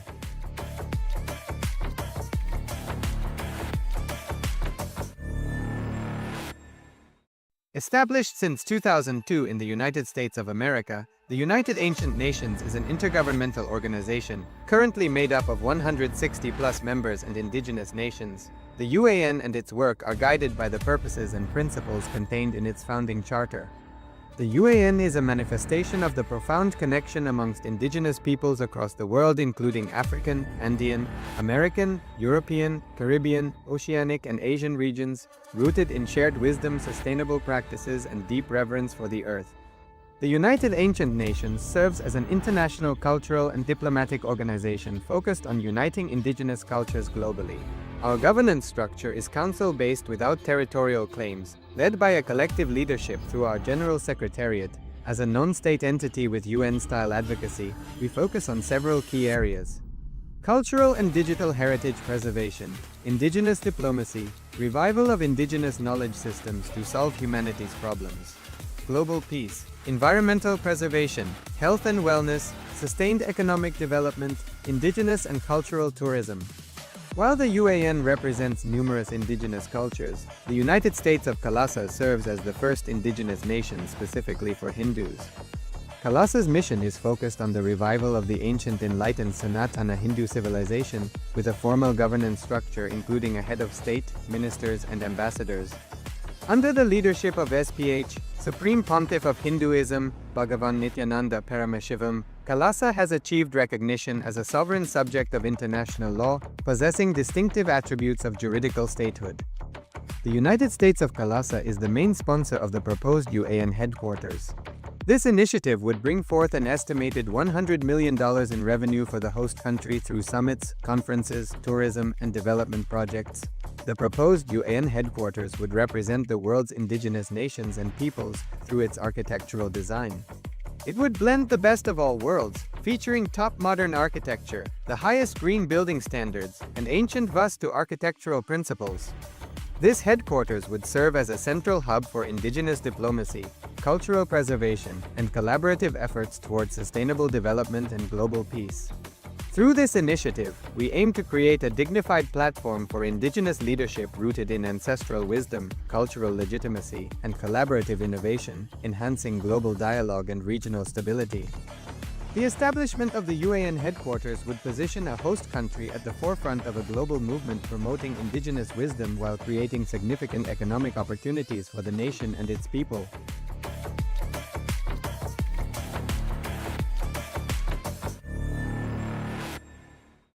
Established since 2002 in the United States of America, the United Ancient Nations is an intergovernmental organization, currently made up of 160+ members and indigenous nations. The UAN and its work are guided by the purposes and principles contained in its founding charter. The UAN is a manifestation of the profound connection amongst indigenous peoples across the world, including African, Andean, American, European, Caribbean, Oceanic, and Asian regions, rooted in shared wisdom, sustainable practices, and deep reverence for the earth. The United Ancient Nations serves as an international cultural and diplomatic organization focused on uniting indigenous cultures globally.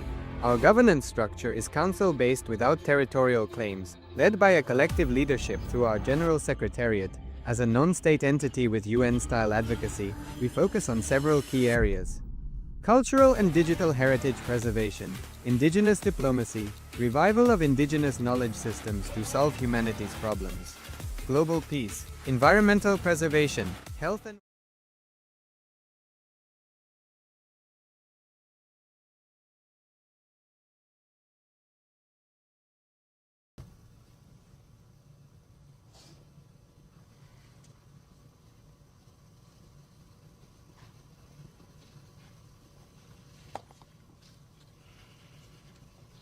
welcome you all.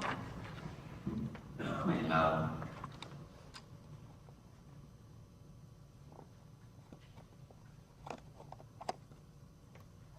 A small story.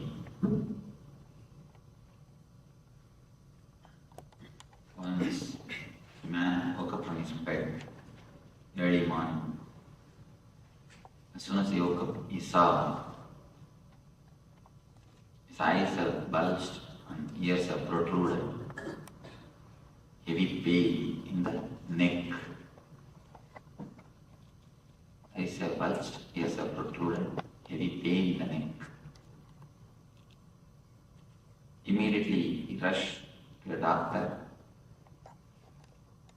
who diagnosed sitting thoroughly, and giving some prescription and a warning. He said, it is a very serious problem. You should take these medicines for 6 months without even 1 day gap. The side effect of this will be you will lose all your hair. The man religiously, without even missing 1 day, took all the medicines. The side effect, losing all the hair, happened, but not the main effect. The problem continued. He went to the next doctor. Next doctor tried his best. Told, I think there is some serious problem in your left arm. It has to be amputated. What connection is there between the eyes and the ears or left arm only God knows. It has to be amputated. The suffering is so much, the man could not say anything except yes. He allowed his hand is amputated. After the surgery, 3 months he was alright. After 3 months, again the problem started. Problem continued. Then he went to the third doctor, who declared we couldn't diagnose the problem, we couldn't find the reason for it. Hope you may be alive only 1 more month. The same situation continues, you will be alive only 1 more month. When he came to know that he will be alive only 1 more month, he was totally depressed. But after 2-3 days, he recovered and decided to live his life. Wherever it is possible, whatever way it is possible, he started taking all types of loans. And he decided he is going to live only 1 more month. The first job is he took all types of loans, got new bungalow, got new cars, furnitures, went to a tailor shop to have a new suit for himself. When the tailor was taking measurements, he said, make a 15-inch collar, high neck. Tailor said, no, for your size it has to be 18-inch. Man argued, no, what do you know? Last 6 months I am wearing only 15-inch. That feels good. Tailor said, do you know, instead of 18, if you wear 15, what will happen? Man asked, what will happen? Your eyes will bulge, ears will protrude. Nothing else. Your whole life, whatever solution you are trying to find from the outer world, it is just like this story. If you have missed the story, don't worry, don't miss the laughter. I think she was enquiring. Even if you miss the story, don't miss the laughter. One more story, just dedicated to you. In India, Sardarji jokes are very popular. Any Sardarji? Oh. Maybe you don't mind? No. That's nice.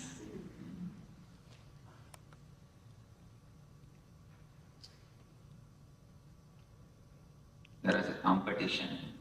100 jokes will be told. If you don't laugh, you will have $1 million prize. One man got into the stage, people have started cracking jokes. 50 50 somehow he could manage, but not more than that. He has to laugh. Next man could manage 70. Third, our hero got into the stage. He could manage 90. 95, yes. Smile, not even a laughter. Yeah. Beam of smile entered his face. His wife was sitting just in front of him. Started shouting, "Hey, keep quiet, keep quiet. $1 million. At least for next 2 minutes, keep quiet. Only 2 minutes. Don't miss the $1 million. But somehow, finally, 98th joke, nothing could be done. He laughed. He laughed uproariously. And he came down. The wife inquired, "What has happened? You waited patiently so long, you controlled yourself so long. What has happened? Last only 2 minutes you could have managed. Why did you miss?" He replied, No. Now only I understood the first joke. Even if you miss some jokes, don't miss the laughter. Don't laugh separately. Don't laugh separately after some half an hour. Let us go to the first story.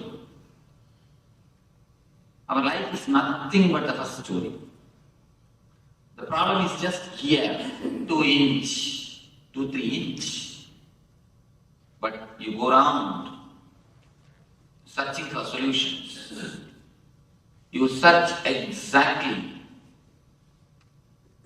where the solution cannot be found. You search everywhere except yourself. If you just look into yourself for a second, for a moment, only the 2 inch of relaxation, nothing else, just the 2 inch of relaxation, the whole problem would have been solved. There would be not only solved, dissolved. Instead of that, you go on asking for solution from all possible astrologers, all possible temples, all possible masters, all possible palm readers, or whatever way it is possible, you try to find solutions. Go on searching for solutions in so many places, so many ways, but except looking into yourself. If you just look into yourself for a moment, I don't say to enter into your being totally, just for a moment, then you will see so many things gets transformed by itself. These 2 days, you are not going to do anything else except looking into yourself. You are given space to look into yourself. Just to look, just to see, just to turn inwards. You are given a chance, time and space to look into your system, into your being. So here, I wanted to give you a few tips to use these 2 days maximum. Few points to be remembered, to have the maximum benefit, to have best out of this 2 days program. The program is called Ananda Spurana. The meaning of that word is bliss flowering. In the Spurana word, exactly there's no translation. It can be translated as a fountain. Like a fountain, bliss or the energy is continuously bubbling in you, flowing in you, happening in you. Only thing, you hide it. You don't let it happen to you. Now, for these 2 days, you are asked, you are requested to take away your hands. Allow that joy to happen. Allow that bliss to happen. just to have a taste of the ananda, taste of the bliss. The program is designed to have a taste of your inner being, taste of your inner bliss. You can attend this program in 3 ways. One is just intellectually. If you just take this class as an intellectual class, you will learn a lot. You will learn a lot. Intellectually means just sitting with your head, nothing else. Just your head will be concentrated. If you want to take the intellectual knowledge, just the head is enough. Nothing else is necessary. You don't need anything else. If you are alert without sleeping in the class, that's enough. Nothing much is necessary. If you feel like sleeping, the last row is reserved for you. You can go there and sit and sleep. Please don't sleep inside the class. Not for your sake, at least for my sake. Why I say my sake? A small story. Once, a taxi driver from Chennai, anybody who had been to Chennai, who lived in Chennai? Then you will understand. Taxi driver in Chennai, they lead you directly to hell. A straight way to hell. They don't take you by shortcut or they don't take you by the long route or anything. Direct way to hell. If you are expectant mother, never sit in Chennai taxi.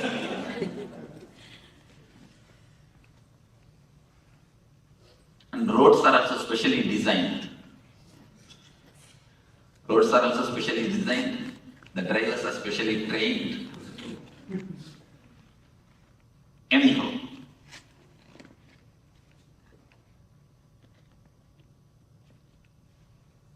one day morning, one taxi driver from Chennai and one great religious preacher, both of them died, directly went to the court of Yamadharma. All of you understand that Yamadharma. Yamadharma means he is the man who gives judgment. For people from West, I am telling, he is like a Saint Peter who gives the judgment. Now I will have a little problem. I have to use both cultural words, but I will try to manage. Whenever you don't understand any technical terms, you are free to ask me immediately. You don't have to feel shy. Immediately just raise your hand. Then I will understand your question and answer. So you can feel free to question anything or to ask anything. Don't feel shy. Or don't feel reluctant.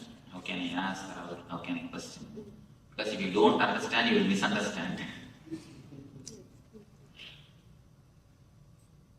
So one more big problem is you will go and tell outside that this is what I heard. That will be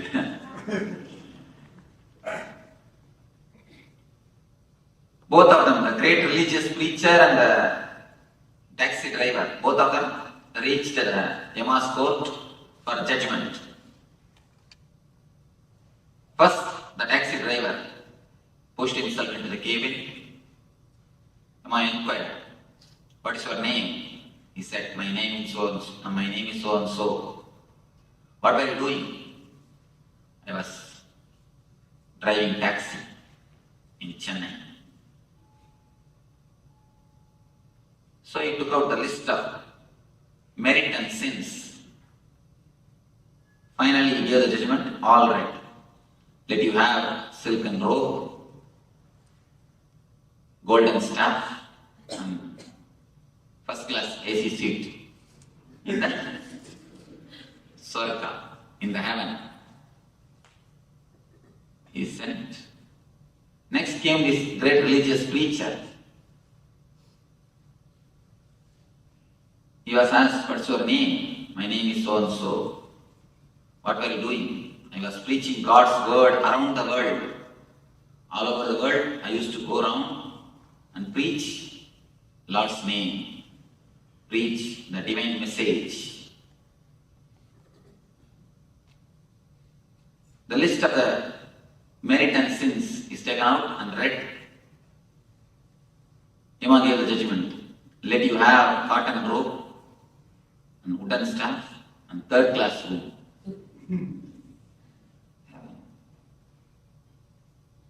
The preacher got terribly angry, annoyed. Started shouting, I'll sue you. Maybe must have too much visited America. I'll sue you. What, for a driver, taxi driver, you are giving first class treatment and for me third class? I preach the divine message around the world. So many thousands of satsangs I conducted. So many thousands of good things I have done. Everywhere I was speaking about divine message, divine glory. How can you give me third class? For him first class. The Imam said, here up, we don't bother what you do. We bother only the results. When he was driving, people were praying for their lives. When he was preaching, people were sleeping. When he was preaching, people were sleeping. When he was driving, people were praying for their lives. So we don't bother what you do, we bother what is the result. So, may not be for your sake, at least for my sake, don't sleep. Otherwise, when I go there, I'll be given the staff and third class room. At least for my sake, don't sleep. If you feel like sleeping, sit in the last row so that I will have argument. No, they have not slept in my class. They were sleeping only outside the room, outside the class. I can save my face. If you just a little bit of attention, that's enough. The class will be useful to you as an intellectual class. You may learn a little bit of knowledge. But by that, you are having only the 33% of the benefit. Not more than that. No, more than that. If you attend only as an intellectual class, when you go out, you will tell, this Swami is a very great orator. How nicely he speaks. Only that much. That is not going to help you. That's not going to give you the total result. Next thing, you can attend with a little bit of heart, emotion. You may be searching for some meditation. You may be thinking, you might have heard about meditation somewhere in some book. And that is now, in modern day, that is the best-selling ideology. So somewhere you must have read. So you are thinking, I should go for some meditation.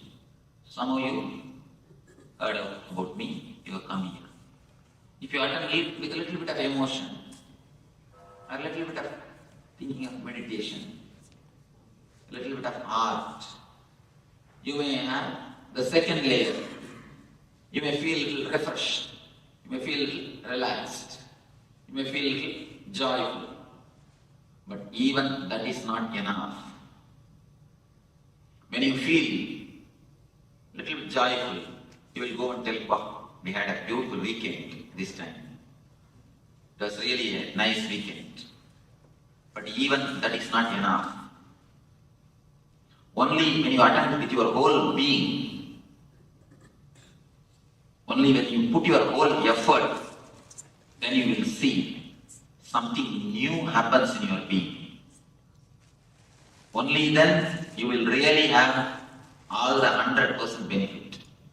If you sit only with your head, you will have only 33%. If you sit with your heart, a little bit of involvement, you will feel only the 66. Only when you put your whole being 100%, you will see the total result.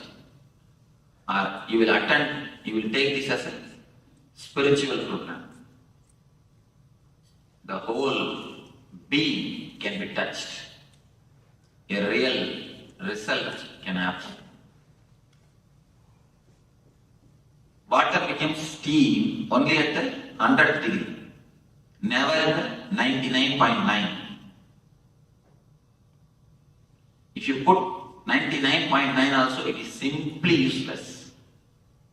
Put your whole thing, whatever efforts you have, put the whole thing and do the meditations.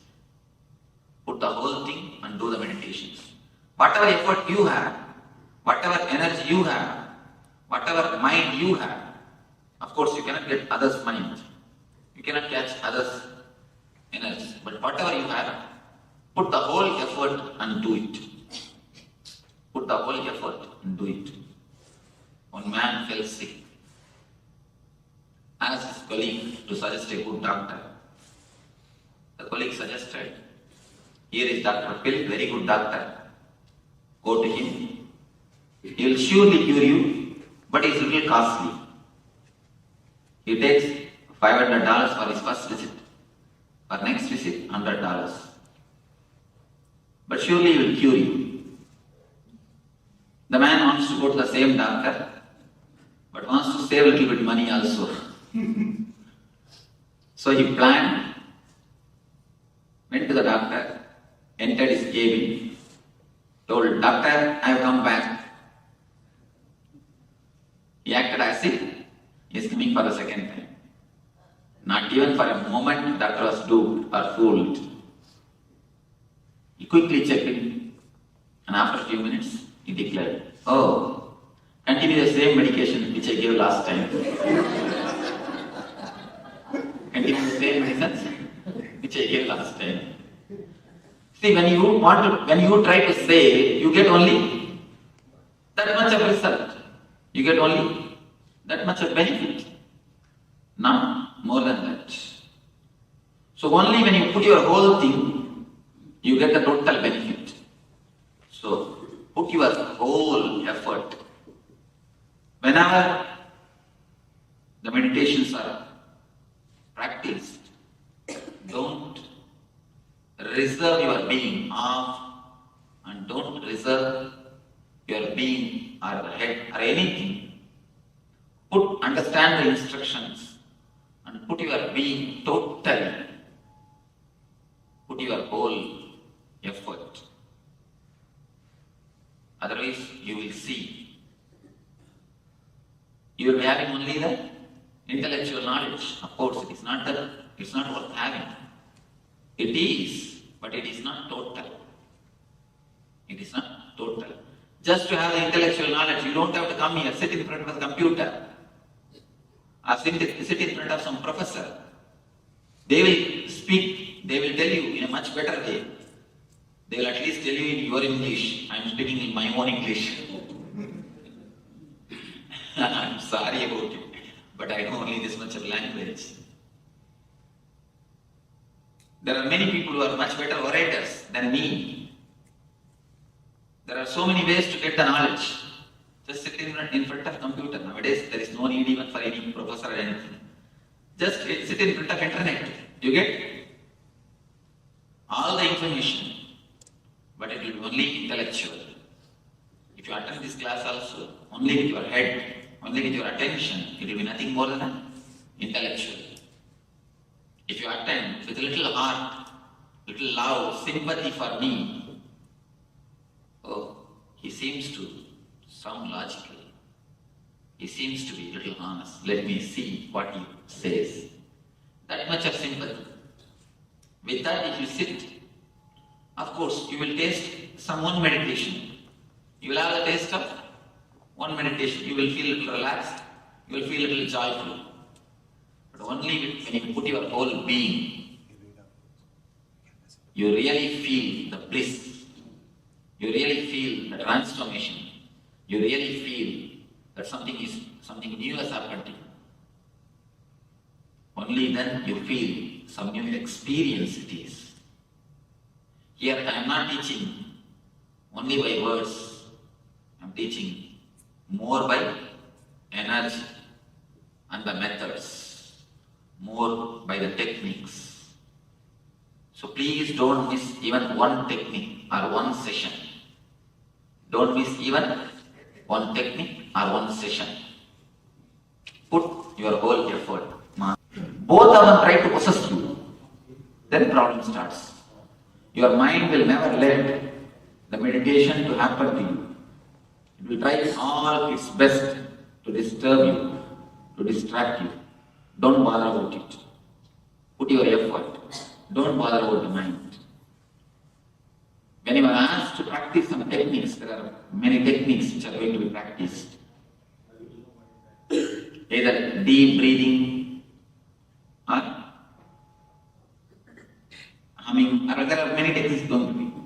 When you do the deep breathing and all, after 1 or 2 minutes you will feel, no, I feel I may faint.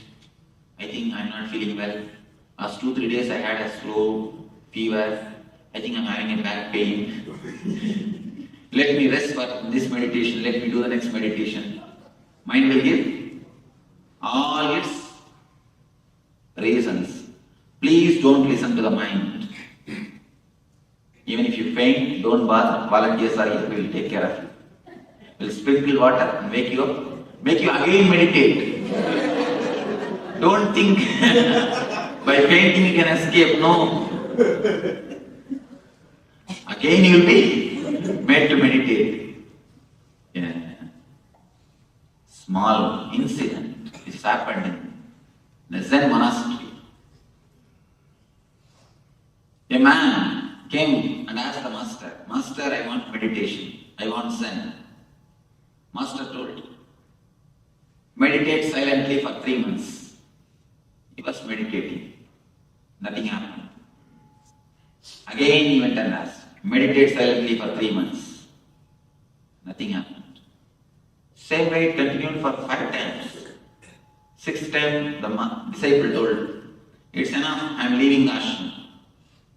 Master told, no, wait, only for 1 week. Then also nothing happened.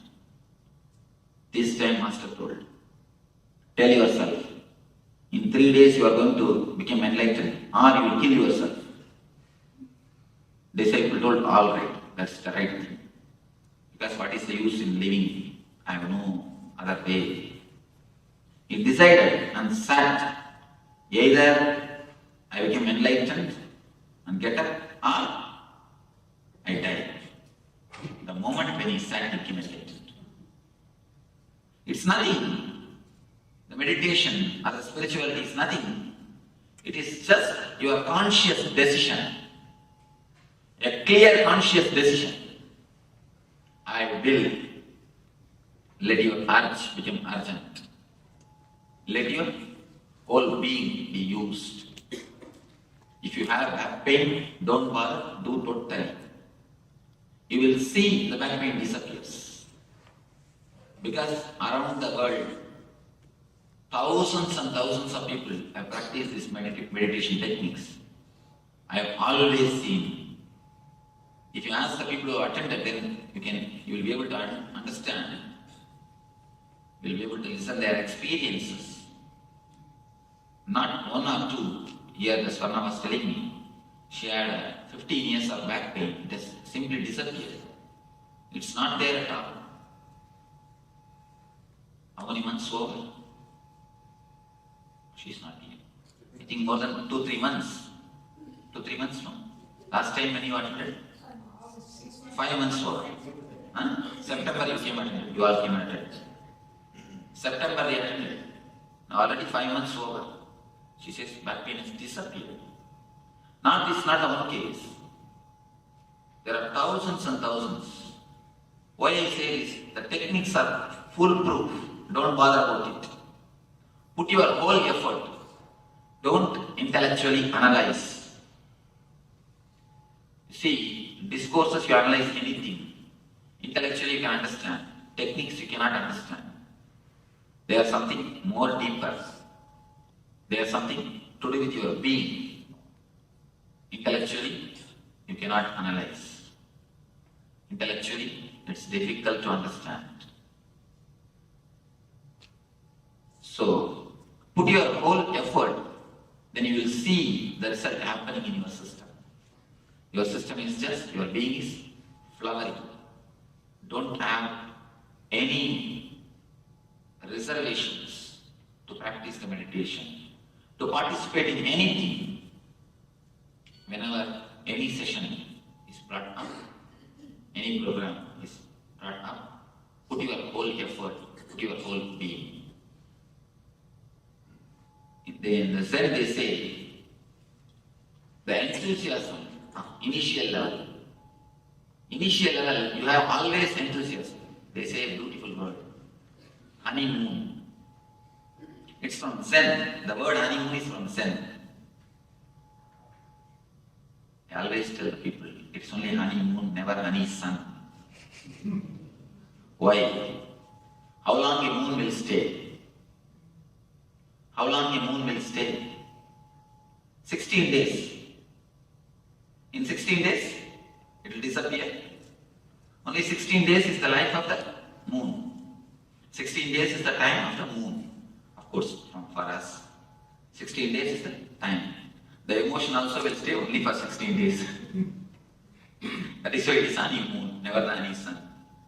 They say the moon of the enthusiasm of the honeymoon, the initial enthusiasm. Anything when you start, you have a tremendous enthusiasm. Kids, when they go to the school, initially they will have a tremendous enthusiasm. Do everything with that enthusiasm, with that excitement. Do everything, try with everything, with that excitement, with that sincerity, with that effort. 2, 3 more things. A small story from Zen. Once a king went to see the Zen master. He sent his visiting card through a disciple to the master. The card says the name of the king and below Governor of Japan. When the card was taken to the master, I have no business with such a fellow, send him back. The master sent the card. When the card was brought back to the king, he realized his mistake, took a pencil, erased the word Governor of Japan, sent the same card with only his name. When the card was taken to the master again, oh, he said, this man, bring him here, I'm waiting to see him. When the card was sent, his name and the title, Governor of Japan, master was not ready to see him. When the card was sent only with his name, master says, bring him, I'm here to see him. So when you carry your title, you can't have Zen, you can't have meditation. Wherever we go, we carry our visiting card. Never think visiting card is this size. Visiting card is hoarding size, actually. We are carrying it on our head. That is why wherever we go, we get the blows. You continuously carry your titles on your head. Just for these 2 days, please keep your titles where you leave your shoes. Keep your titles where you keep your shoes. Keep your mind, keep your worries, keep your titles where you keep your shoes. I can be sure they will be there when you go back, you pick it and go. Your shoes may be lost, but never your titles. Because your shoes will be useful for somebody else, but never your titles. Never your mind. Your shoes may be useful for somebody, but your mind will be useful for nobody. So don't bother. Leave them where you leave your shoes.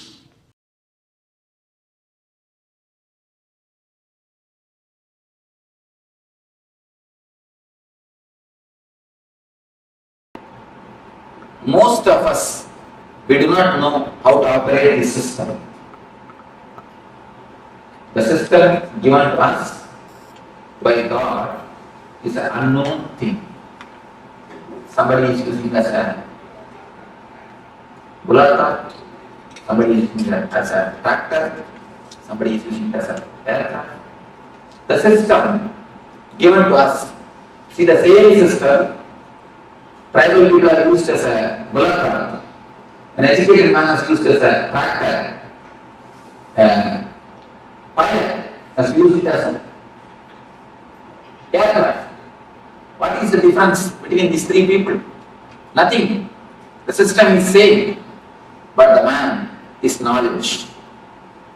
Just like that. The system is given to us by God. Most of us, 90% of us, use this system only as a bullock cart. Taking birth, eating, drinking, reproducing, dying, over. Nothing much is achieved in our life. A few Benzes, few bungalows. If you weigh your life, it's few Benz, few bungalow, little bit of moving here and there, over. Nothing much. Few children. Nothing much is the life. The normal course of life. Taking birth, reproducing, and dying. Nothing much is achieved. Nothing new has happened. Nothing great has happened to the consciousness, to the being. Nothing worth mentioning has happened. Somebody came and asked me, Swami, why in the cemeteries, in all the graveyard, it is called born and died. Born, such as the date, died, such as the date. Why? Nothing worth mentioning happens in between. That is the only thing worth mentioning is in most of our life. That is the reason, born and died, except birth and death. Nothing worth mentioning happens in our system. So most of us use the system as a bullock cart. We just use it in a minimum level, dull, dead, dragging. Most of our life, if it is tuned, it can be tuned only dull, dead, dragging. This is the first level, first layer of life. The second layer of people who have entered into the zone of art, who have become artists, who have become the painters, dancers, musicians, who enter into the next dimension of their life, not for money's sake. If you dance just for your being's beauty, if you sing just out of your bliss, if you paint just out of your job, you became a painter, or a dancer, or a musician. The next dimension of your life, when you explore, you use your system as a tractor. A man with a simple head can never become Thagu. If you want to become Thagu, you need to have your next dimension. Persons like Thagu, Ganga, all these great scientists are the next layer. They can be called as something more than scientists because they explore the next dimension. That is the reason the Nobel is given for giving them. Gitanjali, the monumental works of the great dancers, when they create the masterpiece of dance, or the art, or the poetry, they explore the next dimension of their being. They explore, they see the next dimension of their being. So these are the people who became tractors, who see the next level of their life. Fulfillment, that is the reason. The great poets, even if they die in poverty, even if they die with no property and in poverty, they have a very deep, satisfied death that they have lived their life ultimately. That they have lived their life with a fulfillment. They live in a very poor way. They may not have wealth, they may not have the outer wealth, but they live in a rich way. Wealth is different, richness is different. They may not have the comforts, but they live in a very rich way, like a kings. If you read the Bharati's life, Bharati is a great poet from Tamil Nadu. If you read his life, he is lived in a very poor way. But if you see the way in which he lived, simply a royal, he lived more like a king than a beggar. You can see all the poets, great poets, they are not living a wealthy way, in a so-called wealth, the outer comforts, but their life is really rich because they have seen the next dimension of their being. They know the ecstasy of the human being, of the human possibilities. Whatever way you can express your being, the possibilities of human being, the next dimensions of possibilities, they are touched. The third layer, only a Buddha, Krishna, Rama, these are the great intelligent masters who have used their system as an aircraft. These are the few people who have used their system as aircraft. Majority, 90% of us used as a beloved art. 8 or 9% who are artists, are the great dancers, great poets, they use as a character. Only a handful of people. See, if you want to know the human history of humanity, you don't have to read the millions of people who have taken birth and died. All their history is not necessary. Just read 10% history. The Buddha, Krishna, this 10% life history is more than enough to know the whole history of humanity. These are the people who are milestones on the human history. These are the people who have created turning points in the human history. Just like that, if you know the few man's history, you can know the whole history of the humanity. These few enlightened persons are the persons who have used their system as an aircraft. And even there is no need even to have 2 fingers, 2 hands. 1 hand is enough to count this type of people. Very handful of people. Buddha, Krishna. These are the very few who have a great impact on the humanity, who has used their system as an aircraft, who are real pilots, are the pioneers of the human evolution, of the human growth. If you see the difference between the villager, the tribal man, and the pilot, nothing much. Only one thing. The villagers don't know how to operate the mechanism. The tribal people, they know how to operate the system. That's all. Nothing. The tribal people, they don't know that mechanism. The pilot, he knows the mechanism. Nothing else is the difference. Only a very small difference. It is not that something needs to be added. No. Only one difference. They don't know, he knows. That's all. Just like that, if you know how to use your system and mechanisms in your body, in your mind, in your being, you can become a pilot. You can use this system for the optimum result. You can use this system for the maximum result. You can convert this system into an aircraft. The mechanisms which exist in your system is what is called chakras. There are 7 chakras in our being. The energy centers. These energy centers are real mechanisms in our system.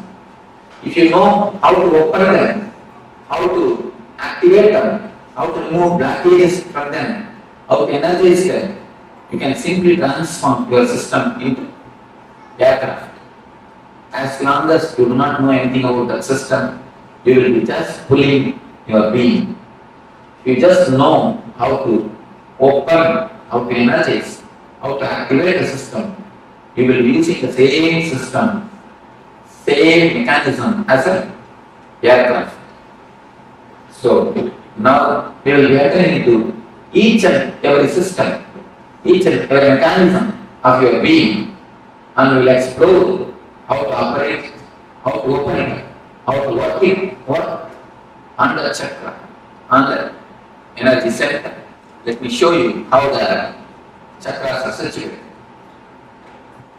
The small diagram, very small, I think all of you will be able to see how the chakras are situated. If you have this book, you can just open the page 20. The lowest is called Muladhara, the root chakra. You don't have to remember the names. You see, there is no need to remember the names of all these things. Just I am giving an introduction. Then afterwards you will be entering into the deeper layers. You don't have to bother, oh, I have to remember all these names or not. There is no need to bother. You can just see and have an idea. That's enough. First center is called Muladhara. From below I take the root of the spinal cord. Just at the root of the spinal cord. Muladhara. The next is Swadhisthana. Above the Muladhara, below the navel. On the navel, Manipura. And in between the chest, Anahata. Then on the throat, Vishuddhi. And between the eyebrows, Anya. Top of the crown, top of the head, it is called Sahasrara. This much is enough. You know that, if you have a basic idea, few energy centers which exist in our being. Now, we are going to work on each and every energy center, each and every chakra is connected to some emotion of our being. You can see throughout the world, in all the languages, the love and the heart, these two words are used as synonyms. Am I right? The love and the heart, these two words are used as synonyms. Any language, it is not that all the languages are happened, are created in one time or one place. All the languages are created in a different space, in a different time. But around the world, almost all the languages have got the same expression. The love and the heart is used as a synonyms. Why? Something more than verbal connection exists between these two. Some experiential connection is existing. If you really observe, then you can understand. If you meet a friend after 10 years, your childhood friend, after 20 years, with whom you have a lot of very loving and sweet memories, suddenly something will be flowing from here. You can observe. Have you observed, any of you? Suddenly something cool, very nice thing will be happening here in this soul, and it will flow. If you meet a person whom you love after 10 or 20 years, after a long gap, something will happen here. That is the reason, because this is an experience for everybody. That is the reason in all the languages, not only the Indian languages, or Western languages, even the tribal languages, I have seen at least more than 100 languages I have verified. In all the 100 languages, the love and the heart is synonymous. Because it is something to do with deeper emotion. So the love is the emotion which is related to another chakra, the heart center. Just like each and every emotion is related to each and every chakra. If you receive any shocking news, or the news which you can't bear, immediately the first effect will be on your stomach. You will have a stomach upset. The stomach will be upset, either you will have diarrhea or loose motion. Have you observed anybody who had experience? You can always listen, it's an experiential thing. The first blow will be for Manipura chakra. The worry and depression is very closely related to Manipura. And again you can see, in all the language there is an expression. If you receive some news which you can't tolerate. You say, I can't digest it. I can't stomach it. I can't digest it is an expression in all the languages. Again, because the worry and depression is very closely related to Manipura chakra. Like this, each and every emotion, the sex is related to Muladhara chakra. The chakra which is in the near the end of the spinal cord, the root of the spinal cord. Each and every emotion is very closely related to one chakras. If this emotion is handled properly in our life, each and every emotion is an energy given to you by God. It's like a money. If you don't know how to handle the money, you will become bankrupt. Just like that, if you don't know how to handle the emotions, you become energetic. See, if somebody works for you, his work is worth $1,000. You pay him only $1,000. If possible, 900, never 1,100. That's what is a regular way of life. We give him $1,000, not more than that. But if he does a mistake, it is worth $1,000. How much of anger we pay him? At least $5,000 worth of anger we pay him. Anger is an emotion. It is valuable thing. If you can pay the anger just like the money, exactly how much is necessary, that much if you pay, you will never go energy card. That is the reason after shouting, we are so tired, we just fall in the sofa and have coffee. Because it's not a very big work. Just shouting is not a big work. But you feel so much you are drained. Why? Because emotion is energy. All your emotions are energies, which is in your center, in your beings.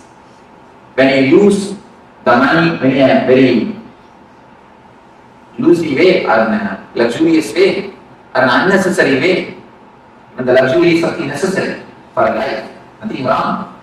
But when you spend unnecessarily, lavishly, you become bankrupt. Just like that, when you spend the emotions, when you lose the energies lavishly, you become energy trapped. Each and every emotion is connected to some chakra. If you know how to handle them, how to use them properly, how to balance them clearly, your chakras, your energy centers open. If you don't know how to balance them, if you don't know how to use them, if you misbehave with the energies, see, having or showing too much of anger is a misbehavior with anger. Anger is like a Lakshmi in you. If you misbehave with the money, you are misbehaving with Lakshmi.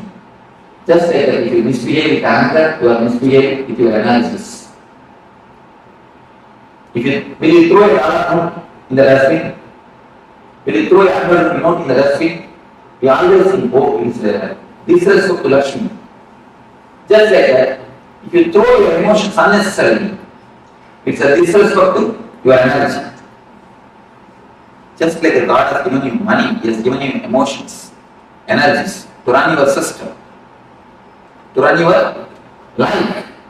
When you disrespect, when you throw them out unnecessarily, you show a disrespect on the emotions, on the energies. If you know how to balance, how to run them, if you have an understanding, the chakras open. If you misunderstand or if you misbehave with the energies and the emotions, the chakra closes. For a little more understanding, it can be told in the other way. If you know how to give your love, the anahata opens. If you continuously ask for love from others, anahata closes. This is the master key for anahata chakra. Now first you enter into the heart center. It's a master key for anahata chakra. If you know how to give the love, the center opens. If you ask for love, it closes. It's the first master key. One more way you can understand. If the chakra opens, you will give the love. If you give the love, it opens. If you give the love, it opens. If it opens, you give more love. More opening, more love. More love, more and more opening, and more love. It's like a this side circle. Now it is in this side circle. More you ask, more it is closed, more it is closed, more and more you ask.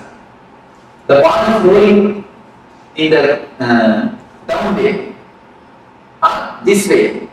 It is getting more and more black and more asking. Now we are going to stop the ball by the meditation and start rolling this way. Then more open. Once the chakra starts opening, the more love overflows. When the more love overflows, the chakra opens little more. When the little more is opening happens, the more love overflows. The ball rolls this way. The chakra rolls this way. The whole program is just to stop the ball rolling this way and start the ball this way. We are going to work on each and every chakra to open the chakra, to see the emotions are balanced, to see the energies are centered. First, in each and every session, we'll have a small discussion on the chakra, then your meditation on the chakra. The meditations are taken from many religions. I wanted to present, I wanted to prove all the religions are centered on the same thing, the one ideology, how to make you more joyful and more blissful. First, how to make you more joyful. It means how to make you more happy in the life with the outer persons. And then how to make you more blissful. How to make you more blissful without the outer world. First, be joyful with the outer world. Then be blissful without the outer world. So this is the step, this is the reason why the meditation or the religions are born on this world. This is the central core of all the religions of all the world. That is the reason I have taken meditation techniques from Sri Vaishnavism, the religion preached by the great Vaishnavic masters. Each and every session we will have a discussion and then meditation. This way we will have 7 sessions on the 7 different chakras. Finally, tomorrow evening we will be having the energy darshan, which is the peak or pinnacle of this chakra. Later on we will be explaining what is energy darshan. Now let us enter into the Anahata chakra, the heart center. First question I receive is, people ask me, Swamiji, I haven't bypass surgery, will the chakra be as it is? Will the chakra be there? Whether you went bypass surgery or the angiogram, don't worry, the chakra will be there. Because it is not physical, it is more metaphysical. If you can give 2 more touches, I can show you. You have a ribbon, you can give me 3 ribbons. Next question, can give. I'll show you how the chakras exist.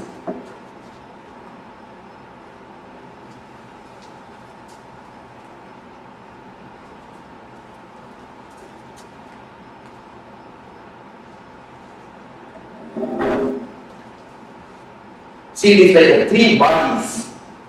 We have 3 bodies. Please be very clear. Don't think you have only 1 body. The 1 body which you are using now, the next body which you are using in the dream sessions. When you dream, you will be sleeping, this body will be lying in Chicago, but you will be dreaming as if you are going to India. Then with which body you are going to India?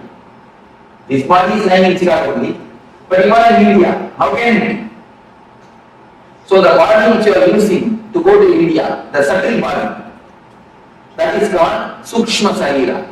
The second layer body. One is physical layer, another one is Sukshma Sarira. The third layer of body is a Karma Sarira, which is called the causal body, which you use in the deep sleep. When you fall asleep without even dream or the wakeful state. In a deep layer, in the third layer, now what you are using is physical body.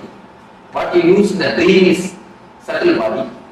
The body which you use in the deep sleep is called causal body. You have three bodies in your system. The three bodies, they meet and merge in 7 different points. They meet with each other. You can imagine the 7 knots in these 3 kerchiefs. If you can imagine the 7 knots, just 7 different knots in 7 different places.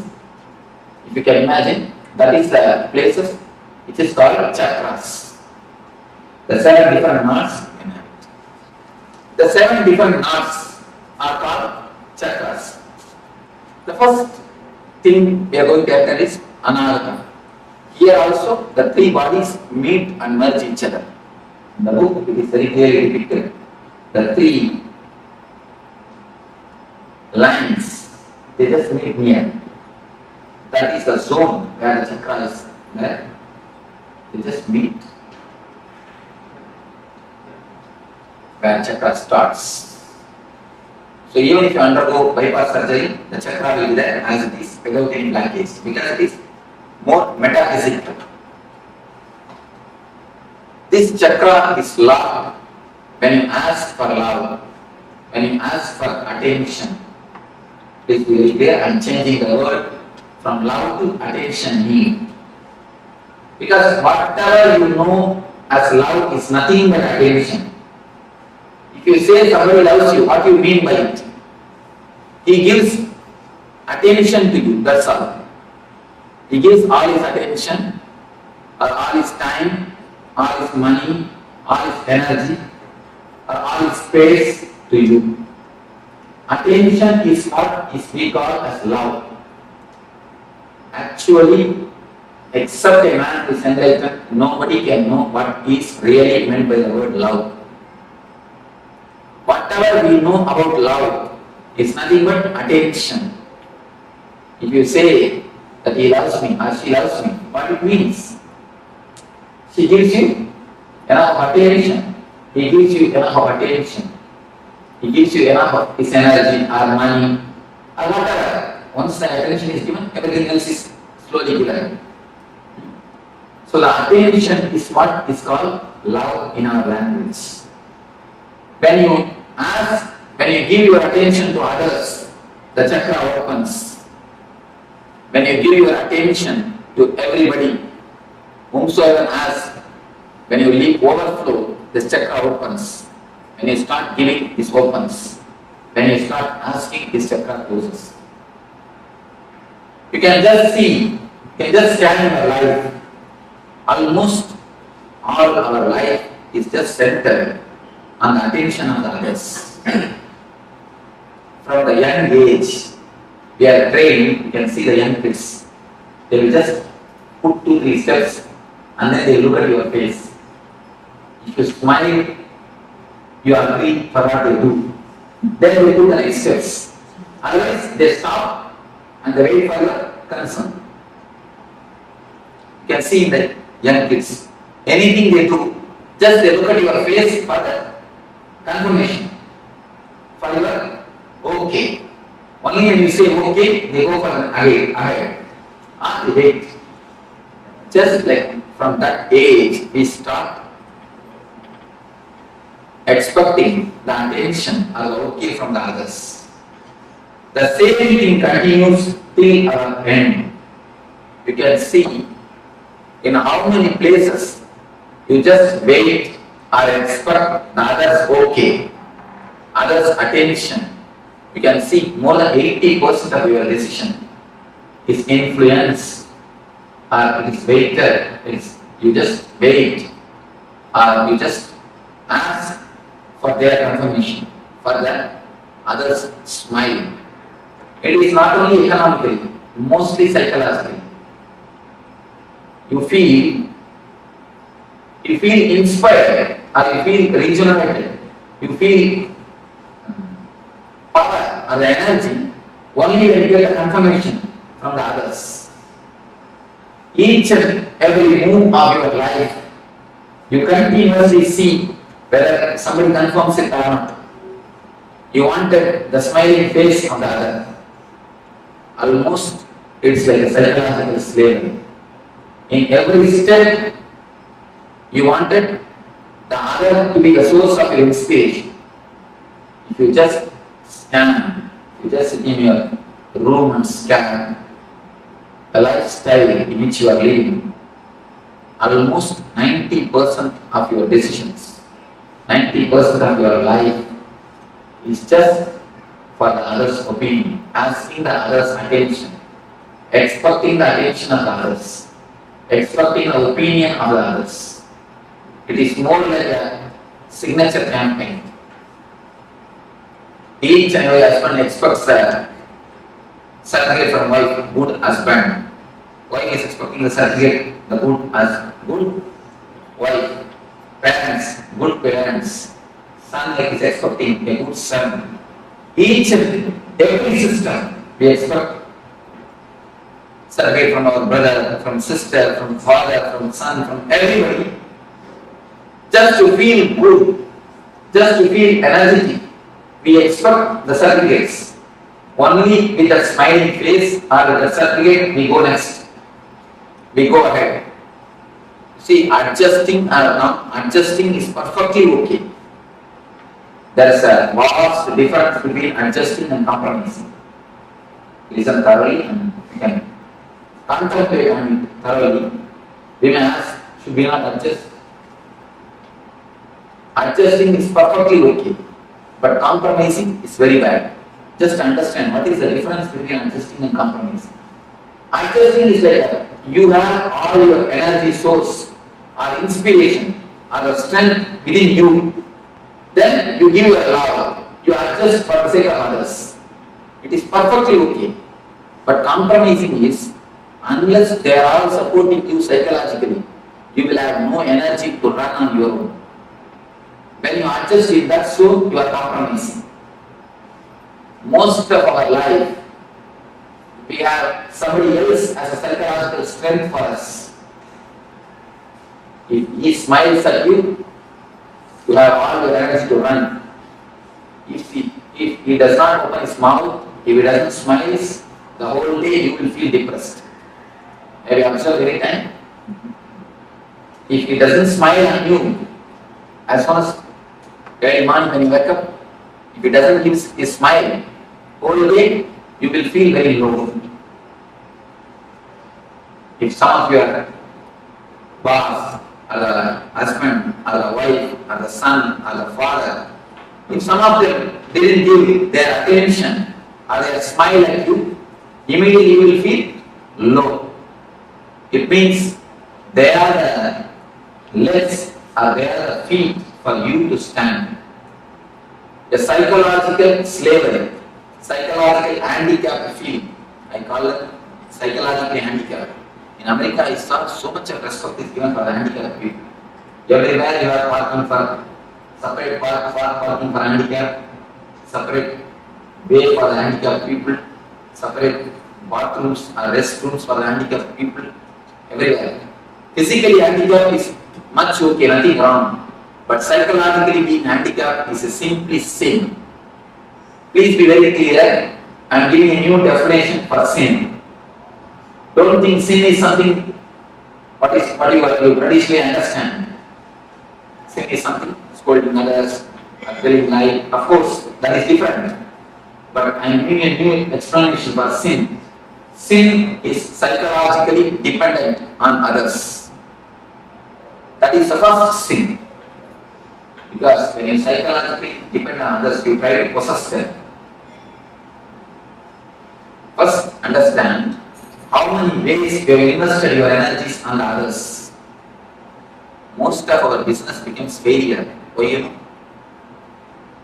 Till the business project comes to a shape, 90% of project is over. Till the time you get the inspiration or smile or okay from your inspiration source. At one point, if that is removed from you, if the inspiration source is lost, immediately the whole thing tumbles down and goes to pieces.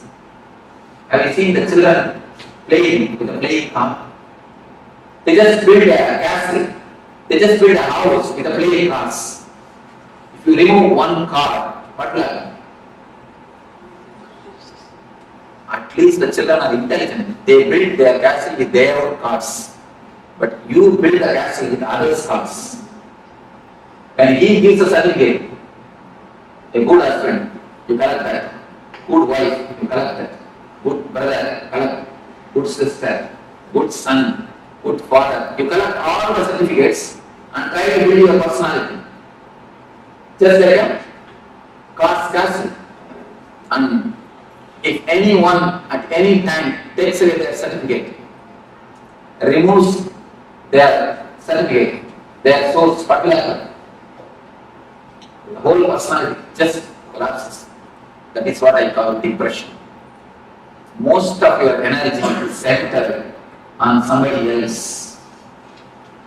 Only if they say, psychologically you have a center, only if they say what you do is right. Even if it is right, you are not convinced. You ask for their certificate. You ask for their attention. That is the reason. Till the end, you don't feel you are independent. How much you speak about independence, how much you speak about freedom, it is all only the word. Only when you start loving others, when you don't expect the love from others, when you stop expecting the attention from others, you are really independent. Till that time, you are a psychological slave. Whatever you speak about independence or freedom, you are a psychological slave. Because your source of energy depends on others. Only if he smiles, you can run. If he doesn't smile, what will happen? You will not run. You will feel very low. You will feel very dull. You will feel very depressed. The source of inspiration, as long as the source of inspiration is somebody else, you cannot have your freedom, your anamata cannot be active. Your energy center can never be totally awakened, totally alive. First thing, find out where all you have invested your energy center. On whom all you are dependent. Please be very clear on whom all you are dependent. Psychologically. You need how many smiles to run. Try to reduce the number of smiles.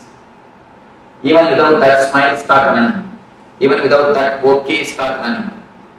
I am not telling you to go against the society, no. Do your same routine, same lifestyle, but try to reduce the number of smiles. Don't expect, don't keep them, don't make them as the source of inspiration. There are few things which you may not be able to drop at all. Then at least keep them in a good rapport. So that at the time of emergency, let them not take away their cars. If they take away their cars at the time of emergency, then you fall into the real deep depression. So try to become independent. Try your best to be on your own. Try to center all your energy at your own heart, at your own source, at your own personality, at your own being. When you feel you are not able to cut or you are not able to run without one person's smile, understand that I am not able to run without these 2-3 persons. And at least keep a compromise with that 2-3 persons. You will know that I am compromising with the 2-3 persons. I am not serving them, I am compromising with them. Please be very clear. Don't expect any reward for your compromising. Many of us we think, I have served my husband so many years, all these duties I did, but I never had any reward. He never did anything for me. Be very clear, if you really serve, always will have reward. But all our service is just compromise. He is the source of inspiration for us, so we compromise something. So be very clear, all your work, all your attitude of seva, we again and again tell, I took care of my son so much, I did so much for my son. After growing, he never did anything for me. He went away with his wife. Be very clear. If you have done really service, if you would have done really something, if you would have given, you would have never lost. We just give and take. He is the psychological support for us, so we compromise with him. Just scan or filter all your emotions, all your understandings, revise completely where are your faith, where are you take when you take decisions, you are dependent on others. This one understanding can give you a tremendous strength on your own, to stand on your own, to run on your own. When you understand it's a slavery, you will never invest your energy on others. As long as you understand only problem, people say, Swamiji, I understand the smoking is bad, but I am not able to stop it. Then be very clear, never till you understand. If you really understand, you can never fight, you can never again smoke it. Do you say, I understand, if I put my hand in the fire, it will burn, but I am not able to resist the temptation to put the hand. You never say that. Once when you understand the hand, if I put my hand, if I put my finger in the fire, I will get burned. You never do it again. You always keep yourself away from the fire. The same way, if you really understand that there is a psychological slavery, simply you can see, you can be so clear, you can be very, very clear, it will transform your life. Only thing we don't understand. Have this understanding after going back to the house and after a few days. Just sit in your room alone and scan your life, where all you have invested your energies, who are all inspiration sources for you, and try to organize, try to bring all the energy center on your own being. Don't let somebody else to drive you. If you keep somebody else as an energy source, you are allowing somebody else to be a driving force for you. So naturally you will be living for somebody else. When he is the inspiration source, naturally you have to take these ideas and work out.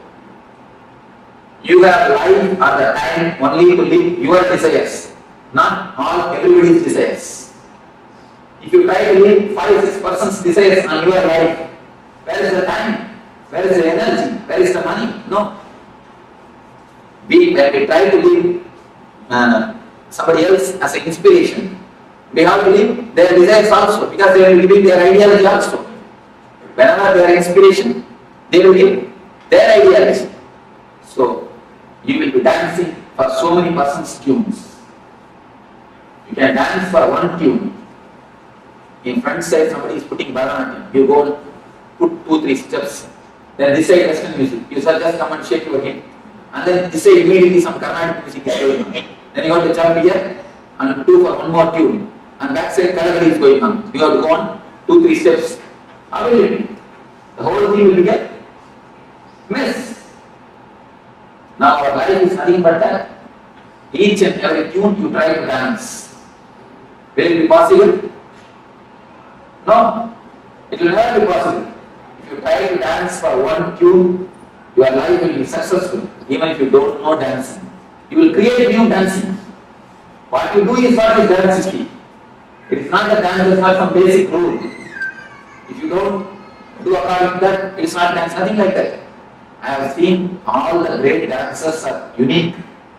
People who go beyond the rule and still if they maintain the grace, they are the successful dancers. People who maintain the rule, I have always seen they are only millionaires. In any field, when you go beyond the rule and still you maintain the grace or the beauty, then you are a successful dancer. Either in a classical dance or the Western dance. Go beyond the rule and maintain the grace, you are successful. So, anywhere, only when you have your individuality, only when you have yourself as a center, you can be successful. So here is a beautiful meditation technique from a Tibetan Tantra, the Tibetan Buddhism, to center your energies. Now a small understanding you have about this Ananda, then you will be entering into the meditation or the technique to center your energy. After the meditation, you will be entering into one by one sessions. Now, before entering into the meditation, you will have few minutes for question and answer. Of course, due to short of time, otherwise, generally I make everyone to question. Even if they don't have a question, I tell them at least tell few words. I try to, in my way, I keep the list. People who attend at other age, they know. I make everybody to ask, but now I think we may not have so much of time. At least few questions, I will try to respond to. Yes, few things like if somebody says don't put the hand in the fire, we don't because we know it burns either by feeling it or by experiencing it. But at the same time, there are some things, though we know we shouldn't do it, but we are still doing it. It's like psychosomatic because it's comforting and we really do it. One small story. One man came and told me, Swamiji, last week I read a book which explains very seriously the dangers of smoking. How they get cancer, how many problems come due to smoking. Then I stopped. I asked him, oh, you stopped smoking? He told, no, I stopped reading. See, actually, if you know very clearly the fire burns, you don't put your hand. The problem is, first when you put your hand in the lighter fire, you get burnt. Then you think, I think lighter fire only burns. If I put my hand in the water, it may not burn. Let me check. You put your hand on the oven. Then, oh, oven fire also burns. I think if I can put my hand in some other candle, let me see. You put your hand in the candle. Just like that, you try with each and every fire. Finally, when you understand all the fire burns, your body will be burned. Because the age will be over. You end up in that age, your age will be over. It's more like that. The understanding is not deep. If the understanding is deep, you can never go beyond it.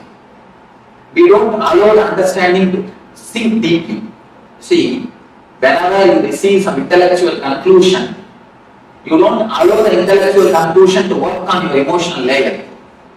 If you allow the intellectual conclusion to work on your emotional layer, you never go beyond it. The allowing the intellectual conclusion to work on the emotional layer is what I call it meditation. Meditation is nothing but allowing the intellectual conclusion to sink deeply into the emotional layer. Now you understood few things.